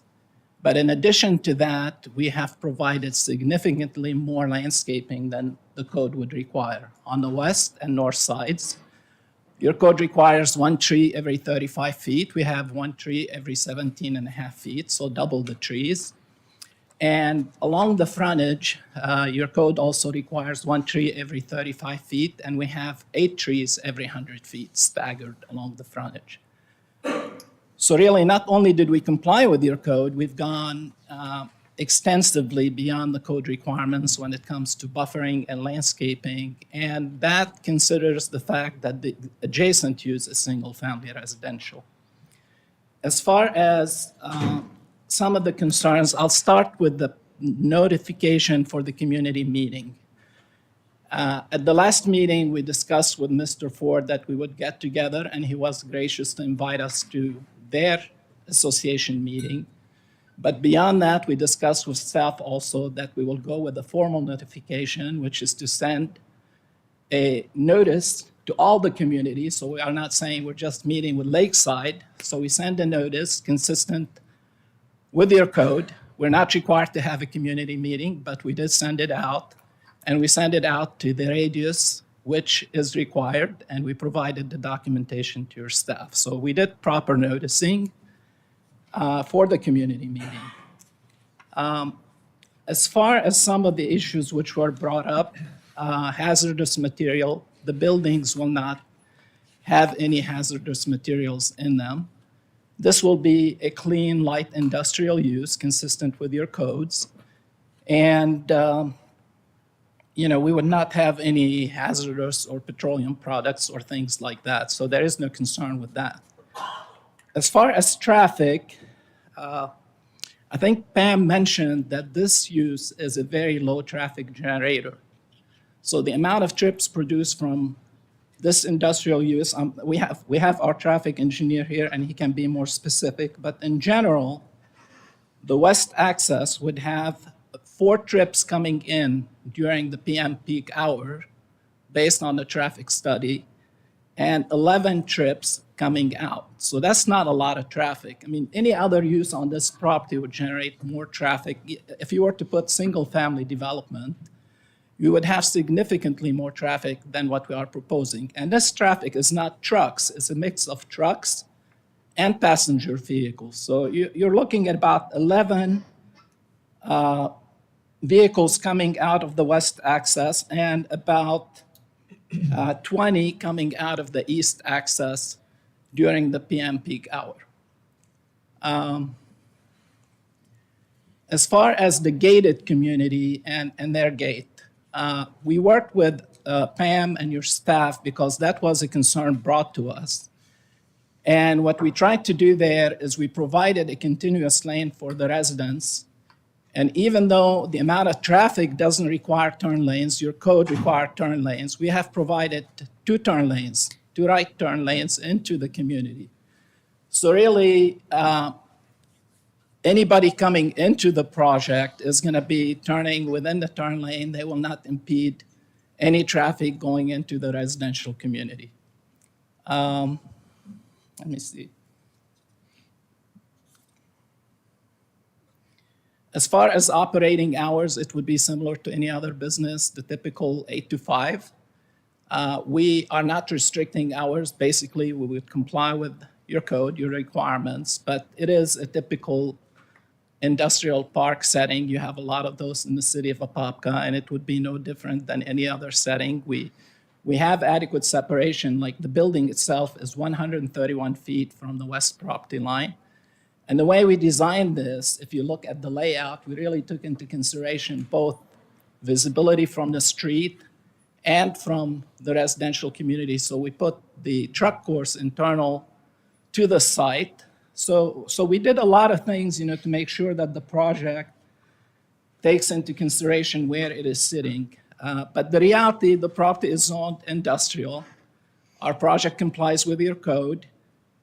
We've gone beyond the code requirements, whether it's open space, buffering, landscaping, and we have provided turn lanes when the amount of traffic doesn't really require turn lanes from the volume of traffic. As far as addressing or any open questions, I'm here and I can address any questions for you this evening. So we tried our best to address the questions by the community, but if there are any open issues, I'm here to address them. We've done all the studies, we've done the traffic studies, we've done environmental studies, we've done all type of studies, and we're capable of addressing any questions which you may have. Thank you. Okay, any questions for the applicant? Yeah, I mean, I've got a bunch. And trust me, I appreciate property rights. Happy to acquiesce to property rights all day long if you've got the right entitlements. But what jumps off the page when you first look at this, and I said in the last hearing, is you've got a road impacting 25 homes that you don't, it's all spec at this point. So you can say that what you perceive to be what's going to operate there, but there's no assurances yet. And that road directly abuts those existing property owners. The egress there from a stacking, like if there's more than a couple of people trying to go into the residential neighborhood, because that's a gated community, is it not? Yeah. If you've got any sort of maybe two-car stacking, you've created a traffic jam just trying to get out of the egress on the western boundary of this property. So the flow just doesn't make sense to me at all because we don't know what's going to be here. The industrial zoning classification for light industrial in our purpose code says allowed uses include wholesaling, distribution, storage, processing, research and development, and light manufacturing. That's a pretty broad statement of use. We had a similar issue over off of, was it Peterson and King?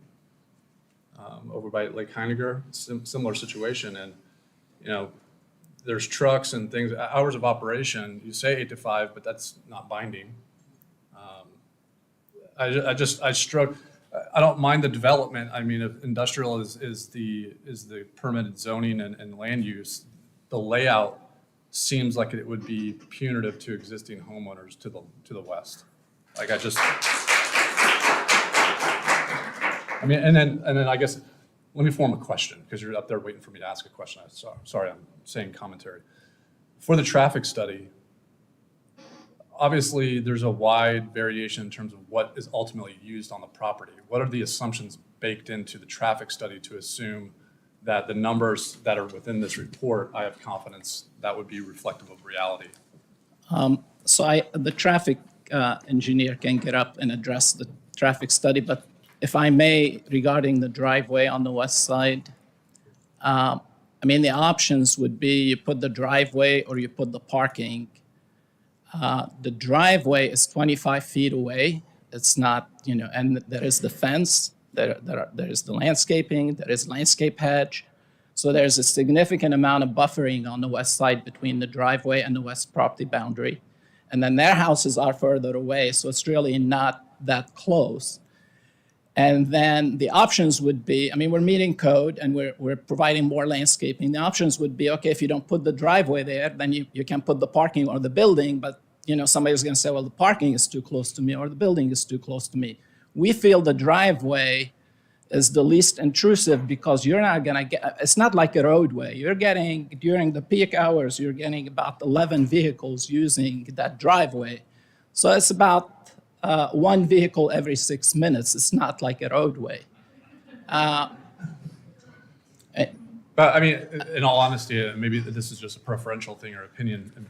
opinion based, but having just the parking lot there, I think would be a better option than having the road. I mean, water's going to kind of find its way to the path of least resistance. Who knows what, if they come in from the eastern ingress, egress, and they loop around, do their business on the first one, then decide, hey, I'm going to go out the other entrance. I mean, we don't know where the traffic pattern is going to be. I mean, we're speculating on a spec property. That's true. But operationally, if there is congestion on the west side, we're the ones who are being impacted. And the reality is the way their gate is designed is problematic. There isn't enough stacking, and it backs into beyond their property. But we are dealing with it from the standpoint we're providing a right turn lane. So even if they're stacking behind the gate, vehicles could still access our property without causing an issue. And coming out, we have the alternate to go to the eastern driveway. So the reality is we would be impacted by any stacking at their gate. We're not causing any impact to them because we're maintaining their access, and coming out, we can come out the east side. So, the intent of this, I'm assuming, is you would have normal tractor trailer type of traffic that would be coming on this property based off. It would be Right. the standard industrial park use, correct? It would be a mix of, So to represent there would always be free and clear movement there would be an assumption. I mean, not no, reality. not necessarily, because we have 250 feet of a turn lane. So even though the entrance is close to their gate, the vehicles can start getting in 250 feet away where the turn lane starts. I at the throat. can appreciate happy path on all of these happy path scenarios, but there's also the alternate scenario, right? The scenario that you don't anticipate. And again, we don't have any confidence of what is actually going into this to know from a decision-making standpoint from us. You could decide, I mean, I don't even know how many bays are within this building, but if you've got, I don't know how many bays would be on that larger industrial building, but if you've got more than 10, what if all of them come at the same time or around similar times? I mean, there's a whole bunch of scenarios in play here that could cause there to be significant concerns on the western boundary. Like if I'm looking at this and you had all of your parking and your building was on the western boundary, it would be a completely different conversation for me. I could work through that. But this idea of having this major thoroughfare, and you can't say it's not major because it's running the perimeter, everything else is either bay area on the building itself or parking. So clearly it's going to get a lot of use. That's my opinion. I'll yield to the rest of the council for their concerns.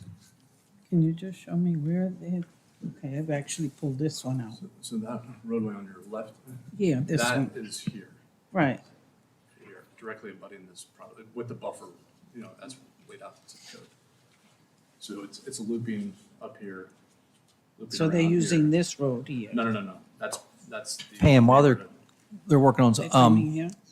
Yeah, because I actually pulled up the Google. traffic trips, if that were single family about, so let's see, it's 20, what was it, 20-something acres? Huh?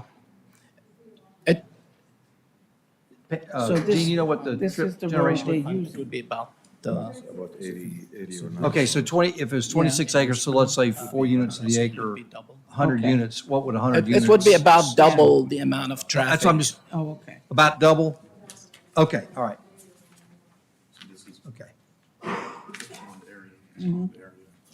Yeah, because that's why I pulled the Google, just to see it, the actual, okay.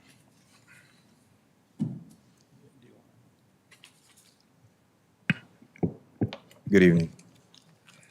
I'm a Saidi Traffic and Mobility Consultants, 3101 McGuire Boulevard, Orlando.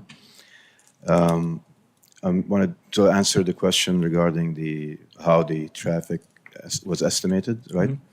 So, following the traffic impact analysis guideline by the city of Apopka, every traffic study uses what we call a document called the Traffic Institute of Traffic Engineering. It is a trip generation document which has trip generation rates for all different types of developments or land uses, and in this case for a warehousing or light industrial using the square footage of the buildings. There are rates that are applied that generates the 418 daily trips, 41 AM peak hour trips, and 43 PM peak hour trips. And the traffic impact study guideline requires the analysis to be done for the peak hour conditions only, which is the worst of the peak hours, which is in this case the PM peak hour, 4 to 6 PM. So that's how the traffic study was performed. It was reviewed and approved by the city. We did take an extra step and analyze the queuing at the gate just to see what is the maximum queue. There was a maximum queue of about 150, 160 feet or so of cars backed up trying to get into the community at the gate. So that's why the turn lane was designed at a 250, which is longer than that maximum queue, which will then allow the traffic entering the site not to interfere with the queue of the residents trying to enter the development. One more thing. As far as the trip generation goes, I made them for the industrial uses, use the highest of all the industrial use trip generators, because for the exact question that Commissioner Becker's asking, because we don't know what's in there. We know what industrial uses are. Can be. So I made them use the highest of those trip generators to make sure that we capture whatever can go in there. And then confirm if this were to rezone in residential, what would the, Yeah, it'd be about 900, which is more than twice what Okay. this industrial site. okay, So, and then in the peak hour, it'd be about 90 trips. okay. So, And regarding the access, the first access, just for your information, it's before the bridge that's been stuck. So that the traffic, the circulation is going to work out as far as in and out around that bridge. I'm so sorry. Just a little bit louder. Just a little bit louder. Sorry. Thanks. Yeah. Yeah, because I lose you. Okay, sorry. Okay. What I was saying is the first driveway is east of the bridge, before the bridge. Okay. Just for your information, so that the traffic flow is. Isn't it? I'm sorry, I take that back. I'm sorry. I was gonna say. I take that back. I was going to say, you solved Mr. Ford's loop around problem. That's the case.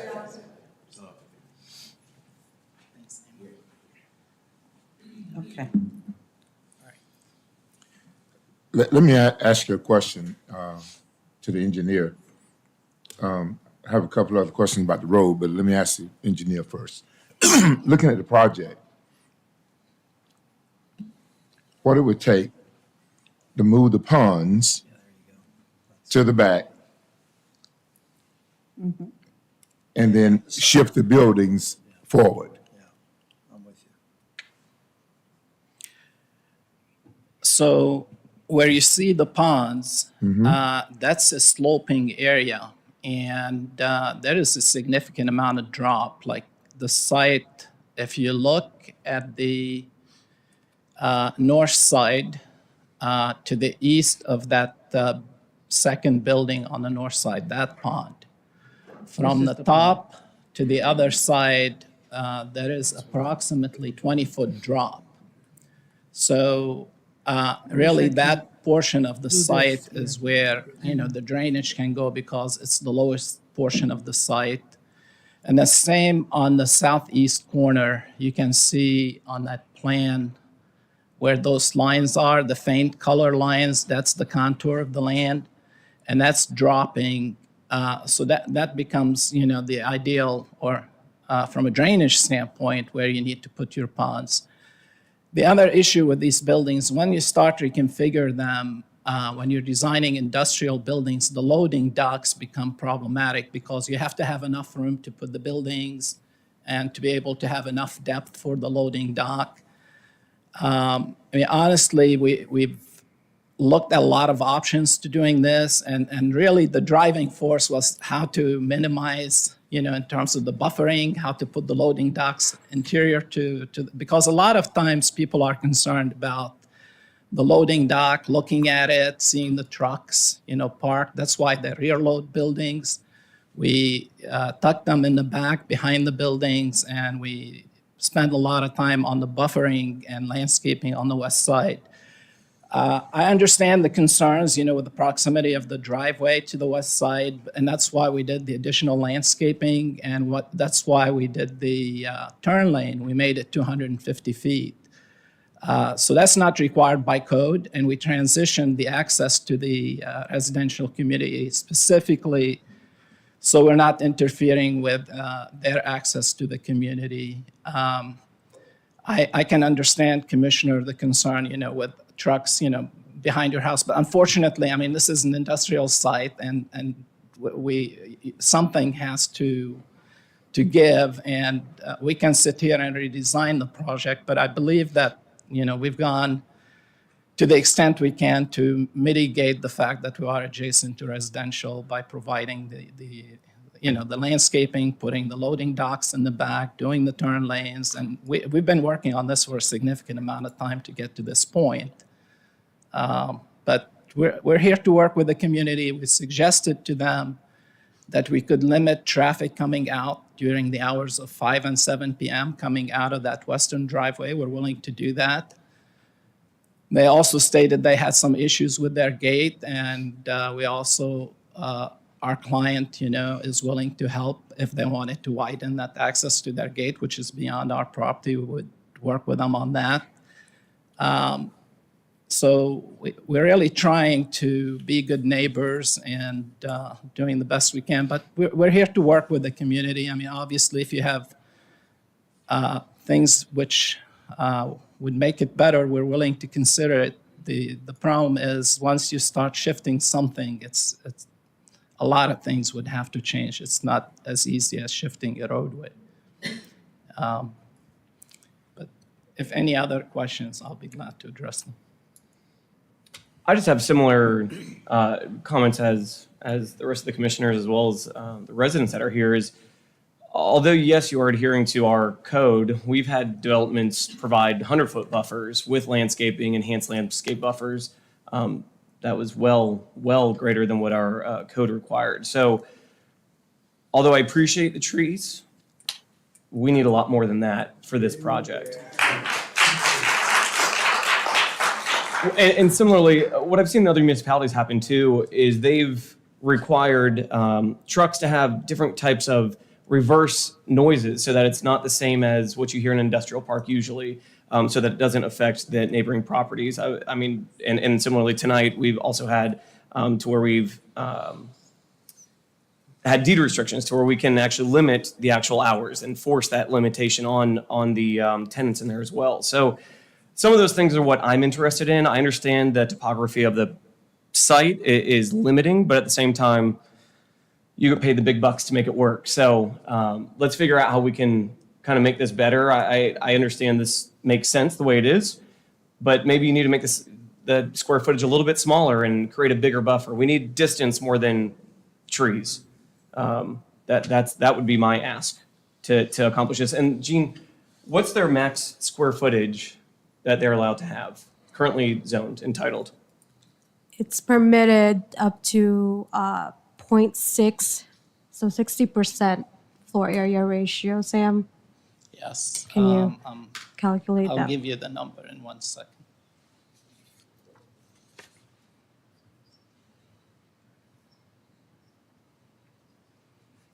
So on one of the sheets we have here, it says it's 23.5 acres, and then on our staff sheet, it says 26 and change.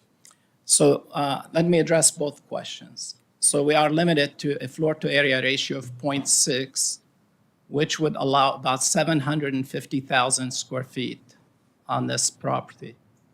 We are proposing less than 1/3 or 1/3, 240,000 square feet. So we're allowed 750, we're doing 240.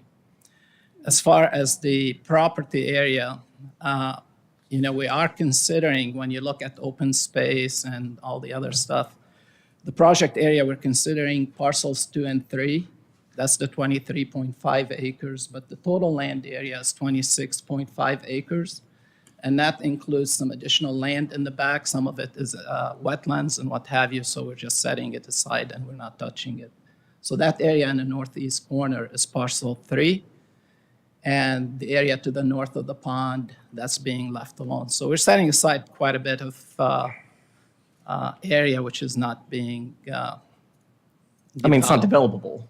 I mean, you're setting it aside, but it's not developable. Well, we could expand the pond into some of that area, the remainder portion on the north side. So if we expand the pond up there, could we then move over building 2? My point is, I think there's some massaging to this that we can do. I know it's not preferred and it'll cost a little bit more, and I do understand too, I am empathetic to the fact that this industrial property was here well before the residential came in, and I think the city failed in allowing residential there, but that ship has sailed. So now it's just making the best of both worlds, making sure everyone can work together and live together here. So I think we can massage this a little bit more to make it make sense. And have you considered putting a wall on the west side?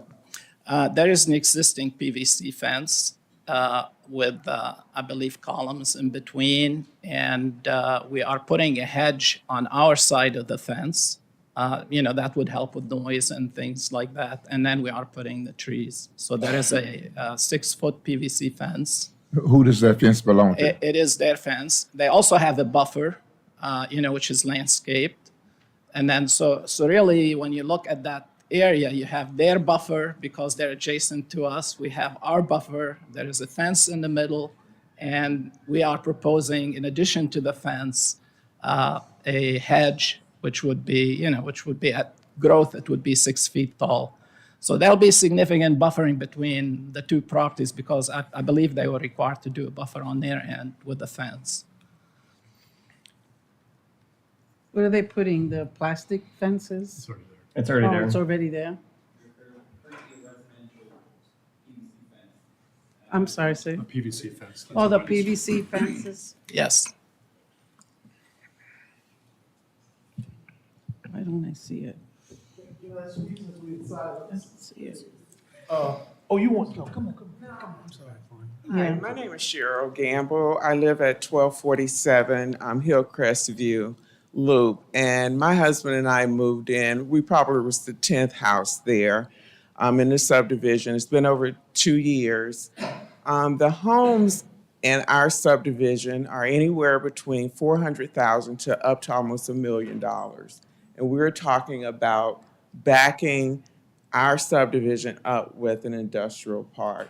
I understand that it is zoned industrial. I understand that, at some point something will be built there. But I think as a city council, as the mayor of Apopka, we are new to this area. We came from the Windermere Winter Garden district, and we thought we were coming here to retire. And honestly, we started looking for houses last weekend. And that's a shame that we have to feel that way because of an industrial park coming right backing up into our homes.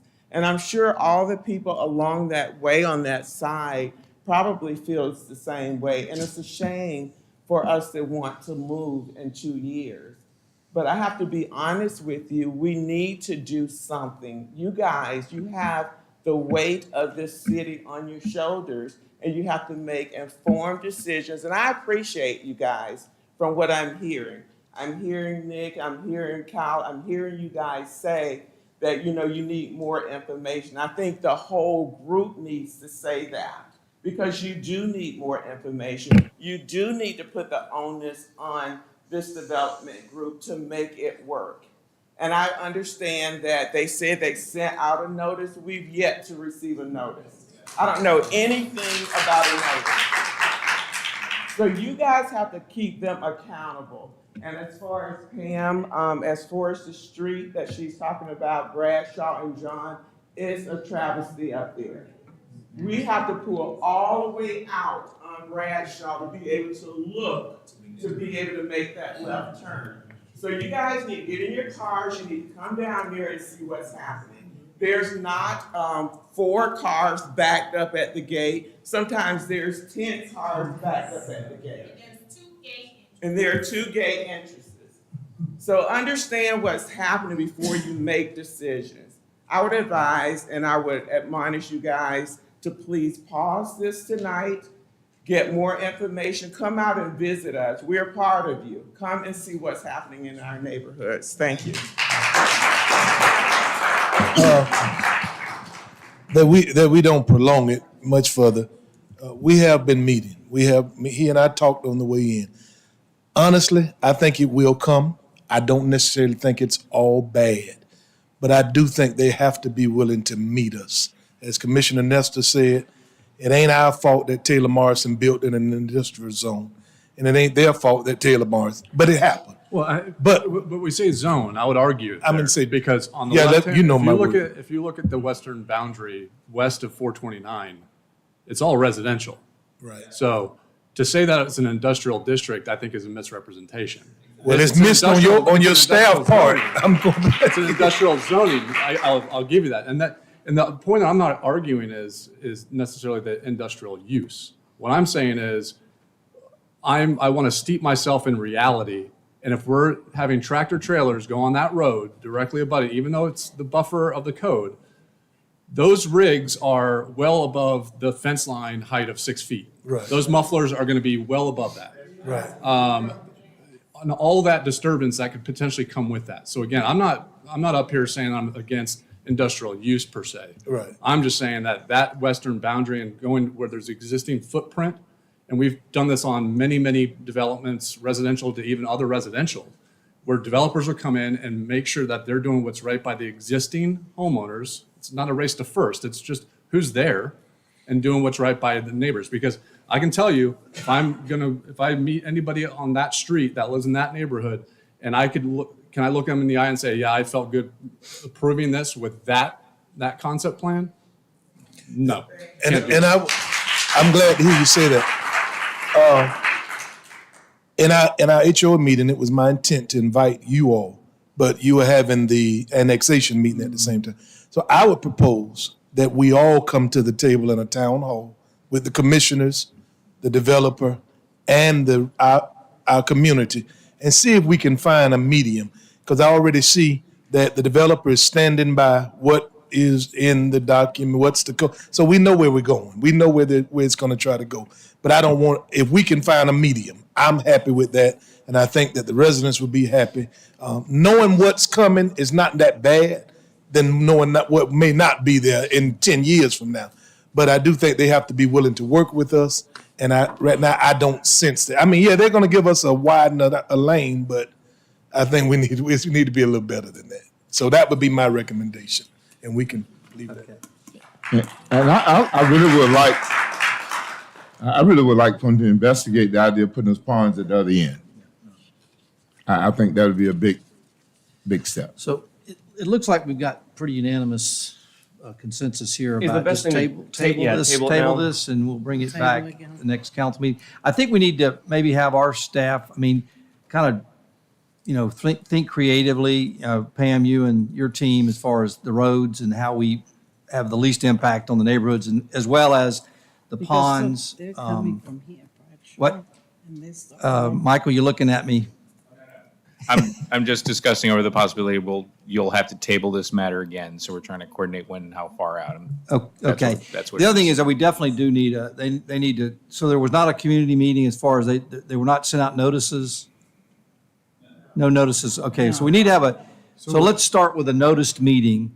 And so we'll put together a notice meeting at VFW, and we'll take care of that. Yeah, Pam. It was decided What? by someone that they didn't need to do a community meeting. So, and I'll just leave it at I understand that. And That's fine. generally, when we do, well, not generally, always when we do community meetings, it's between the developer Right. and the community. Right. So what are the mail labels? Maybe a town hall, don't call it community, but we all. Well, I mean, anybody that's Yeah, impacted. we can, Yeah. we can schedule Okay. a meeting where Okay. we'll notice it. If Okay, you want to sure. come, we can do that. Okay. You can And come. relatively we can quickly? talk about. Yeah. Um, Okay. Okay. Can I, Right. can I just settle a disconnect that I've heard during?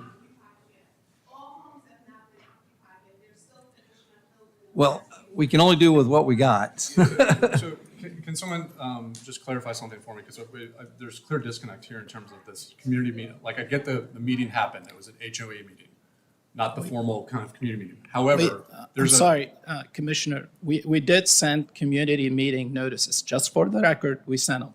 That's what I'm trying to get to. That's what I'm. Hold on. It's in your packet. The Let How many did they send out? Guys, let me finish the question. So within the packet, we've got a whole bunch of sheets of mailing labels. Was that the notice that you're talking? These are the people who should have received something in their mail about this piece of business being contemplated. Is that That fair is statement? correct. Yes, Okay. sir. So I just want to get with the people who said they didn't get it to make sure that their address is not in here, because I'm assuming that some of these people live on Lakeside Estates Drive, and that one seems to be the most prevalent. Right. So I want to clarify those before the next meeting. Well, and to add to that too, I think again where the disconnect's coming from is there wasn't a requirement for a community meeting. So they didn't have to notice the entire neighborhood. When we required community meetings, you only have to go out 300 feet. So that's all we're touching that's all that was required is 300 feet. So it's not so much on the developer that they didn't notice, they only noticed who they had to. So there's where the disconnect and the frustration's coming in. So we'll just get the whole community involved in that, Lakeside Estates, or Lakeside, and make sure that's taken care of moving forward. In reference to tabling, we just have to table to a specific date, correct? Or time, or next Yeah, meeting? you can go to a specific date, and probably the best thing to work time is just table this to the first May City Council. That provides enough time, because you don't want to table it to the next council meeting, which is in 2 weeks. We'll give you enough time to do a community meeting. Right. Okay. And there's no real requirement to re-advertise, because this is a major development plan. This is not a rezoning or comp plan, which requires an ordinance, so we won't run afoul of that court case. Can it be an evening meeting? Yes, sure. We will we'll make that happen. So then Okay. this needs to be tabled to the Right, the first May. second meeting The in May, first because he's meeting. asking for an evening meeting, an evening council meeting. Oh, that time out. Is it an evening council meeting or an evening community meeting? No, it'll be community. Okay, if we want to table it to the second gotta be May the second council, one that's then. fine. Okay. Just make that, when you make that motion, please state that date. I move that we table this item until the May 17th council meeting. And then expect a town hall meeting between. With the now- expectation that there will be a community meeting or a town hall Correct. meeting prior to that Yes, okay. that Okay. meeting. Second. Got a motion by Commissioner Nesta, second by Commissioner Smith. All those in favor? Aye. All opposed, motion carries unanimously. Mr. Mayor, for clarity, do we need to obtain the building for the meeting, or will y'all handle that? Thank you. We going to eat now. Since you're a gated community and you're asking us to kind of take a ride into it, What's your gate code? what's your No, I'm gate? kidding, Well, I'm kidding, I'm kidding. Not publicly, but. We got a virtual gate guard. That's why it be stacked up. The virtual gate guard is asleep. Yeah. All right. Next up, ordinance number 2998. Ordinance number 2998, an ordinance of the City of Apopka, Florida, amending the future land use element of the Apopka Comprehensive Plan of the City of Apopka, changing the future land use designation from county rural to industrial for certain real property generally located on the southwest corner of Peterson Road and State Road 429, owned by Central Florida Expressway Authority, comprising 6.0 acres, more or less, providing for severability, conflicts, and an effective date. Jean Sanchez with the Community Development Department. This is a request to accept the first reading of ordinance number 2998 and hold it over for second reading and adoption, amending the future land use designation for the CFX property from county rural to industrial. The subject property is located on the southwest corner of Peterson Road and State Road 429, approximately 6 acres in size. The proposed future land use designation of industrial is compatible with the area as adjacent properties to the northwest and south have future land use designation of the same. Applicant is also requesting to amend the zoning district of the subject property from County A1 zoning district to IL light industrial zoning district, which is the next item on the agenda. The DRC recommends approval, and the Planning Commission unanimously recommended approval at its meeting on March 14, 2023, the proposed change. The recommended motion is to accept the first reading of ordinance number 2998 and hold it over for second reading and adoption on April 19, 2023. Staff is available for questions. Okay, any questions for Jean? Anybody from the public wish to speak on this matter? Not, we'll close the public hearing, look for a motion to approve ordinance number 2998 at first reading and hold over for a second reading and adoption. So moved. Got a motion by Commissioner Nesta. Second by Commissioner Becker. All those in favor? Aye. All opposed, motion carries unanimously. Next up, ordinance number 2999. Ordinance number 2999. An ordinance of the City of Apopka, Florida, changing the zoning from County A1 Citrus Rural District to IL Light Industrial for certain real property generally located on the southwest corner of Peterson Road and State Road 429, comprising 6 acres more or less and owned by Central Florida Expressway Authority, providing for severability, conflicts, and an effective date. For the record, Jean Sanchez with the Community Development Department. This is the companion application to the previous future land use agenda item. The request is to accept the first reading of ordinance number 2999, changing the zoning for CFX property from County A1 Citrus Rural Zoning District to IL Light Industrial Zoning District. The subject property is approximately a total of 6 acres in size and is currently vacant but adjacent to industrial uses. The IL Light Industrial District is compatible with the surrounding area due to IL zoning districts found in the north, west, and south of the subject property. The DRC recommends approval, and Planning Commission unanimously recommended approval at its meeting on March 14, 2023 for the change of zoning. Staff is available for questions. Any questions for Jean? Anybody from the public wish to speak on this matter? Not, we'll close the public hearing, look for a motion to approve ordinance number 2999 at first reading and hold over for second reading and adoption. So moved. Got a motion by Commissioner Nesta. Second. Second by Commissioner Velasquez. All those in favor? Aye. All opposed, motion carries unanimously. Next up, ordinance number 3000. Ordinance number 3000. An ordinance of the City of Apopka, Florida, amending the future land use element of the Apopka Comprehensive Plan of the City of Apopka, changing the future land use designation from residential low to mixed use for a portion of certain real property generally located north of Apopka Boulevard, south of Lake Drive, and west of Tilden Avenue, owned by Bezra Keshia Warren, comprising 0.19 acres more or less, providing for severability and for an effective date. Jean Sanchez with the Community Development Department. This is a request to accept the first reading of ordinance number 3000, changing the future land use designation for 0.19 portion of 924 Lake Drive from residential low to mixed use. The property is located north of Apopka Boulevard, south of Lake Drive, and west of Tilden Avenue. Here's the aerial of the property. The existing future land use is residential low, permitting up to 5 dwelling units per acre. The applicant is requesting to change the northern portion of the property into mixed use consistent with the parcel on the north and the current zoning district designation of MUD mixed use downtown. This permits up to 15 dwelling units per acre and 1.0 floor area ratio. The DRC recommends approval at its meeting on March 14, 2023. Planning Commission unanimously recommended denial of the proposed future land use amendment. The recommended motion is to accept the first reading of ordinance number 3000 and hold it over for second reading adoption. Staff and applicant are available for questions. Okay. Questions for Jean? Yeah.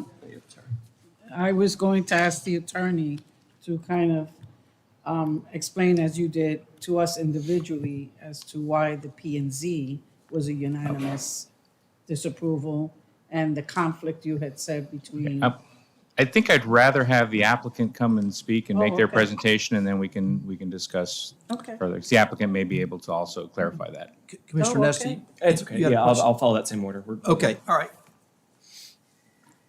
Rare do I need to make a podium taller. Mayor, Commissioners, good evening. And my name is Rebecca Wilson here on behalf of the applicant. And I have good news for you after a very long day. And it is not that I have a 2-hour presentation to explain the project to you. But as you know, this request was associated with my client's development of the apartments adjacent to this property. And I wanted to let you all know that yesterday we resubmitted our major development plan, our MDP, for 192 units. So we no longer need the 3 additional units in which this future land use map amendment is associated with. So based on that, I'm going to withdraw our request this evening. And we lowered the amount of units in order to move forward expeditiously with staff. The MDP that we submitted yesterday conforms with the development agreement in all ways, including it has balconies. And I believe we've made your staff aware, but we need our permits within the next 60 days in order to avoid any additional damages caused by delay. And we're optimistic that we can work with your staff in order to accomplish that goal. I'm happy to answer any questions that you all may have. And Mr. Rodriguez, I assume that this becomes a moot point since we've withdrawn it. Yeah, as if it's withdrawn, then this item is removed from the agenda and we move forward to the next item. Okay. Thank you. Okay, next up, Resolution 2023-08. Resolution 2023-08, a resolution of the City Council of the City of Apopka, Florida, determining the necessity and public purpose and authorizing the acquisition of property in Apopka, Florida, by eminent domain or through negotiation for future Apopka Public Safety Building at and around East 7th Street and South Park Avenue, authorizing city attorney to initiate eminent domain proceedings to acquire the necessary property, providing for conflicts, providing for severability, and providing for an effective date. All right, the item before you now tonight is a resolution determining the necessity and public purpose and authorizing the city to commence eminent domain proceedings on this property. This is the last property remaining in the assemblage of properties in order for the city to complete its public safety building. This is one where we have been trying to negotiate with the property owner. We sent a final offer. We have not received any response to it. Similar to the last time we presented one of these, which was for the Snowden Road wastewater reservoir, the property owner expressed a desire to try to complete a 1033 exchange as part of the sale. In order to effectuate such an exchange, the sale has to be done at a minimum under the threat of impending condemnation. So the first step needs to be this resolution of determination, which staff report shows all the factual bases for why there's a necessity for this, the acquisition of this property. The city needs this property in order to complete the building of the public services complex, public safety complex. So it's there. This will be the first step. This does not mean that we are beginning condemnation proceedings tomorrow, but we can still continue negotiating, similar as we did with the other property where those negotiations have been going back and forth. But we will continue negotiating with this property owner to see if we can effectuate a sale without having to go ahead with initiating eminent domain actions. If you have any questions, I am here to answer them. Any questions for? Yeah, do you have like a goal date? You're saying they're not responsive. So is there a date to where you're done with negotiations and now we are exercising our right? We got to play it by ear, see where they're going. I mean, at this point though, especially with how the other property is broken down, I'll see if we're not moving forward. I am beginning the process of trying to inquire to bring in eminent domain counsel to begin the proceedings. I have made inquiries to and requested several recommendations to review to be able to once we decide to move forward, then I will be bringing in a request for the bringing of eminent domain counsel and then proceed forward with such proceedings. We made them an offer for the. I thought, didn't we? Yeah. We made an offer to every property. We've Yes. actually made offers to every property we've tried to acquire. This one, and then the other one, which was brought, the two holdovers who did not accept. Well, the first one actually, we had the contract sent out, and while waiting for it to come back, then the property owner said, "I'm not signing the contract." So that's where we were with the Snowden property. And this is owned under a trust right now? It's a trust. Yes, it's a trust, but we've notified the proper authorities. So this one's, it's located right back here. Do we have, you have a good contact, an attorney, a representative? Well, we don't have an attorney for this property that we have not been advised. Not of us, I any mean, of counsel. their representation. No, we've. So we're to send it to their, whoever, they have their trustee. Right, we've sent it to the proper, Understood, I understand. proper representative. Okay, thank you. Okay, good. All right, any other questions for Michael? Anybody from the public wish to speak on this matter? Not, we'll close the public hearing and look for a motion to approve Resolution 2023-08. So moved. Got a motion by Commissioner Smith. Second. Second by Commissioner Nesta. All those in favor? Aye. All opposed? Motion carries unanimously. Next up, Resolution 2023-10. Ordinance number 2023-10, a resolution of the City Council of the City of Apopka, Florida, amending the budget for the fiscal year beginning October 1, 2022, and ending September 30th, 2023, providing for a budget amendment. Good evening, Mayor, Commissioners. I guess, did it come up, the PowerPoint? No, don't have, okay. Anyway, Resolution 2023-10, FY 22-23 Budget Amendment Number 11. We have 4 items before you tonight. Number 1 is Vic Road, wastewater system force main upgrade. That was on your agenda tonight. We need to increase the budget on that item. As the impact fee gentleman mentioned, cost is going up, material cost is going up, so we need to add another $605,000 to the budget to move forward with that contract for Vic Road. The second item is the grant that Richard presented to you tonight, the FDEP Resilient Vulnerability Assessment Grant. We want to incorporate that in the budget at the $100,000 that was awarded. The next item, number 3, we need additional funds that are be coming out of our general fund reserves to cover the expenses associated with Hurricane Ian for cleanup and debris. Of course, we'll request reimbursement from FEMA for those increases. And we're going to incorporate $72,000 in the budget. These are fees that we have already collected from developers that we defer until it's time to make those improvements to our lift stations. So that's $72,000. The total amount of this amendment and resolution is $1,077,732.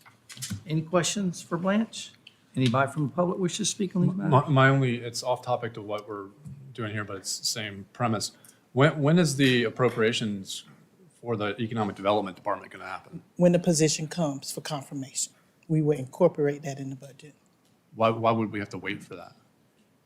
That's when I Why will would we know. why wouldn't we not park the money as instructed in January into a fund? We've created the department as requested, but it was decided that it will come when the position comes for confirmation. And at that time, that'll give us an idea of what that salary is going to be and how we can allocate those funds within that budget amendment.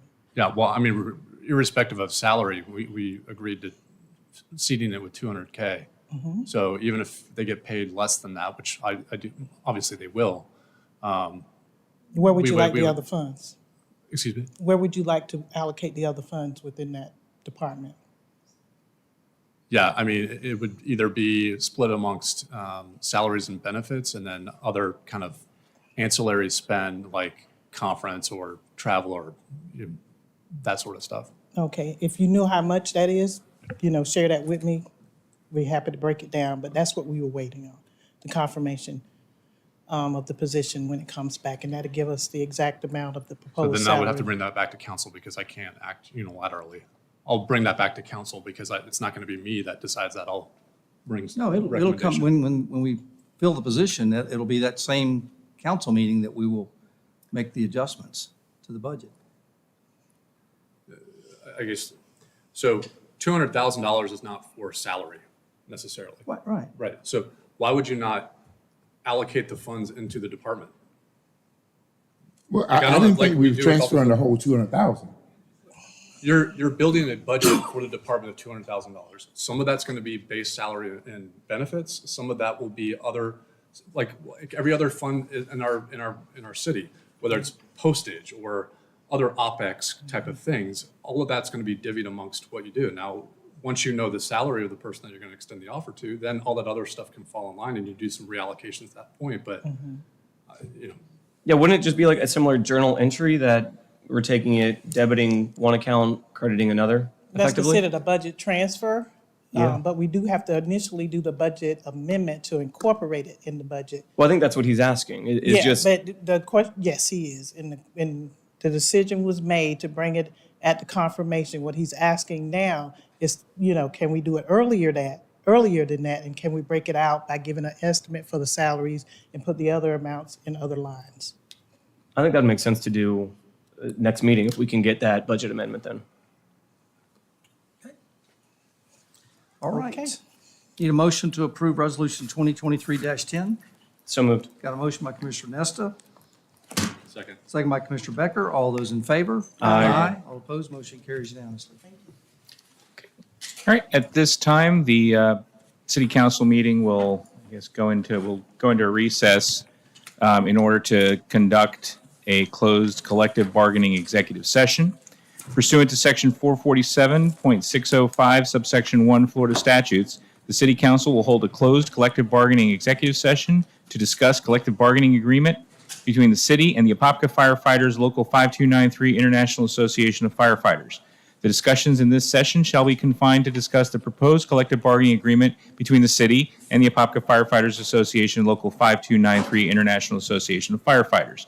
In attendance at this meeting will be Mayor Brian Nelson, Commissioner Nick Nesta, Commissioner Alexander Smith, Commissioner Kyle Becker, Commissioner Diane Velasquez, City Attorney Michael A. Rodriguez, and Special Counsel Jeffrey E. Mandel. The closed collective bargaining executive session will be held in the Mayor's Conference Room. At this time, we will convene for a session in the Mayor's Conference Room. All right, I'm going to go to the ladies' room for a moment.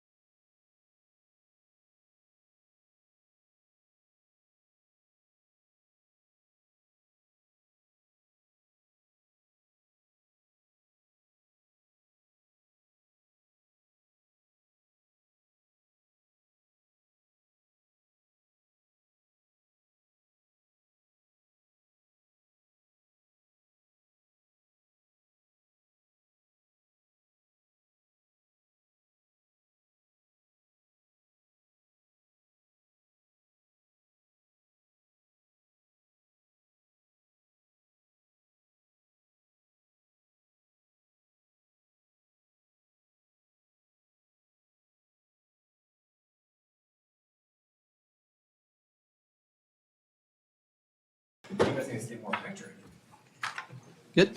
So just get break, just convene the meeting. Reconvene the city council meeting. Okay, next up, we have city council reports. Commissioner Velasquez, you want to start us out? Oh my God, I'm not even, wait a minute. Do you know what? Can you go to the next one? Mr. Becker?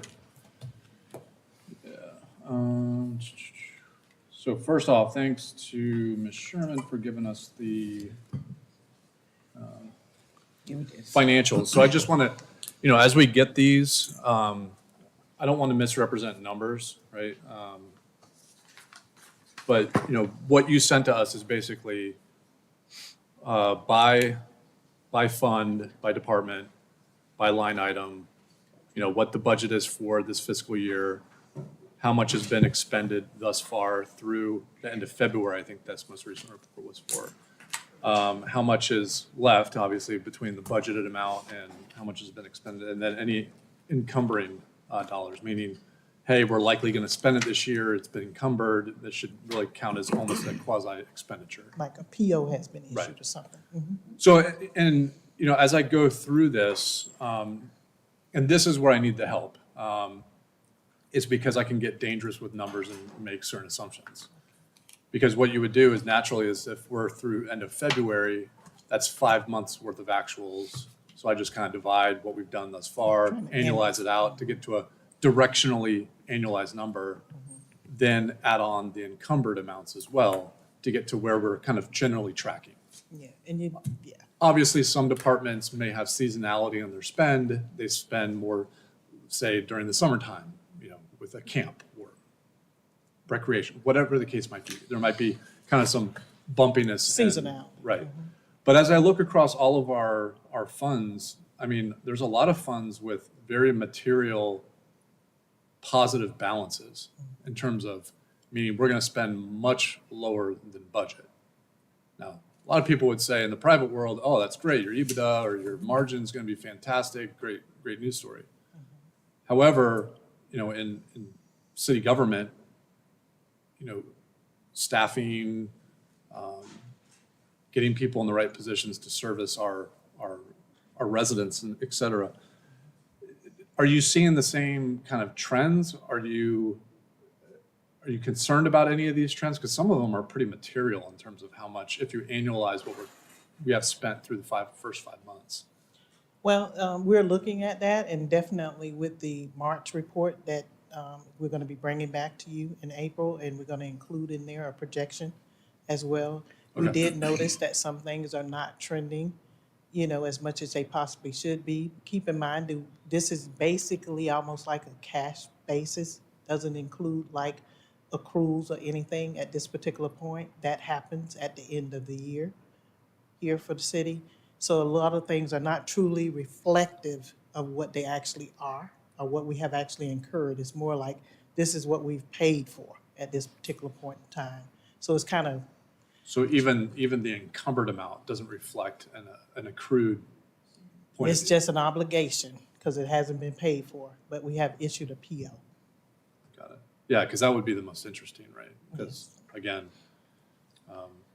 I'm trying to make macro level decisions, and I see this trend line across. I just, some of them are in the millions of dollars of It's probably some of the light to capital. budget, right? Blanche, did you send that to me? No, Yes, no, ma'am. I basically created my own Excel sheet based off of the PDF But- documents. I would prefer to have that material in Excel already. That way I can kind of crunch numbers myself, but that's fine. I'm not going to create work for it. It's just the narration to it, the seasonality, hey, yeah, we're light spending, but we've got a whole bunch of money going to be spent in Q4 of this fiscal year that we just don't have line of sight to. Like a variance analysis, and that's what we're working on. Right. I'm trying to get that type of information to you. Got it.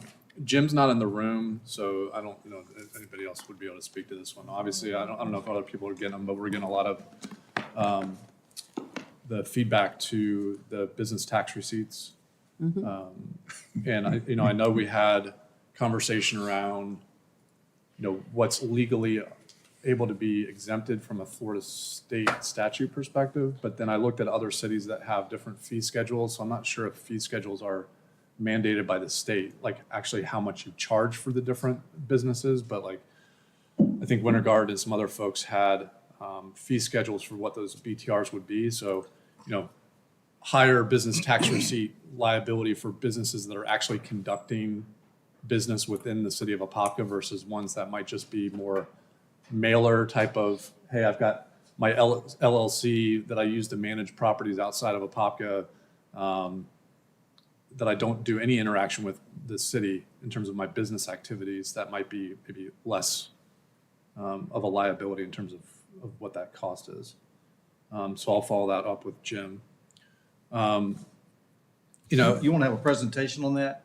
That would, there are a lot of concerns about that, but. Yeah, I mean, it might be helpful. Okay, we can do that. Again, count me as the one this is applicable to. I had an LLC myself that I did for contract work, again, for a bank that has no ties to the city of Apopka, but yet, I'm getting the same thing. So I'm in the same bucket. I can kind of commiserate with people. So then the other two pieces, and these meetings are going very, very, very long. And so, I had intended to broach this topic on a couple different times, but being respectful of times and the lengths of these meetings, it's been kind of hard. The last meeting, in the minutes, obviously, it was recorded, very disappointed, and it's underwhelming, the leadership in our fire department, every chance. I mean, even tonight's presentation, we're looking at a spreadsheet with what the chief called dummy data. It's not complete. I don't know what happens between each of these meetings where you can't devote time to getting stuff that's so critically important done. But my first thing is, I have a motion that I made maybe 3 meetings ago that was never squashed for a lack of second. So I want to make the motion again, and I want it either squashed so that we can move on and look at other things, or I want the will of this council to be on record, because this is not sustainable what's going on in these council chambers every single meeting. I think there's more than enough. We've talked ad nauseum on this topic. It's time to hire new leadership in the department and move on. This whole RFP fiasco, we can get into I know that we're in the cone of silence period, so we're probably limited in what we can talk about right now, but I said at the last meeting, there's no need for that expenditure if you have the right leader in the position. I don't think that we have the right leader in the position. Clearly, the majority of the union membership thought the same thing. And there's just so many examples. So again, I would make the motion of no confidence for our fire chief. I know that may be a ceremonial thing, but I think you, Mayor, need to know the will of this council. And if I'm in the minority, so be it. But I want to make the motion, and hopefully there's a second, and we can take a vote. If not, then let's move on to other things. I would like to wait until my council report to respond to that motion. All right. Anything else, Mr. Becker? No, and then the final piece, because again, it's brought up. We again, as commissioners, are getting communicated to by former employees. You saw one speak at the lectern here tonight during public comment. I've been approached by other employees that are no longer employees of the city. I've done public records requests myself. And what strikes me is that what little reasons that some of these employees are let go, or sometimes let's call it resign, but I had an interaction with our city attorney that we never got to finish. I think it was maybe 2 months ago, I had inquired around whether or not our charter allowed us as a collective body to terminate the position of city attorney based off the language of our charter. There was a different point of view of whether or not we were permitted to do that without what I would perceive as a unintended veto power within our charter. But not to rehash old wounds, but there was a level of unprofessional nature between the city attorney and a member of this council. Now, we got heated. We had that heated exchange. We talked about that in prior meetings, but that was behind closed doors. What was not behind closed doors was him publicly admonishing me to say, grow up. You need to act more like an elected official. That was done in front of several directors that can attest to that. I made an email after, the last workshop was canceled at the last minute to say that he lacked the foresight to understand that we should have canceled that from the very onset, the prior meeting. To which I was met with a request for me to apologize, as well as basically saying that he had advised our fire department not to do the workshop. But the last time I checked, our attorney doesn't report or serve at the pleasure of our fire administration. For him to offer his services to go down to South Florida along with our chief Wylam to talk to Gannon to kind of work things out was not at the pleasure of this board. There's been times where he's been unprofessional in terms of his addressing you on this dais, as well as myself, as well as members of the public. I don't have the trust that I need to have in our city attorney. And, if you don't think his actions towards me, you all saw a copy of that email response. Never was it my intent to challenge any legal acumen. I said you lack the foresight, and that was defensible by my part because I made those public comments during our meeting that are in the meeting minute record, non-disputed, approved by this council, to say that I don't think that meeting would be a good idea for the same reasons why we canceled the meeting.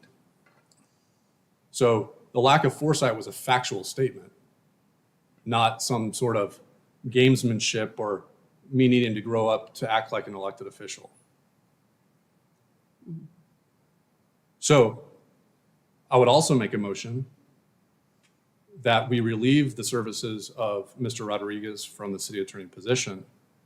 And if he still has the same interpretation of our charter, that we would seek outside legal counsel to interpret it on our behalf. So I've laid two motions on the floor because I think that they're necessary to start getting us healed and going in the right direction. Because 2 hours of public comment every meeting is just not going to be productive.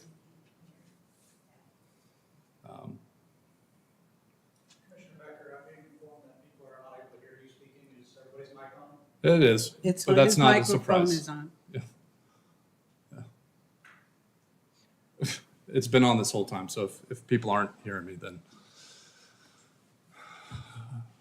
I don't know what they didn't hear, but again, I've put two motions on the table. I'm happy to yield until you're done with your council reports, but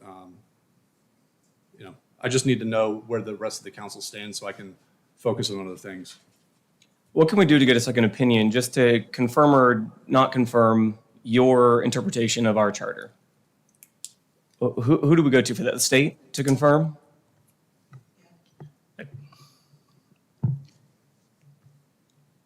There isn't a motion on this. It's just a general question. It's just that if a decision gets made one way or another by this board, say this council takes it to a vote, and based on the interpretation of the charter, that it requires action by the mayor and the council, then it's an appeal of a decision of a council, which would then become the commissioner is going to appeal the decision of the council. And at that point, the commissioner becomes an adversarial party to the city, challenging and appealing a decision of the city. And such an action in that case, I would have to defer to private counsel for whoever the appellant is going to be. I don't feel it completely answered my question. Just to because I'm not saying we even motioned it, although there was a motion. You gave an interpretation of what the charter says. How do we get a second opinion to confirm or deny your opinion? Well, it wouldn't be a confirmation or denial. What you're going to have is a second opinion. Now the question becomes who adjudicates the conflicts of opinion. And if that's going to be the case, then it's got to be adjudicated in court. Now, the courts are going to give deference to the drafting of the charter and what are the opinions of the city. That's why I'm saying it's going to be a second opinion. However, that second opinion isn't going to adjudicate the matter.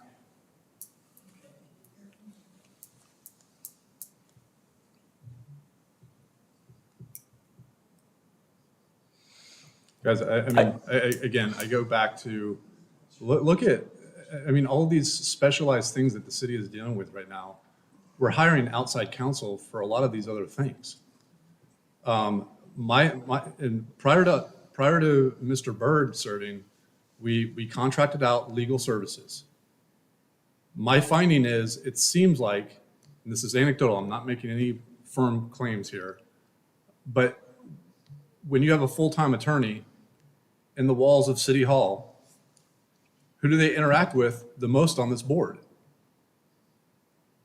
So, I'm not insinuating anything. It's just normal behavior that sometimes when you deal with somebody on like a day-to-day basis, I just think we would be better served to go back to a contracted out service that's playing the kind of facilitation bus to say, okay, here, sits at this thing, just like Attorney Shepard did before when I first started.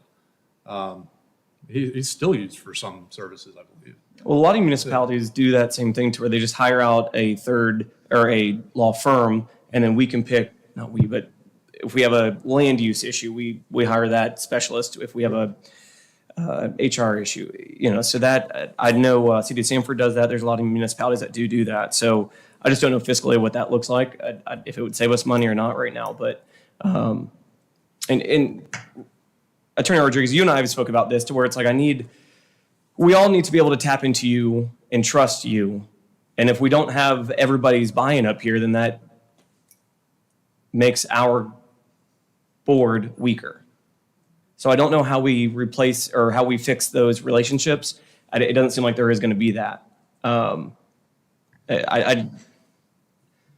If we can't all come to you, every single person up here come to you, then that's a problem.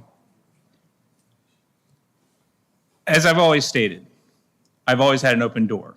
We have had repeated meetings. We are discussing. You give me a phone call with an issue, and where I'm there to address your issue. If for all candor, the recent opinion I sent out regarding the RFP, that was based on a question that Commissioner Nesta sent to me, and because it was basically the opinion position of the city, I saw to it that every single one of you received a copy of that. So that wasn't something that was initiated by me on my own. That was actually a response to a commissioner's question. And I addressed the commissioner's question, and I addressed that response to all 5 of you.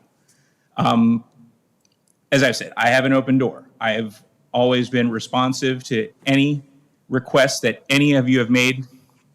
I have been responsive to it. I've always invited you into my office to discuss anything. And when you're in my office, you can speak candidly. It's never changed. I would like to respond that I think the inference that I only serve as counsel to this council and that I am precluded from advising the staff, that is actually not, that would actually be alien to any jurisdiction that I've ever worked at. The legal department in multiple jurisdictions I have worked with are there to provide legal counsel as well to the staff.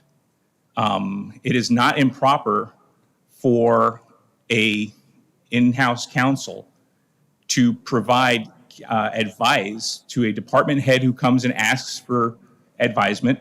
Community development director comes in and asks for advisement, interpretation of our administrative code, our code. Human resources comes in for advisement.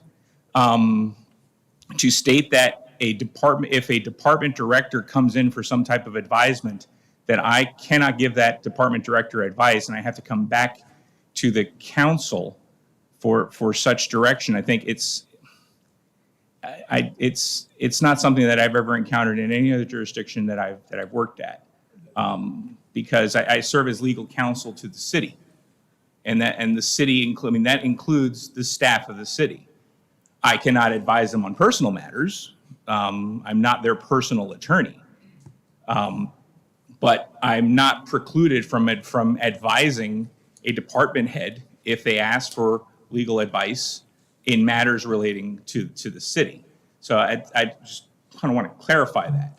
But yeah, and I wasn't making claims that you can't do that. What I'm saying is in the specific situation as it relates to the last workshop where you advised the fire administration and fire leadership to go ahead and cancel the workshop, it's not their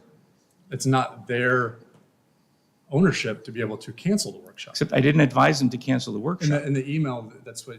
Now, what I was clarifying, and I don't want to turn this into just a discussion. I believe the issues of the email, those are discussed, and I don't think this is the proper medium to go into those details. But this is the only medium that I have because, again, I wanted to do this on a different format, but we can't, unfortunately. And I realize, and I don't want to make it, it's not a personal thing. This is just an HR related thing. If you had an employee that came out and said that you need to grow up and act more like an elected official in front of other people, director level positions, that act of insubordination or public, I mean, heck, some people that were in this room tonight, we were sent stuff that they were let go for less than that. So that instance alone, it's beyond repair. And so, and I don't hear a denial that it happened because there's other people there that clearly heard it, saw it. And again, who was right in the email exchange with Mr. Gannon to say, hey, Chief Wylam and yourself would be willing to come down to South Florida to work through an iteration of the report? You know, what gives you that authority? So again, really this is an HR decision at the council level. I've aired my grievance. I've made a motion that I would prefer to go with a different legal counsel. And that's my motion. Mr. Mayor, what's your thoughts on this? The fact that one of our commissioners can't trust our legal counsel. Listen, our legal counsel's here to tell us what we need to hear, not what we want to hear. Listen, we don't agree on everything. I mean, Michael and I will sit down and we'll go through issues, and Mayor, you really shouldn't do that based on statute, based on, our ordinance, based on our HR departments, So he doesn't offend me if he tells me no. I'm perfectly happy with. Well, I think that it's not so much a disagreement. It's, has he told you to grow up, things like that. I mean, it seems like we're at an impasse. And I'm perfectly happy with his performance, what he's done for the city. I think the reason we went to an in-house attorney at the beginning was quicker access, and second, there was some cost savings as well. But I mean, if you'd like, we could go back to the Cliff Shepherd days, and we can run some numbers. If it's a money thing, then that's one thing. I think it is worth looking at, only because, especially right now in our city, we have a lot of special counsels for a lot of different scenarios, and I don't see that. I think that comes with development and growth and everything we're going through. I think that is bound to happen, the amount of special counsel. So I think there could be some fiscal soundness to just exploring other options. It's nothing personal. It's just. Can I clarify the notion of special counsel? When there are certain matters in which are handled through a claim through our insurance provider, those are then handled and paid through the Florida League of Cities. So the matter of the Southwick matter was a claim made to Florida League of Cities. So that is actually basically our insurance counsel. That's who handled that matter. The matter that was relating to, I'll clarify it now. The matter relating to the Whitney Grant matter, it is not a discrimination lawsuit. It is an administrative action in which she is appealing the decision of the Florida Commission on Human Relations, who ruled twice that there was no probable cause that she was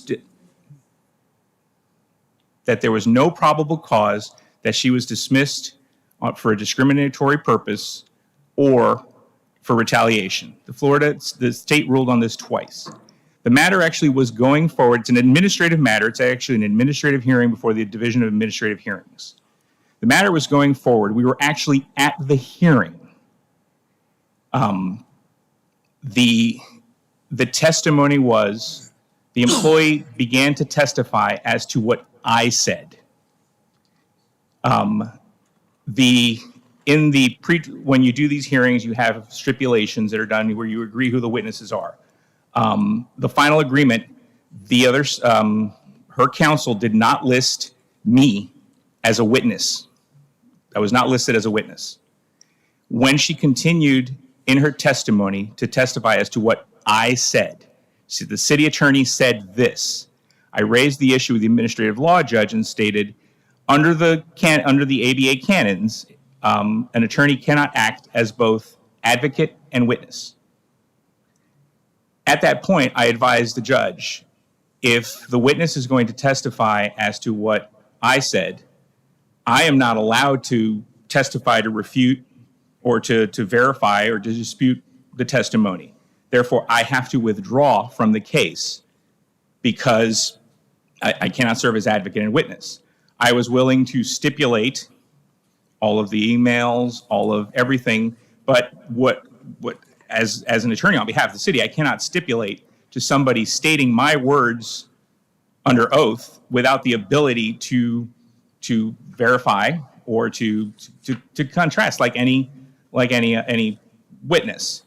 The judge initially did not want to remove me. Actually, they filed 2 motions to disqualify me, and the administrative law judge twice denied the motions because at that time the judge believed it did not raise to the level of disqualification. When the witness refused to back down, that's when I voluntarily withdrew I had to voluntarily withdraw from the case in order to be able to serve potentially as a witness. Our insurance policy covers administrative hearings. So counsel who's substituted in is actually being paid by the Florida League of Cities. So there isn't any outside counsel that's being brought in for specialized matters. If you look at our budget for what's expended, the other special counsels are, not really special counsels, but other counsels we hire. One is our code enforcement special magistrate. Because by law, the city attorney cannot serve as both the prosecuting attorney and a special magistrate, cannot sit in both. So every city has to hire a special magistrate. And then the other one is the police department has their own legal advisor and has had the same legal advisor for years. So in actuality, the only special counsel would be Mr. Mandel, who's handling our labor matters. Cliff Shepard is actually still, the city still pays him, but Cliff Shepard serves as our title counsel because as a city attorney, I can't write title insurance. So Cliff Shepard's office does all of our title insurance for all of our real estate closings because he can issue title insurance usually, and then all of our closings are handled. Most of them are mail-away closings that are then a paralegal handles. So we don't have, the only time we actually had an attorney present at one of our closings was the Camp Weewa deal, but it wasn't because we had to hire a special attorney to handle the sale of Weewa. Cliff Shepard's office was hired to be our title counsel. And that's similar to when you have to get title insurance when you buy a house. That's what Cliff Shepard's our title insurer. And that's what he's brought in. So he doesn't serve as a special counsel. So I do handle the majority of the matters unless it's a matter that gets referred to our insured. And those are cases, all of the slip and falls, workers' comp cases, sideway trips, someone slips on a sidewalk that are claims on our insurance company. We refer the matters as a claim. Then the Florida League of Cities, as our insurer, hires counsel, and it's basically it's insurance defense. And those are, so they aren't technically special counsels that I have to go out and hire. This is really par for the course for any other local jurisdiction that doesn't have a full in-house counsel team or an in-house team. And it's very rare that local governments handle everything in-house. My own experience, the 2 jurisdictions that I've ever encountered that handled everything in-house, Miami-Dade County has a team of 100 attorneys. They're almost the second largest law firm in Dade County. That's solely handling county business. Volusia County was also all in-house because Volusia County was self-insured. But other local jurisdictions are usually in insurance pools, and the insurance pool handles a lot of the litigation for all of these municipalities. Well, So I just want to that's clarify what kinda- special counsel means. No, I understand. And no, and I appreciate that. I think it couldn't hurt to just explore and see what if we're paying insurance anyways, or insurance is paying for most of our representation anyways, then I think it'd be worthwhile. Again, I need an attorney that everybody up here trusts. So in whatever capacity that means and however we can do it, I think is the goal. So you've had a trust issue? I mean, is there things that he's not? You told us pretty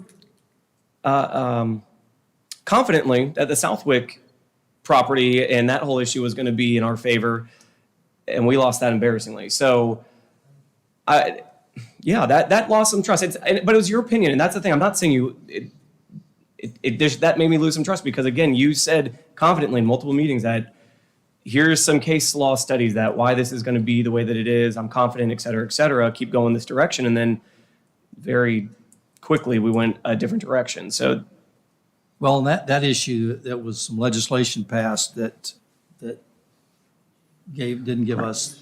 Well, and in all fairness, that Southwick case was actually a case of first impression. That's the first time that statute was litigated in the state of Florida. I understand. Well, so and as I state, and I also stated at that time, I can't guarantee results. I'm confident in my argument. I'm aware. That doesn't necessarily mean that guarantees that a judge. But that's not what I'm asking. And that was a matter that was handled with our co-counsel. I agree. No, I also understand confident that. in the matter. I don't want to rehash So- all that, but that is where again, I don't want you to come with us with confidence, similar to what you're saying. Don't tell me what I want to hear. Tell us the facts. That's it. I don't want to hear, hey, I feel good about this. I don't want to hear that. I want to hear what you actually, just the facts. No one else has litigated this. This is the first time, et cetera, et cetera. So that there's been a couple other small scenarios, just little things like that, yeah, it is a trust issue for me too, just based on where we're at. So, I mean, again, I call you Mr. Mayor, we all need to work together. I think it will help these meetings not go so long. So I would ask that you do consider and look into it and see what we can do. And there are trust issues. So what But can we it's do to not- move forward it's- then? It's just not with the attorney. I would say even up here on the dais, I certainly don't feel valued by the mayor at all. I always feel very dismissed, and sometimes I feel dismissed by you. So there are some feelings going on. And obviously our public comments. I mean, just listen to what everyone is saying. Even, I'm not even going to mention social media, but certainly just those who keep coming here. I mean,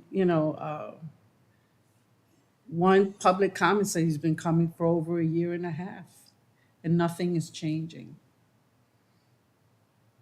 So I'm being honest. I feel sometimes dismissed by you, like it's not important what I feel. And I've dealt with some issues in the city.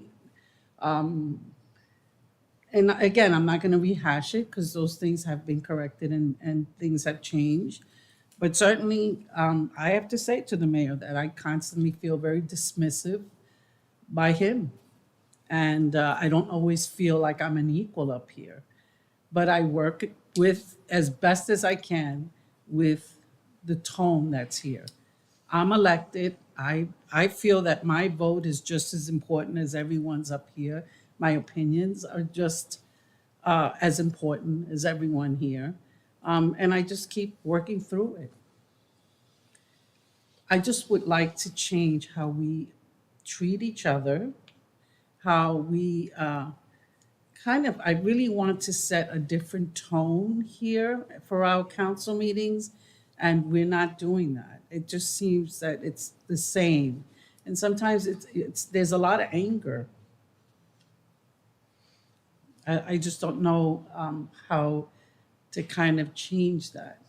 And of course, the fire department has brought up to the surface some of the things that have been lacking in the leadership. And I feel like we're not doing anything to try and change it and to make it better. Yes, I have to say, and I did thank him today, like actually Jerry Maynard, he's putting in so much effort to bring a lot of change for the better, for the training and the leadership within the fire department, but the top leadership, the same names we keep hearing, the same lack of confidence and trust is this, they're coming to us. And as Commissioner Becker said, we're now getting emails from employees. So there's something missing when the employees are now coming to us. So how do we address it? Well, I think too, what adds to all this stress, and let's just air what we are going to air, is that usually we have a city administrator that we can go to and do that. And I unfortunately think that the city attorney now is kind of functioning two roles, which is, you're not. No, I'm not. I want to clarify that You're not, but- I'm not. No. I don't interact with any of you on an administrator level. No. No, but I think- I don't. I understand. It's perceived that way. I'm not saying it is. It's just perceived. I'm letting you know just what the perception is. But I'm not saying it's accurate. Okay. No, yeah, and I'd like to know the source of the perception, because I haven't done anything outwardly that would give you the impression that I'm acting as a city administrator, because I'm not, and I can't. Actually, even in the absence of our chief administrator for, he's out for a while, the mayor hasn't even made the effort to say, you know what? These chief administrators not here. I need to find someone or put someone in place so that the commissioners can have a go-to for whatever it is. That's And on the mayor's report, so how about we wait to get. And I've been going to just about everything I need or a question, I've been going to the city clerk. And she takes little notes, and I've been really fortunate to even go to our finance director, Blanche. And I try to find a way for someone to get some information. Well, I mean, in all candor, I have raised that issue. That's not my call to make. I have just, it's basically as an employee, there's an issue that needs to be addressed. Right. And because of so- sunshine, we cannot talk to each other. We can't go into the mayor's office. But I have to find a way to sometimes get the information that I need. So I find myself with two people that I actually trust and rely, that when I go to them, I know they're going to get me the information. One has been the city clerk, which I feel bad because she's inundated with public requests. And the other person has been Blanche, Blanche Sherman from finance. And sometimes I feel bad, but it's the only way I can get some information. No, and that's understood. And as I said, I've actually raised the subject. I've raised it with the mayor, I've raised it with Joe Patton, the Human Resources Department, as this is something that we probably need to address, because, and from my perspective as legal counsel, is that you as the council, you do need an intermediary. And basically, most other jurisdictions, the city manager or the city administrator acts as the intermediary between the elected officials and the staff. And that's your point person, and that's been lacking. And that's something that needs to be addressed. And it's a role I cannot. Right. I cannot And the mayor undertake, said nor he- have I even attempted to undertake. Yeah, the mayor said he's going to address that, so Right. we don't need to belabor that point. Okay. It's just, I mean, Mayor, to the point, everyone kind of showed some. Yes. So we just have some issues. So either we need to work through them, or we need to go a different direction, one way or the other. So. All right. Do we want to handle these motions one off? Like, can the chair actually do something with the motions I've laid down? I was looking for a second. I didn't have a second on either one. Well, for the first motion, Commissioner Nesbitt Yeah. indicated that he had something to He's say on that particular Yeah. topic. When he got to his report. Until my report, yeah, and then I'll respond to that then, and then we can move from there. Okay. Anything else, Commissioner Becker? Commissioner Velasquez? No, you stole my thunder. The thunder's gone. Okay. Commissioner Smith? Have nothing. Commissioner Nesta? April 27th is the Student Area Awards Ceremony. Should be very cool. I think it starts at 6 p.m. over at the VFW, so mark your calendars for that. The free kids library that we discussed a few meetings ago, dedication is going to be last week of April. I also wanted to say thank you to the code enforcement officers. I've been going to all the code enforcement meetings, and they've been doing a really good job just helping to enhance corridors, making sure that we're all sticking to the same rule book. So that was been very cool to see, and I appreciate those officers because it's definitely not an easy job.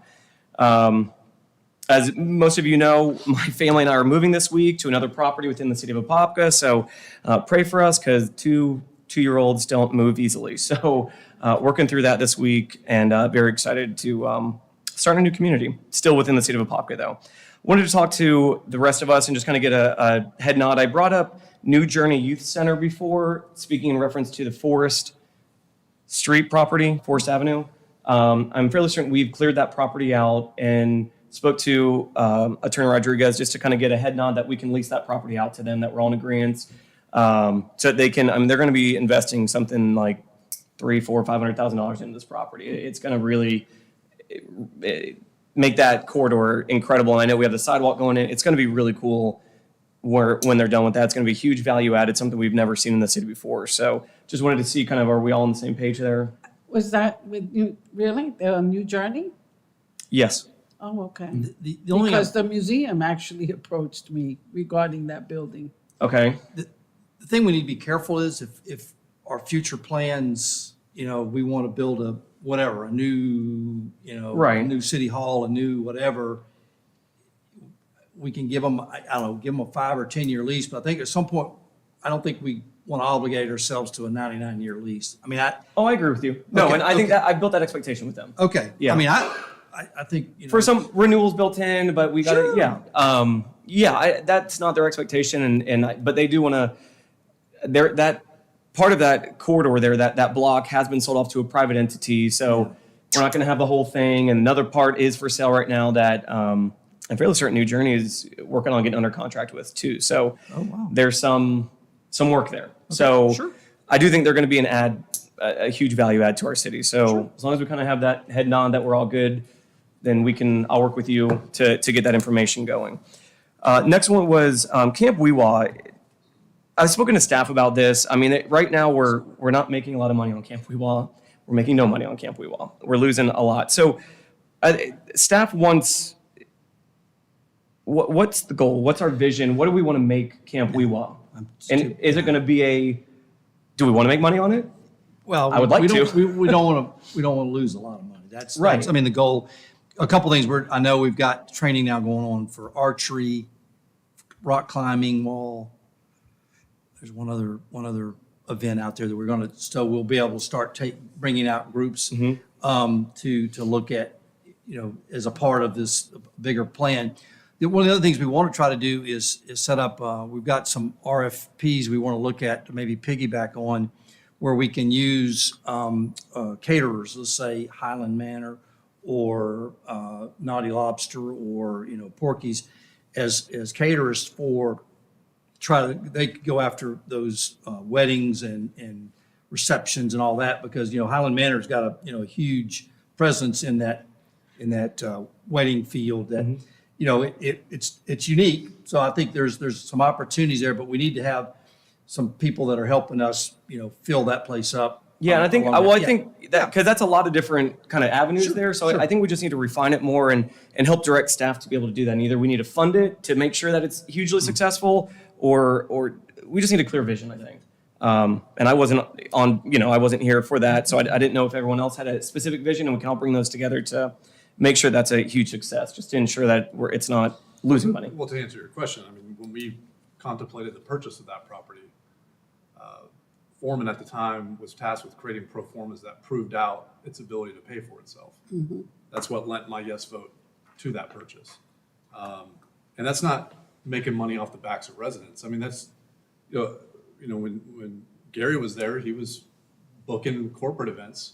We just have to do the OpEx to support those things. But again, it becomes a financial position. If you've got low-cost personnel that are able to host corporate entities, and those corporate entities are willing to shovel out, 5-figure kind of checks, okay, we're making margin on those things, then get margin on that, redeploy that into some expense to make sure the camp program is okay. Don't get it off the back of the campers necessarily. But there's a lot of things that we could do out there. I think the Easter thing is It's Saturday. Halloween, we could do a haunted woods kind of concept. For Christmas, you can do Winter Wonderland, get some themed cabins and have people decorate it, people tour through it. There's a lot of creative things that we can do to make revenue that it's a win-win for everybody, because it's a unique experience for people coming there, and then at the same time, we're helping defray some of that operating cost. But that the financials that Ms. Sherman sent over, if you look at that camp line item, we've only spent 8% of our budget to year. So I don't know if a lot of that expense is shoveling during the overnight camping experience or how that is going to be positioned, but 8%, when we should, if you do normal progression, 42%, we should be at Right. So. Yeah, and that was just my question. It's just, I mean, I don't need, just, let's make sure, I guess, coming into this new fiscal year, and I know we're not in it yet, but we're ramping up to it, is that we have a really defined vision for that so that we can make sure that's a really cool spot to go to. My next one is discussing, last week we went over our investment accounts and banking accounts and all that, and just with quick math, and we didn't do it in that timeline, is that we basically have about 37 million sitting out there making less interest than our top one is. And it's just in a bank account. So we have, one's making 4.1%. The other one was in a CD that matured, so I don't even think that's even making anything right now. But our top one is 4.7%. So, I mean, that's tens of thousands of dollars per month that we could be making in a similarly insured account by just moving the money. So it's just moving the money to Synovus, getting that 4.7% interest rate. We're making so much more money. So I think it would be worthwhile to just do that. And then once we get should we get not an analyst, but a financial advisor or whatever it may be, they can come in and kind of tell us where to go from there. But I think, again, every single day that we're not moving this money into a much higher interest bearing account, I think we're leaving money on the table, and it can pay for a lot of stuff. So I don't know what. Currently, all three are paying 4.7% now. As of when? Today. The other, well, one was the CD was, Yeah, they went for. we moved it to Matures on the 11th, and that's going. on the to- 11th. yeah, So money 11th, market. they'll all be 4.7. Yeah. And so one Florida changed theirs to a 4.7? Yes, they did. Can they just change to whatever I ask? Can I go out to 6? I mean, it seems like every time I ask, they're changing it, which is fine, and it's great for our residents. But it's kind of gone back and forth. Sometimes they've been higher, sometimes they've been lower. I understand. Right now, and this is a very unique climate Right, for us sure. because we haven't seen it in over 10 years of these changing interest rates. So we just being on the ball like this, again, it's making us a lot more money to pay for all the stuff that we're asking for. So that's good that they're paying the same. I'll be keeping an eye on that. So, okay. Next one is South Apopka annexation. What, and Attorney Rodriguez and I spoke about this week. I mean, and we've gone to all the workshops. It's either 50-50. I mean, we never get a clear, decisive one way or the other. So for me, I think it'd be worthwhile to let's pick a date to put it on the ballot. I don't know if you've been able to get costs from Bill Cowles. Yeah. No, I haven't gotten them yet. Okay. I'll make the request. I mean, I know he was going to calculate them. I haven't gotten them. I'll follow up with him this week to see where he's at on what the costs would be. And as I said, I think on the second issue we discussed whether we try to elect the option of having annexation be vote by mail that the statute permits. The issue though is that one I may seek an attorney general's opinion because of the language relating to what is required at the polling places that Chapter 171 requires. Can those be satisfied under the vote by mail statute, which a vote by mail, and Bill Cowles, we did briefly discuss this. It would provide cost savings to the city. We just need to see if this is an issue that would be permissible to go under the vote by mail. And a vote by mail, we're not talking absentee ballots. It is the only way you can Exclusive vote is you send the postcard back in the mail. I think, and you guys, it's up to us to put it on the ballot. I think it's like, let's pick the date that we put it on, work our way backwards from that to, there's some provisions, and I wrote them down when we met, some timelines, but those aren't hard to meet. But then we can dig into costs, we can dig into everything from there, do our own individual meetings with different groups throughout the entire city in both unincorporated and incorporated. So I just think instead of doing more workshops, we pick the date that it's going to go on the ballot, work our way backwards, and let the residents decide where we go from there. I don't know what your guys' thoughts are on that, if you guys are in agreement to that, or if you feel that more workshops are needed. the workshops, the 3 workshops, every time we had a workshop, it appeared that the south side of Apopka seemed more divided. I don't think I feel like some education needs to get to them, some information that they can actually sit down and read and understand. Because the workshops have all been verbal. We haven't given them anything to understand what annexation is. We've heard more of their concerns. And, we've kind of just given them data without really showing it to them. If people are still asking me, where did Commissioner Smith get $14 per household? And there's a And couple I things, there were a couple things that we're going to try to clarify. And the next day or two, we'll have it on the ad valorem. I did misstate on the ballot for the Voting. unincorporated. There has to be 50% if it's, I think it's, what was it, 70%? The threshold question, which I think the raw data we have, it doesn't look like it'll apply, Right. but Yeah. the So, statute provides that which rolls in to right, the if- electorate. If If- more if- than 70% of Yeah. the land is owned by corporations or individuals who are not electors of the area to be annexed, then you must obtain 50% plus 1 of their consent to even proceed with Sure. Yeah, understood. Okay. annexation. So that's, Yep. we were Yep. both right. Both right. Yeah, I understand. Yep, I got okay. you. And then there was a third, I guess was on operating expenses. The operating expenses was brought up that, no, that was capital. The operating expenses were 1.2 million. Capital, I want to say 600,000 a year, but we had a couple of different depreciation schedules based on whether it's like a police cruiser or a fire station.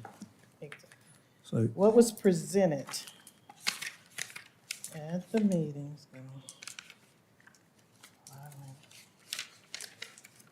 You tell I'm an accountant. All these papers. Okay. So the operating expenses indicated a loss of 2 million after that, with that revenue that would be generated at about 1.2.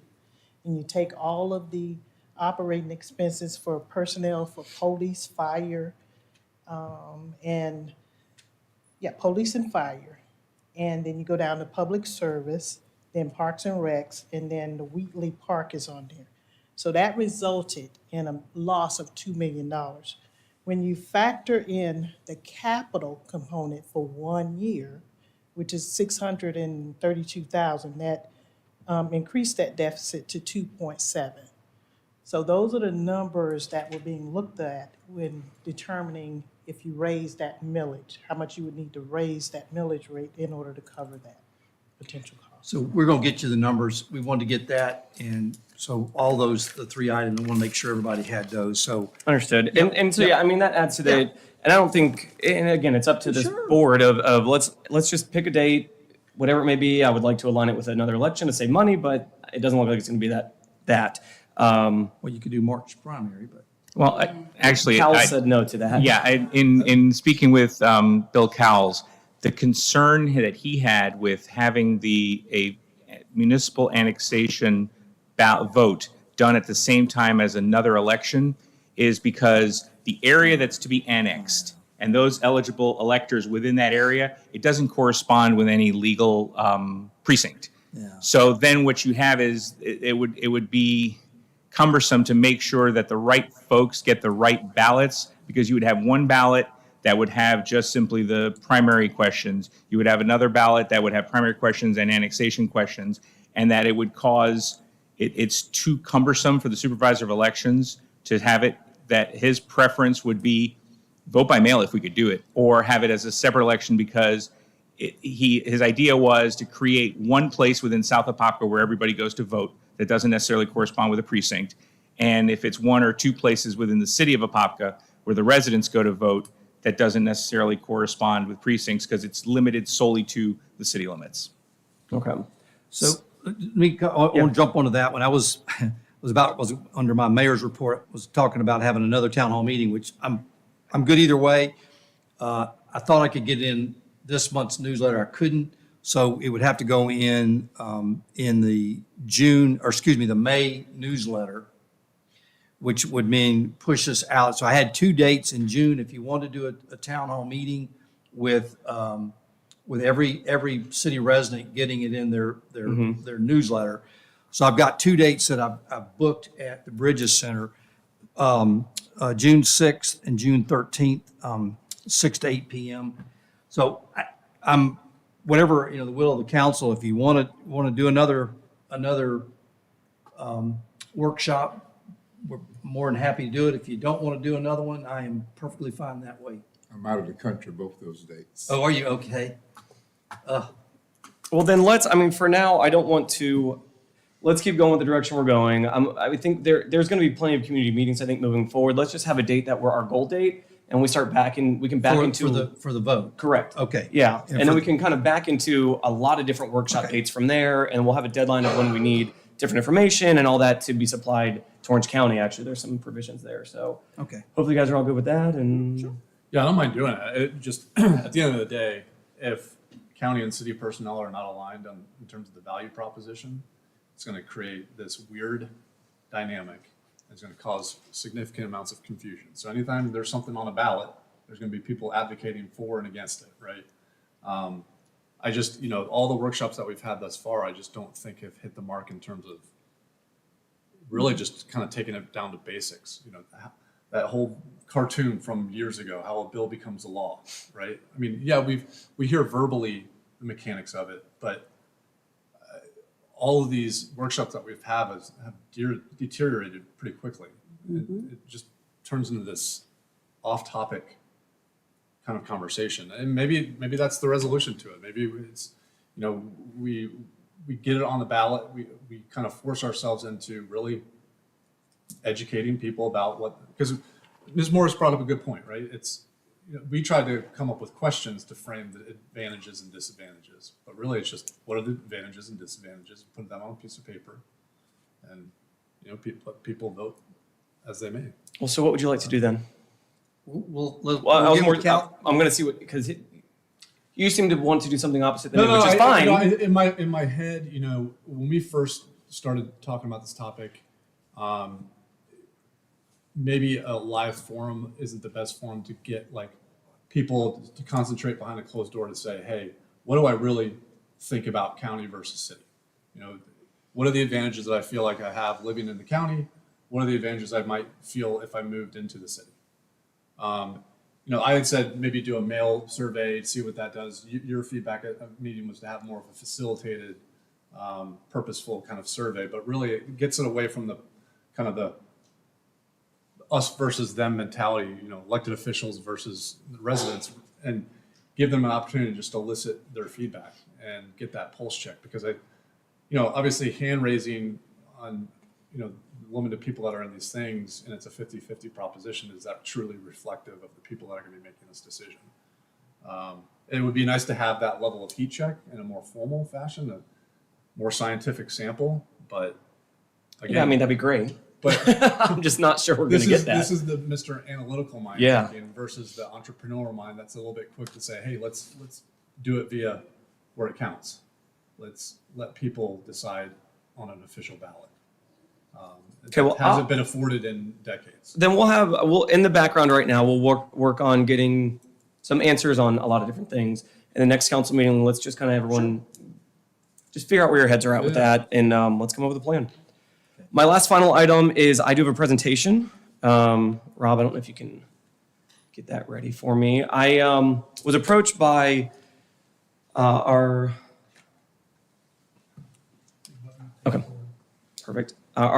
fire union president, just with some good information, and I thought it was very valuable for him to talk to us, meet with us. So I want to invite Alex Klepper up to kind of go over some items and things that, just to hear a different side of what we've been dealing with. So, or what the fire is dealing with.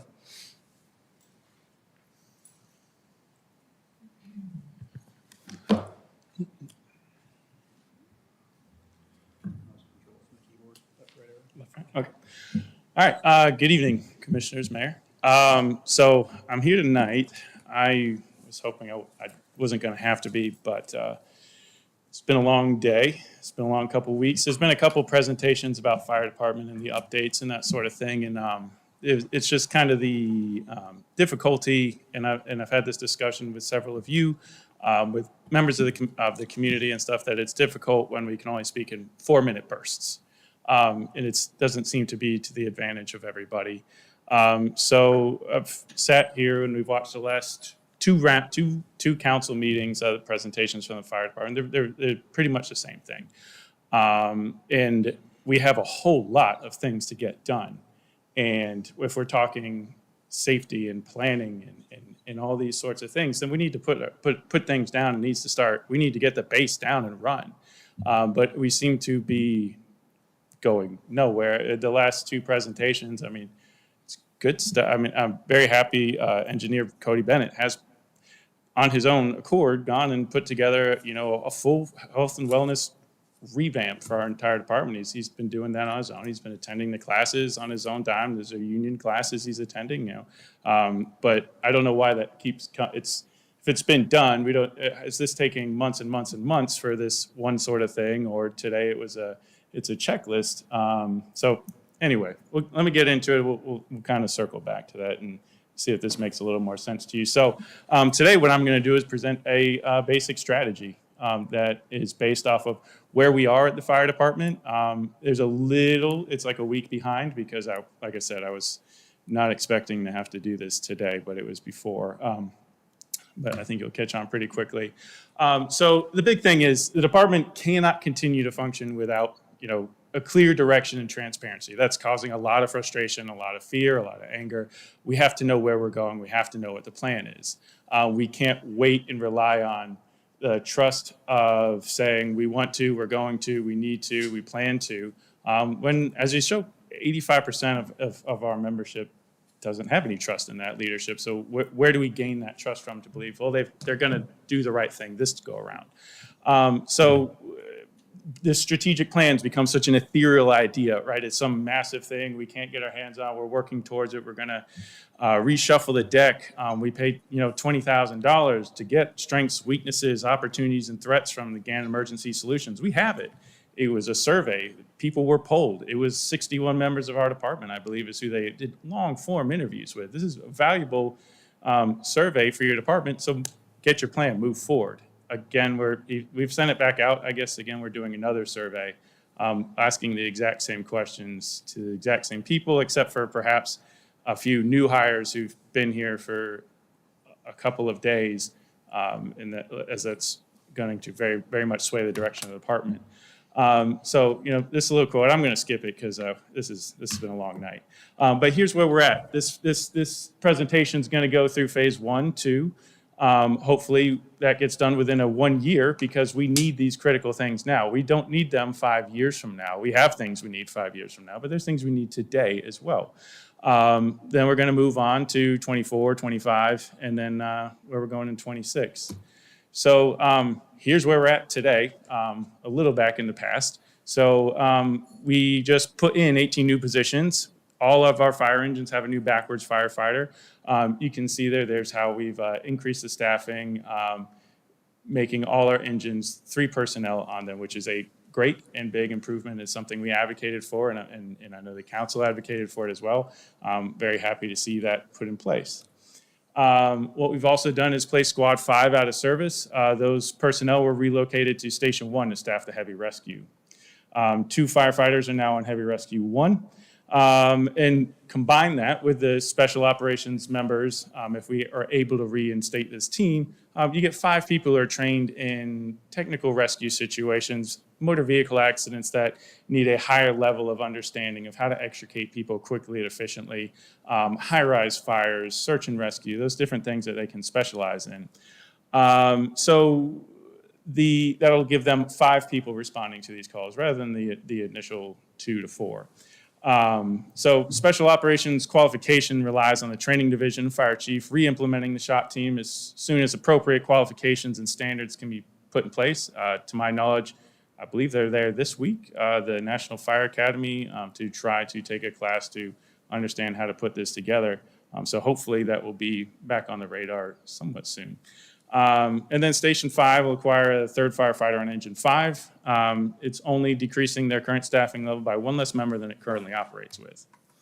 Ambulance 11, one of our busiest ambulances, was unstaffed by any permanent crews. So now we're eliminating jumping trucks, which is unsafe and time wasting, and people forget equipment. They're having to go, all right, tones have gone off. What truck am I responding on? Am I going on this fire engine over here? Am I going on this ambulance over here? Where's my gear? Did I grab everything? We have a whole lot of stuff. So it's not efficient. We know that. So that's a good move. We've staffed Ambulance 11. It's going to be permanently staffed by an EMT and a paramedic at a minimum. And we've corrected that kind of short sight, or that fault that we knew we needed to fill. So new hires, as you know, we've hired 14 new hires for 18 positions, and I know they're working on getting some more. They've been assigned to one of 3 shifts. Each new hire will complete 6 months of probation as a backwards firefighter. That means they're not going out on their own. In the past, they would just get a quick sign off, and now your front run ambulance, go, good luck. So this was a good plan to have them under direct supervision for 6 months while they can kind of learn all the different aspects of the game. They'll be cleared to provide full medical and fire services under the supervision of a company officer, and each month they're going to be assigned to a new station, rotating on the first of the month to kind of get everybody. I guess the idea is area familiarization, and different stations have different equipment and specialties there as well. So they won't be driving in their first 6 months, and they'll be cleared to drive as soon as they can be appropriately qualified. Truck relocation, Squad 5 is taken out of service. Brush 2 has gone to Station 5. So like I said, this stuff has all happened today. It's happening this week. And this is where we're at. We'll bet a current minimum staffing level is 37 people. So this should not come as a surprise to anybody. This is what's happened. So as far as, this is a slide here showing training division is going to be responsible moving forward with SOGs, accountability, RIT, Mayday, fireground operations. Heavy Rescue 1 will change its response to going alongside with Tower 1 to provide a team of 5 special operations firefighters, as we said. Extrications will receive more personnel, Tower and a Heavy Rescue response for road blocking. And any suppression is needed, which is a positive change. Adding road rangers response to all highway incidents. Engines receiving a higher priority response in their first 2 area calls over backup ambulances. So what that means, it gets difficult, it gets into our niche thing, is if I'm at Station 3 on Piedmont Wekiva and my ambulance is transporting a sick person, we just have the fire truck and a backup ambulance at the moment. A motor vehicle accident comes out, we don't know, it could be upside down, it could be on fire, comes in as, there's been a wreck, hang up.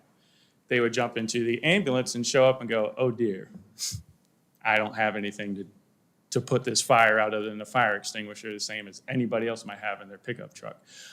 So that is supposed to be a change that they're working through with dispatch to send the engine first. We have paramedics on the engines. We can do everything on there except drive them away, and somebody else will be coming. So a couple updated to how we're making responses.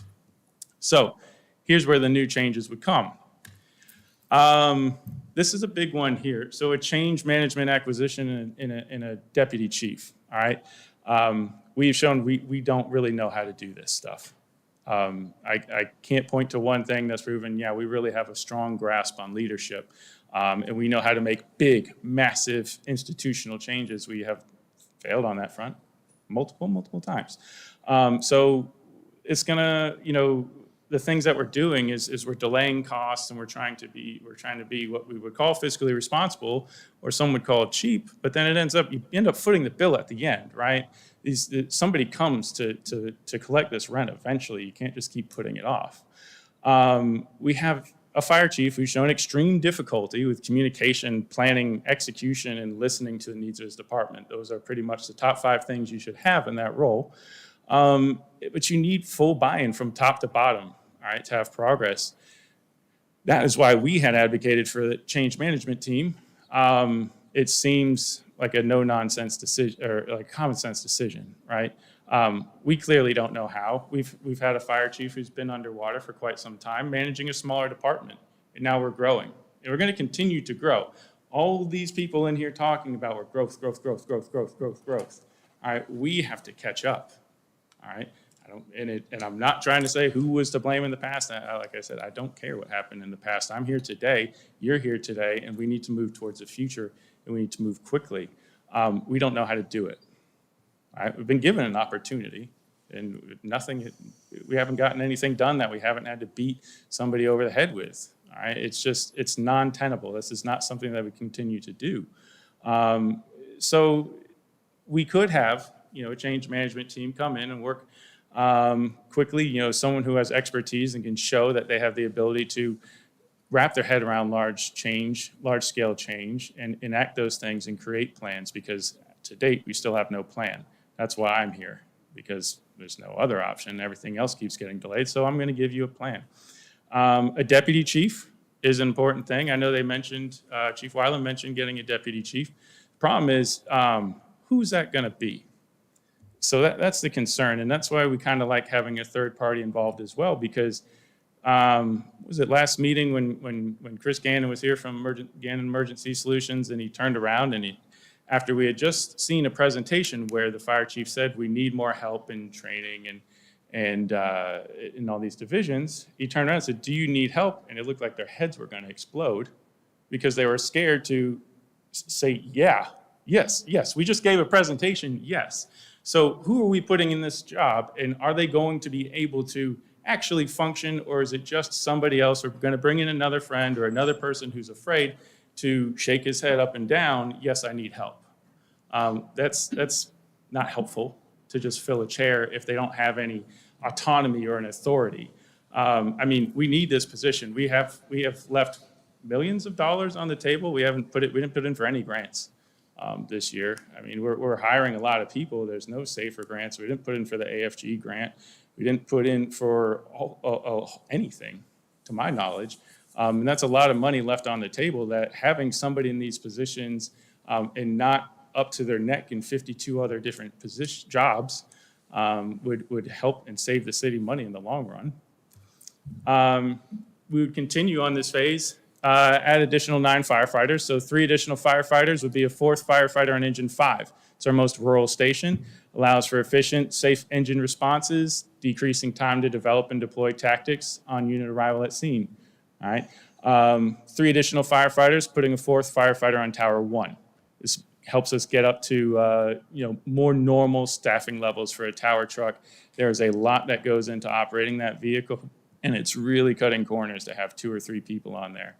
So it allows for positioning and deployment of the aerial device quicker and special operations to be formed much closer to industry standards. And then 3 additional firefighters to cover the PTO. All right, we're going to need to fill in that PTO coverage gap. New hire orientation. A full training course curriculum and standard must be set for all new hire orientations. We do not have a set training course and curriculum. We have a calendar, and it lists kind of a general guideline. And I know Chief Knapp would like to work on it and build it, but he's got 42 other things to do. We don't have enough staff or enough knowledge or know how to make it work right now. We have new hires that come in and they're being asked, what do you guys want to go over today? What do you think you should go over? That's a problem. Why is that a value to anybody? All right.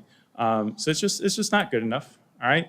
And then also we need to know how it went, right? This new hire group that just went through, how do we evaluate how our new hire orientation went? It was 10 weeks. How did it go?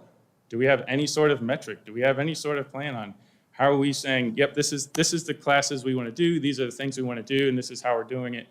Is there anything preset for that? No, right? So how are we going to get any better? How are we going to catch anything? And this is all just basic level stuff. This isn't groundbreaking things. The dedicated training staff has to be present. They're not there. We have one division chief of training, and he's got to be at meetings all day. So he's not even able to be there to help deliver that consistency in training. So we're going to need some actual staff that can be there and is not just people whoever's available to work overtime and come up with something on the fly. So, like I said, the training course and curriculum should be evaluated and improved upon. You need to have evaluations from attendees, instructors, field officers, outside training agencies, and a change management team to get a good opinion. 3 EMS captains and safety officers. This is something Chief Wylam also put out in a email of some high lofty goal. So let's do it. The addition of these positions on all 3 shifts allow a dedicated safety officer to be automatically dispatched for all high-risk events immediately and allows the 2nd District Chief to continue to ensure the continuation of service and coverage for the rest of the city. This position also provides additional supervision on calls requiring advanced life support, ensuring patients receive the highest level of care. This job description and hiring process should involve the union. All right? It's a mandatory item of bargaining. This would make sense that we would have the ability to make sure this job is actually given a full job description and not just put in place and then figured out later, which we seem to have a bad habit of doing. Before you create a job, you should probably have policies and procedures in place of how they're going to function, what the succession plan is, and how this is all going to actually work. But these positions will be 24-hour shift positions, 1 per shift. They could be housed at Station 2 for the time being until Station 6 construction is complete. And you would need some additional privacy dividers for the current setup for how Station 2 is. There would just be an extra person in the general bunk room. So you would need some privacy for that. There's an open bed right now, so want to get away from any of those risks. Backup ambulances. So previous data and current data over this year can be used to review and evaluate the feasibility of removing ambulances 21 or 31. As we said, the backup ambulances are a tough model to justify. They are the most expensive ambulances if you were to look at it because you have your most highly paid employees on that vehicle for 24 hours as well as another vehicle for 24 hours. So if you do a unit hour utilization form, which most of the industry uses, it doesn't look good on numbers.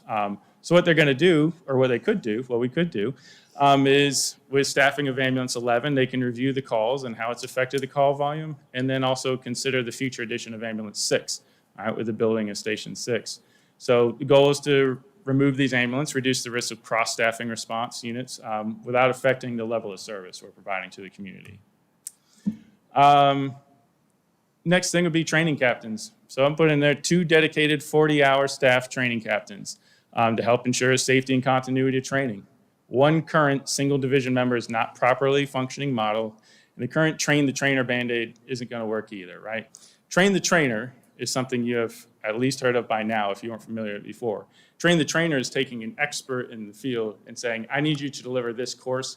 I'm going to send you to a class on how to deliver this material. Not take this class on something you're not that familiar with, and now you're going to be the person that's going to teach everybody.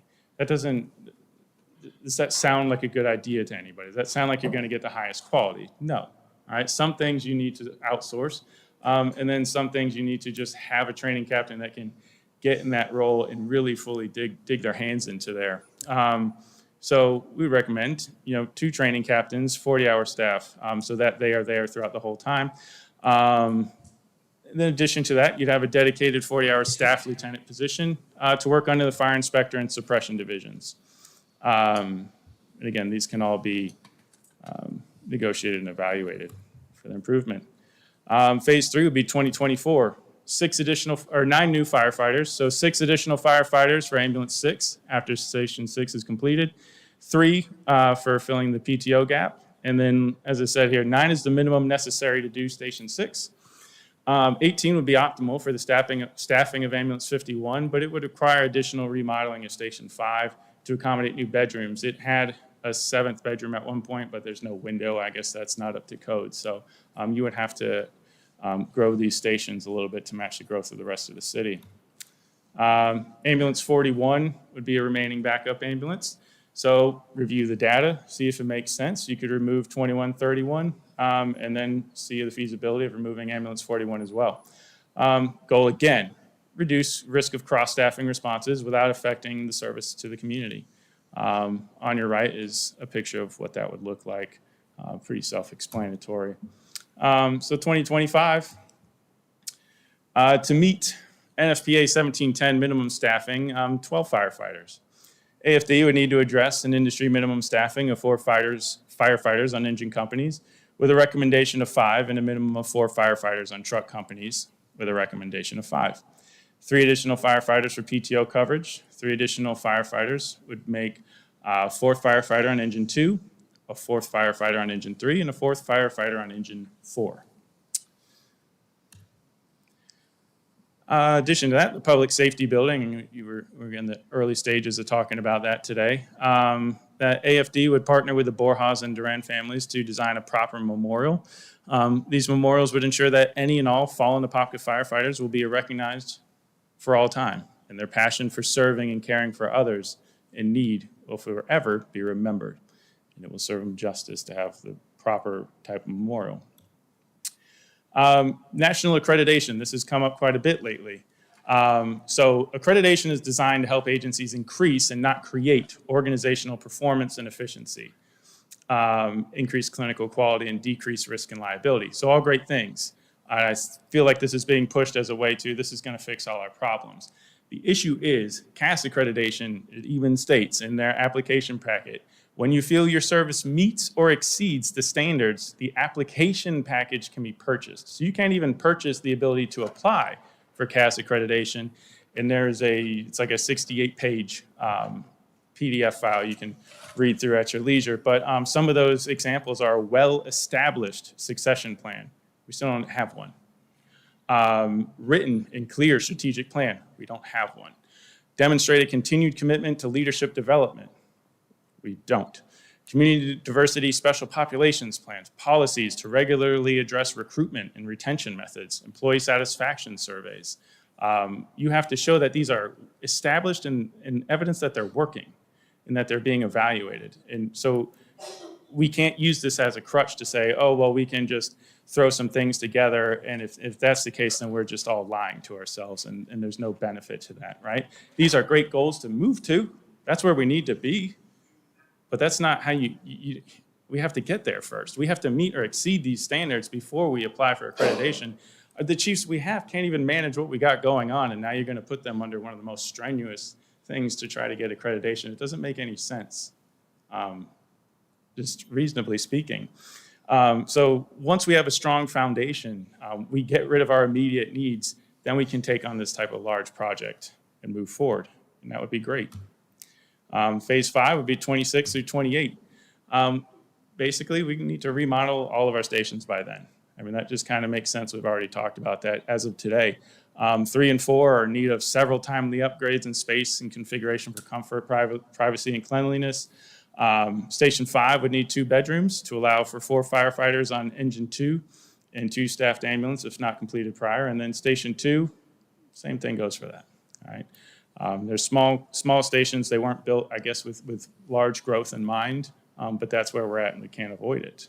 Okay, so nothing shocking there, right? But that's what I've been asked, or what I've heard asked over and over again. Can you just tell us generally what you're looking for?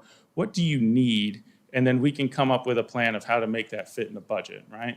And we keep getting these long-winded answers about how difficult this is.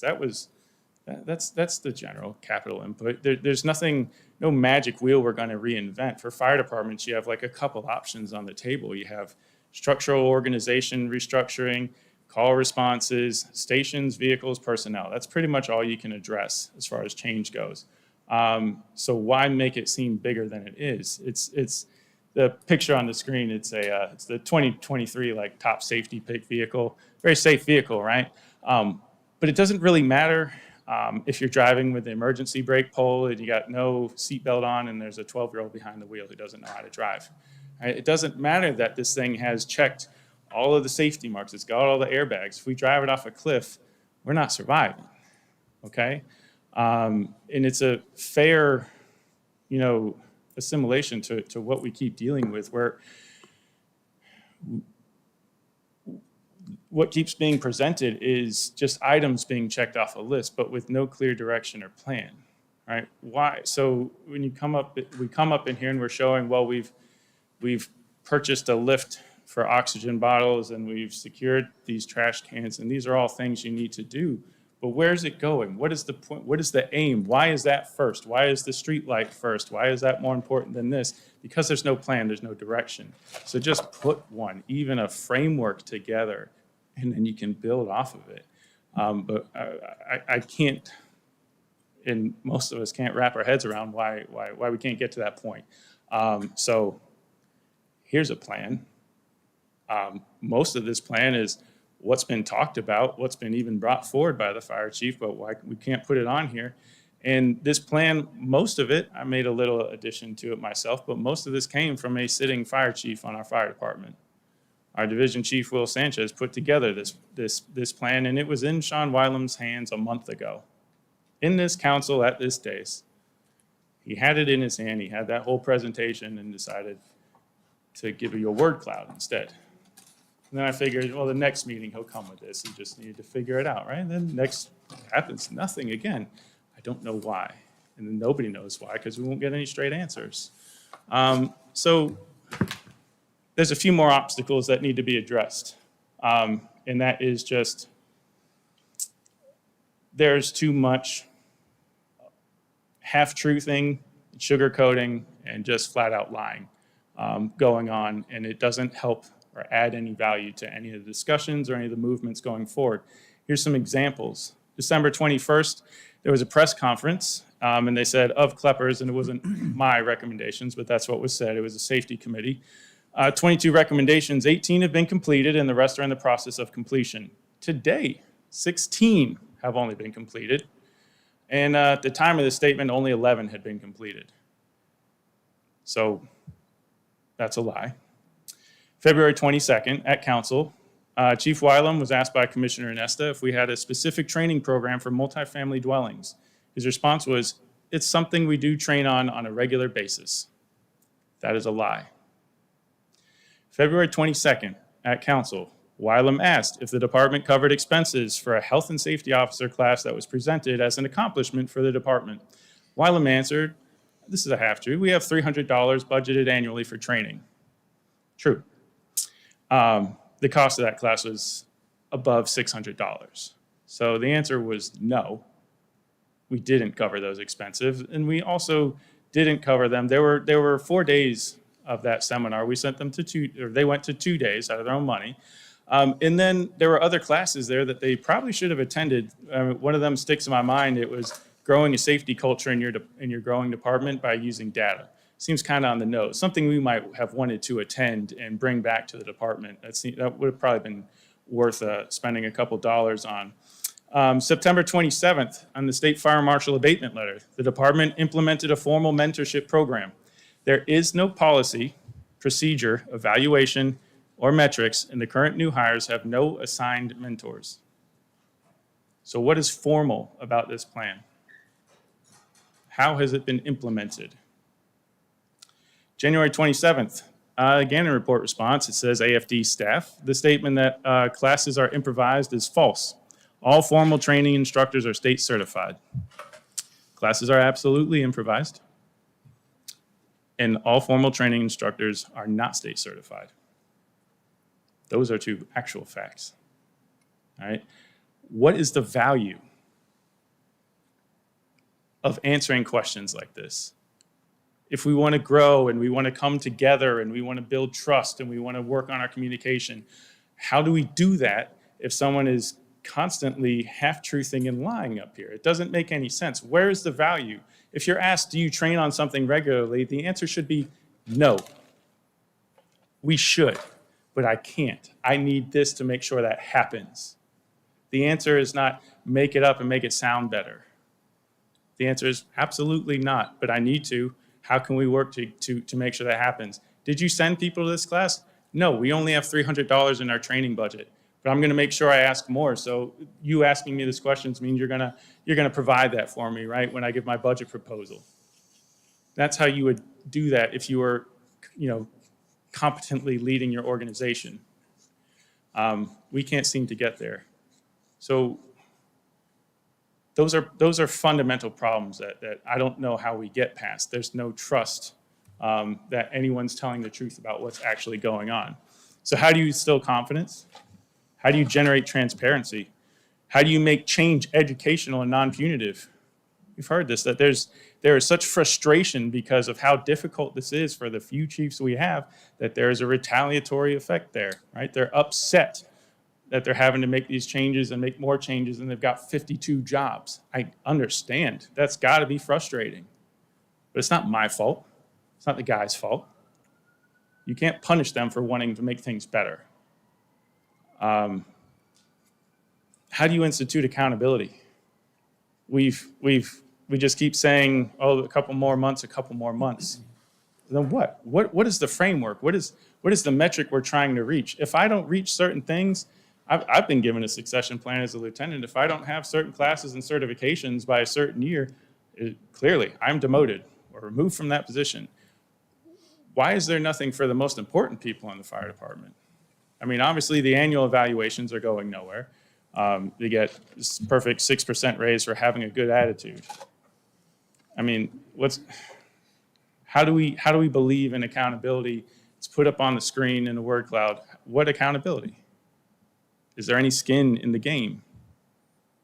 We have no confidence. We get an email saying we're going to improve communication. Nobody's reached out to anybody. He's visited a few stations. He visited mine with Bob Spencer. We had about a 10-minute conversation, tried to get in about half this, and then we got a call, and that ended, and then no follow-up. Haven't heard a word since. Keep being told we want to talk to the union. He has my phone number. He has all of our phone numbers. We work for him. He knows where we work.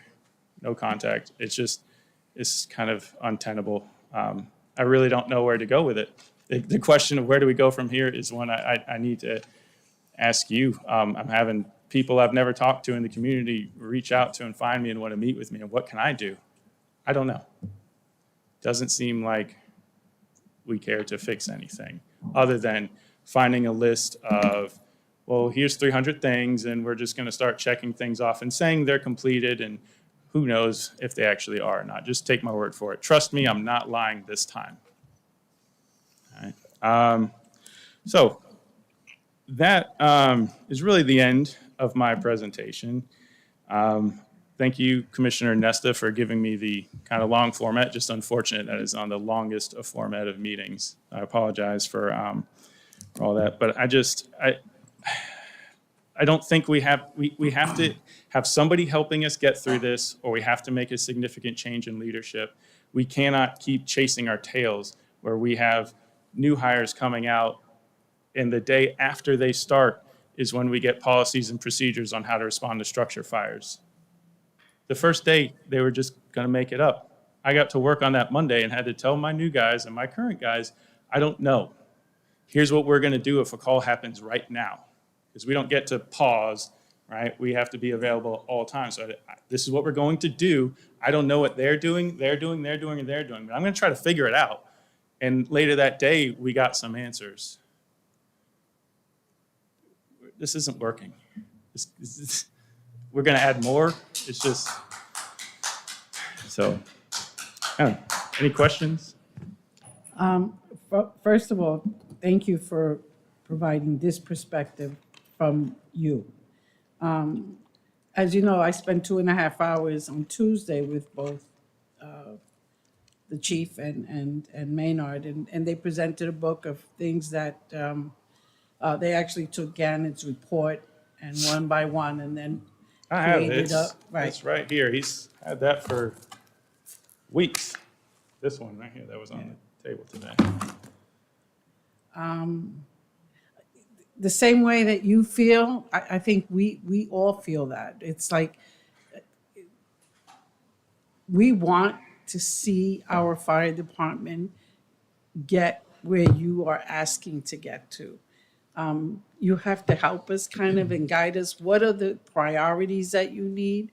I know that the first thing was we had to hire, it was 14. We asked for 18 and 14 made it. Mm-hmm. And we were just happy to get to that. Mm-hmm. And while they were training, one of the things I kept saying is, do we have a training program for them? Something that, because I didn't want the 14 firefighters to come, get trained, and go back into a culture that wasn't working. Mm-hmm. But from what you're presenting it's pretty much what they're doing right now. Yeah. They're going back to a culture that didn't work. Yeah, it needs more. Like I keep hearing the word robust and everything. We actually would need that rather than just to say it. We need a robust program. We need supervision to add to that increased growth. And of course, yeah, did I come in here and ask for those firefighters? Absolutely, we need them. Right. All right, but I also need someone to manage that change, and I'm not getting it. Right. That's kind of my role, is to come up here and beat the drum and say, you got to do this. You got to make this happen. We need these positions, and then you get them. Whether we twist your arm behind your back or however we got to do it, we get those positions. Now it's you are in the role to administer those changes. And instead it's just, well, I know these got approved in October, but I'm going to send out some policies March 25th, 6th or whatever, a day after they start. So I remember at one time, probably a month, 2 months ago, when they were promoted from within, my question was, they were all in existence. These were all personnel that was in place. So what wasn't happening that all of a sudden they can all get promoted and all of a sudden they can lead lead the fire department? I didn't understand. Did they have those skills, that leadership skill, in the position that they were already in? For me, it was a lot of like, how did they all get promoted to these new leaderships when they were already in the fire department? Why didn't they use those leadership skills? I mean, there's a certain aspect to say that if you're not in that role, you can have this experience, this ability to teach or train. But if you're not in that role, you can't be in that role. So you do need the position to act on it.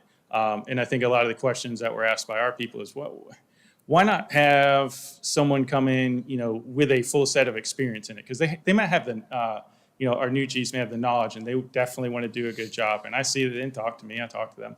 They are trying their absolute hardest, but it's starting from scratch, right? And it's starting while we're rolling down the tracks. This isn't, all right, we got a couple months where nothing's happening, and we're going to put together a training program. Every day is happening. There's a million things going on, and they can't even be present for those things. And we're just trying to catch up because it's just one-person divisions. I mean, 3 years ago, we were talking about it doesn't make sense to have one-person divisions. I'm the only union president that has ever advocated for more fire chiefs. You're never going to get that. We need them to help themselves, which eventually will help us. But we're opposed to that. I don't think everybody is, but it seems like we're just afraid to ask for it. Any other questions? No, I mean, I've spoken my piece. What concerns me, though, because you reiterated a point that Mr. Duran said early on in the meeting, talking about the mentorship program.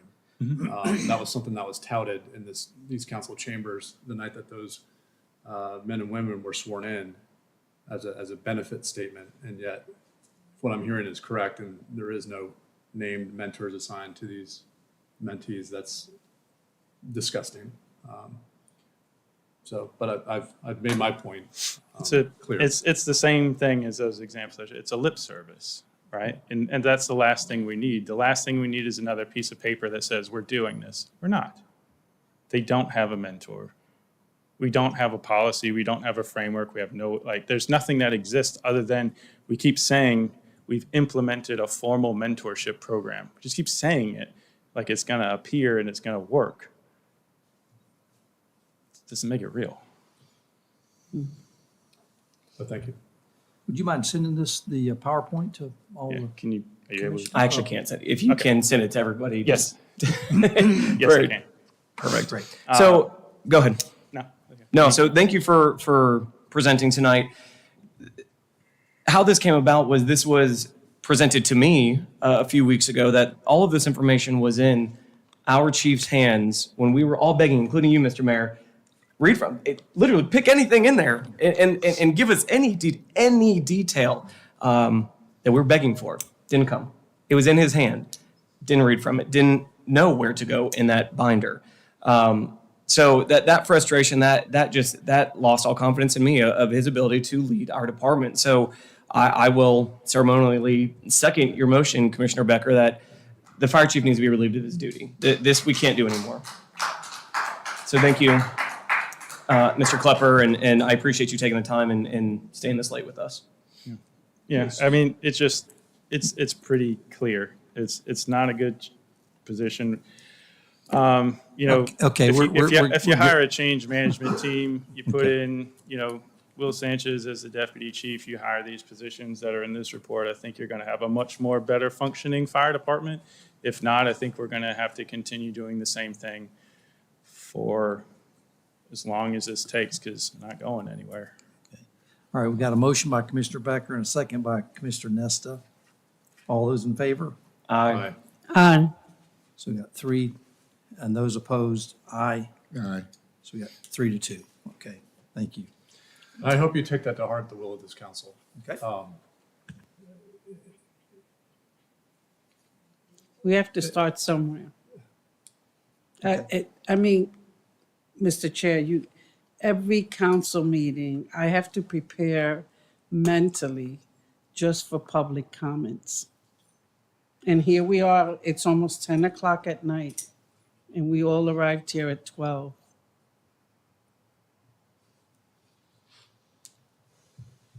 We have to start somewhere. I mean, there's no more compelling evidence. I mean, the membership, this council, have taken a strong voice and said no confidence. We have to respect that. It's not politics here. It's people's lives. Okay. Mayor, Yes. is the bid still open for the change manager? That's still open? Is that closed? The RFP is still open. It's still So open. we are in a cone of silence. Okay.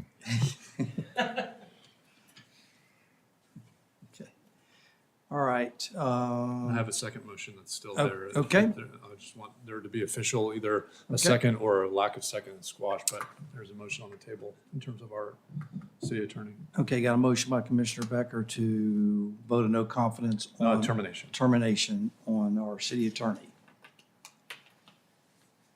I'll second it. Got a motion? We need to be moving forward on some part. You know that. We've discussed it. Okay, got a motion and a second. All those in favor? Aye. All those opposed? Aye. Aye. Well, can we do a roll call? Makes it, because, You're the last one. Either you're I for know, removal or not. again, we have to start somewhere. And the public comments in the last 8 months have really given us all a cause to say that changes need to be made. So I will vote aye. Okay, got 3 supporting our city attorney be removed. All right. I guess, is that it? So just down to me. This Saturday, April 8th at Camp Weewa, we've got the Easter egg hunt, painting, face painting, got vendors, special visit from the Easter Bunny. There are 2 different sessions. One's from 9 to 11 a.m. and the second one is from 12 to 2. The cost is $10 per car. So many people, you can load into a car. And so we do have a limited number of spots. So just be, if you want to get in, I think we have a few spots left in each of those sessions. Let's see, next up, update on the appropriations request. We have, I just got back, I was in Tallahassee Monday and Tuesday. We've got in the House budget, we have 1.25 million. In the Senate budget, we have 1 million for the Wekiwa Springs Region Aquifer Recharge and Flood Protection, which is the taking the water off of Border Lake, Lake Page and Lake Pleasant, and sending that to our wastewater plant over on Cleveland. So still in the hunt, got another 3 or 4 weeks to go. So hopefully we can get that one closed out sooner rather than later. We also have the Apopka Regional Trail Connection. It's a small gap we have in from Lester Road to the Neighborhood Lakes Trailhead in Lake County. Didn't make it in the House budget. In the Senate budget, we've got $2 million there. So continue to work hard to get that one in the, have the House to true up with the Senate with the $2 million. I guess the street light now is up and running in front of Apopka High School, so that should help with some safety issues there. And the last item I'll bring up is, which we all know that Edward's been facing some medical challenges, and so just trying to decide what to do, and so looking at maybe an interim. And at first I kind of thought that maybe Blanche would be the right person, but because of her, we're in the middle of an audit and she's got her plate is full.